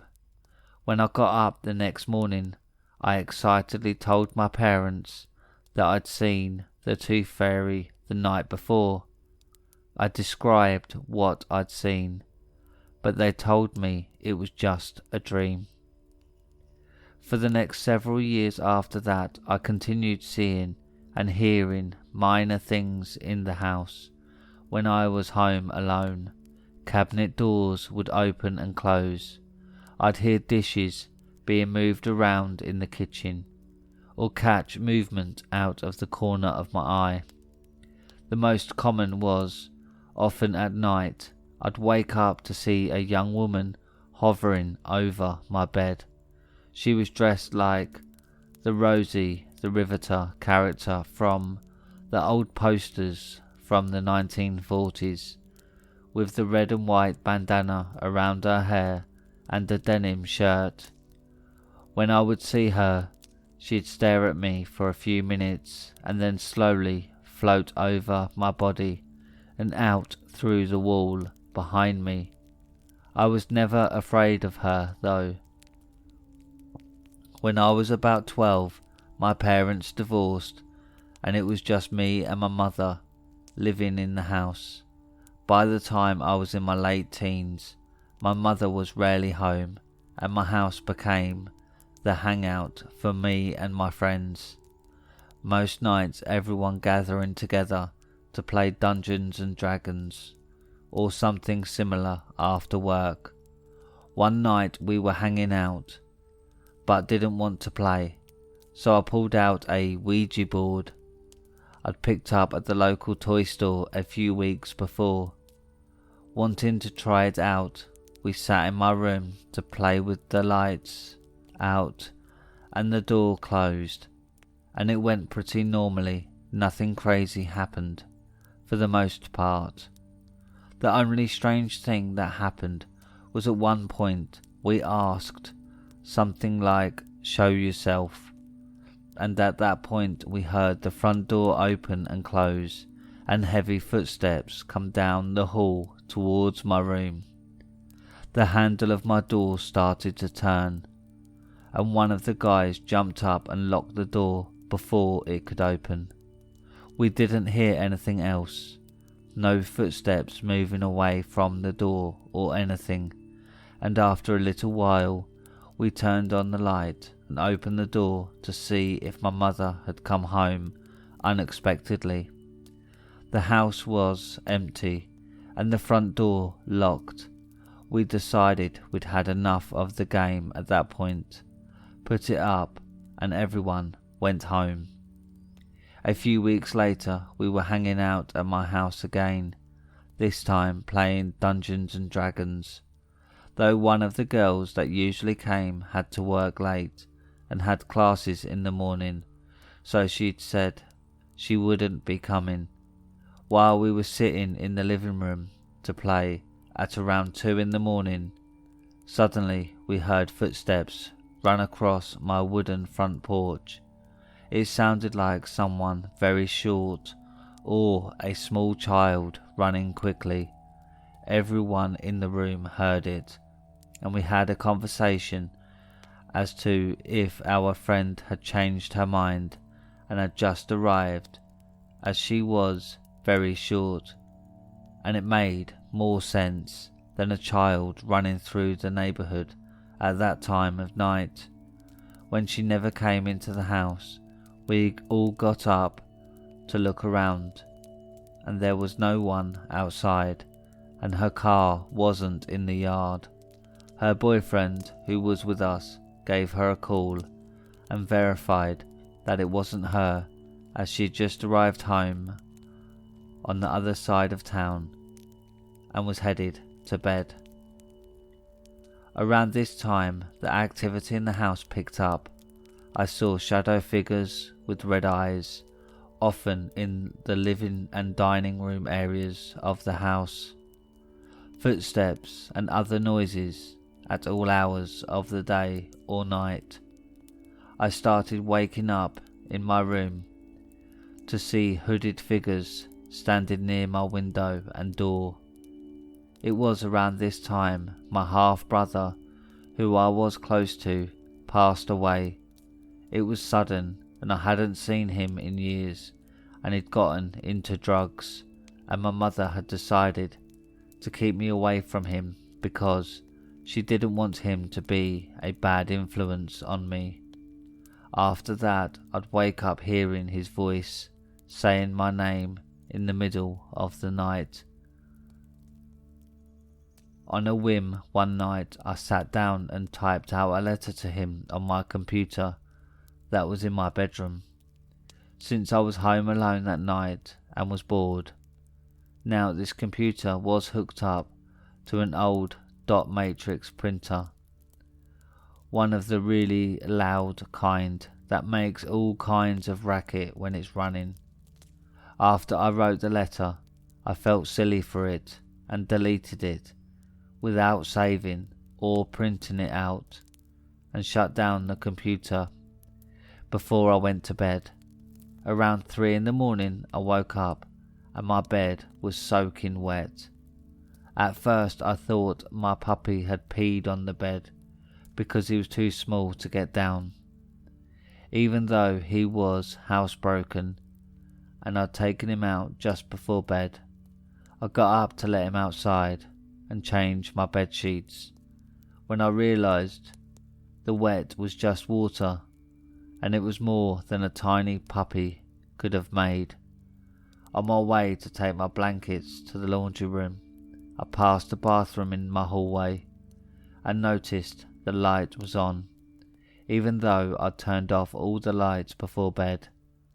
There, sitting on the counter, was a picture from the kitchen, with the inside still wet. When I was really young, my brother used to wake my sister and I up by throwing water on us because it made me laugh.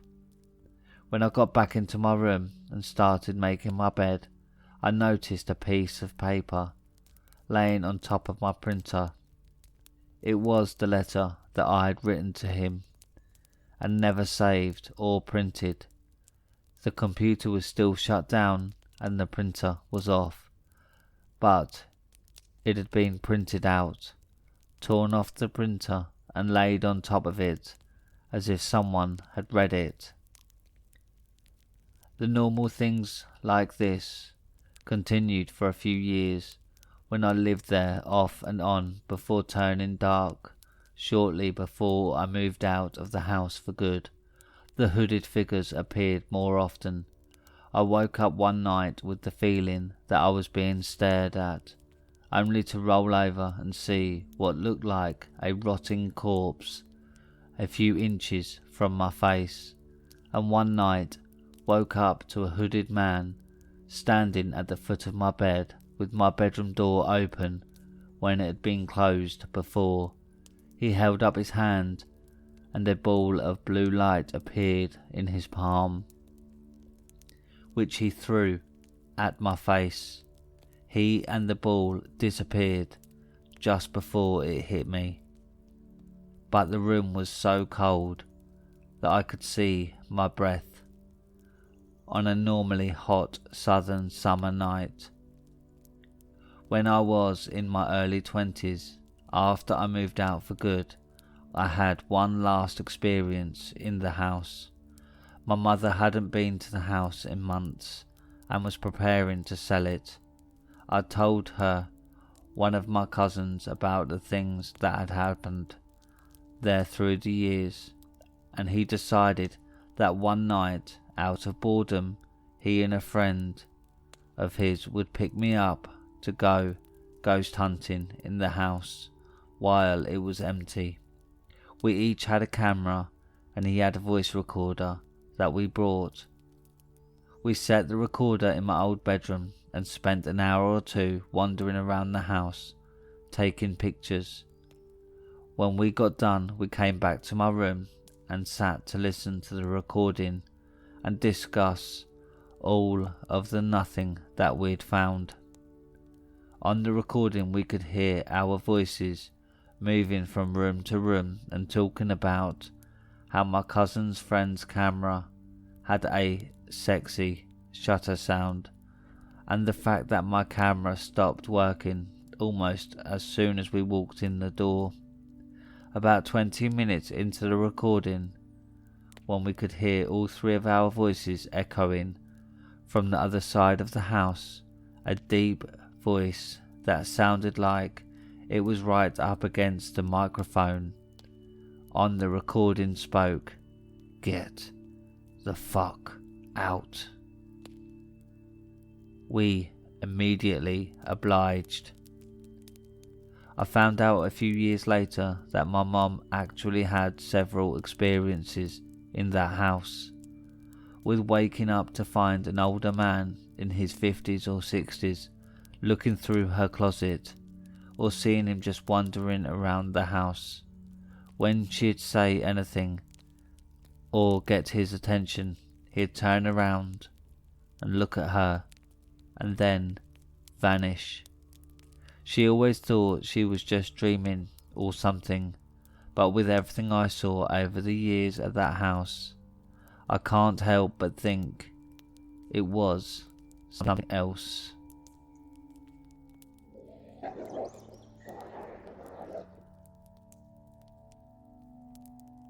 This happened at exactly 12 AM Eastern Standard Time. I am terrified. Creative name by me.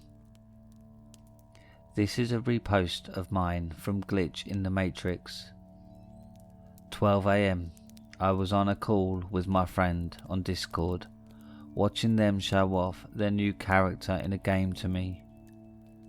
It's 12 AM exactly, so my volume was very low.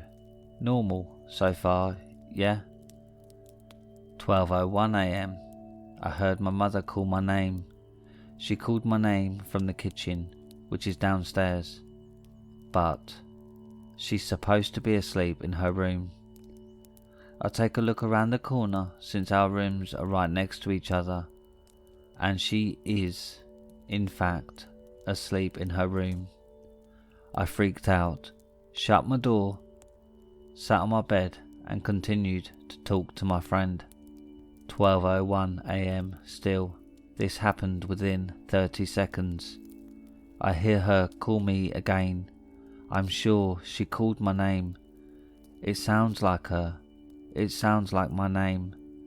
2 seconds pass. She calls my name once more from the kitchen. This is undoubtedly her voice. I got up to go look again.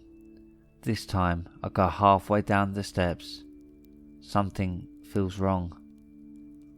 12:02 a.m. Why would the TV be on? Maybe that's what I heard. I peek down the steps and look. The TV is off. I quietly run back upstairs when I start to feel adrenaline. I'm full of fear and adrenaline as I once again close my door silently and hop back into bed. It's 12:24 a.m. EST. What do I do? What was that? I'm very atheist, for the record, so surely it wasn't my brain making up some religious demon or something. I don't believe in them, and I am sure of it. I'm not just in denial. What was that? Maybe it wasn't religious. I'm panicking. Edit. 11:05 p.m. the next night. Nothing so far has happened, and I'm awaiting 12 a.m. tonight. Also, to clarify, since I've gotten a lot of comments about this, I meant I'm atheist, as in my brain won't fabricate anything religious, being that I am 100% not religious. Also, not to be rude, but I didn't want many comments saying turn to God. His arms are wide open. As much as I appreciate the support, I am simply a non-believer.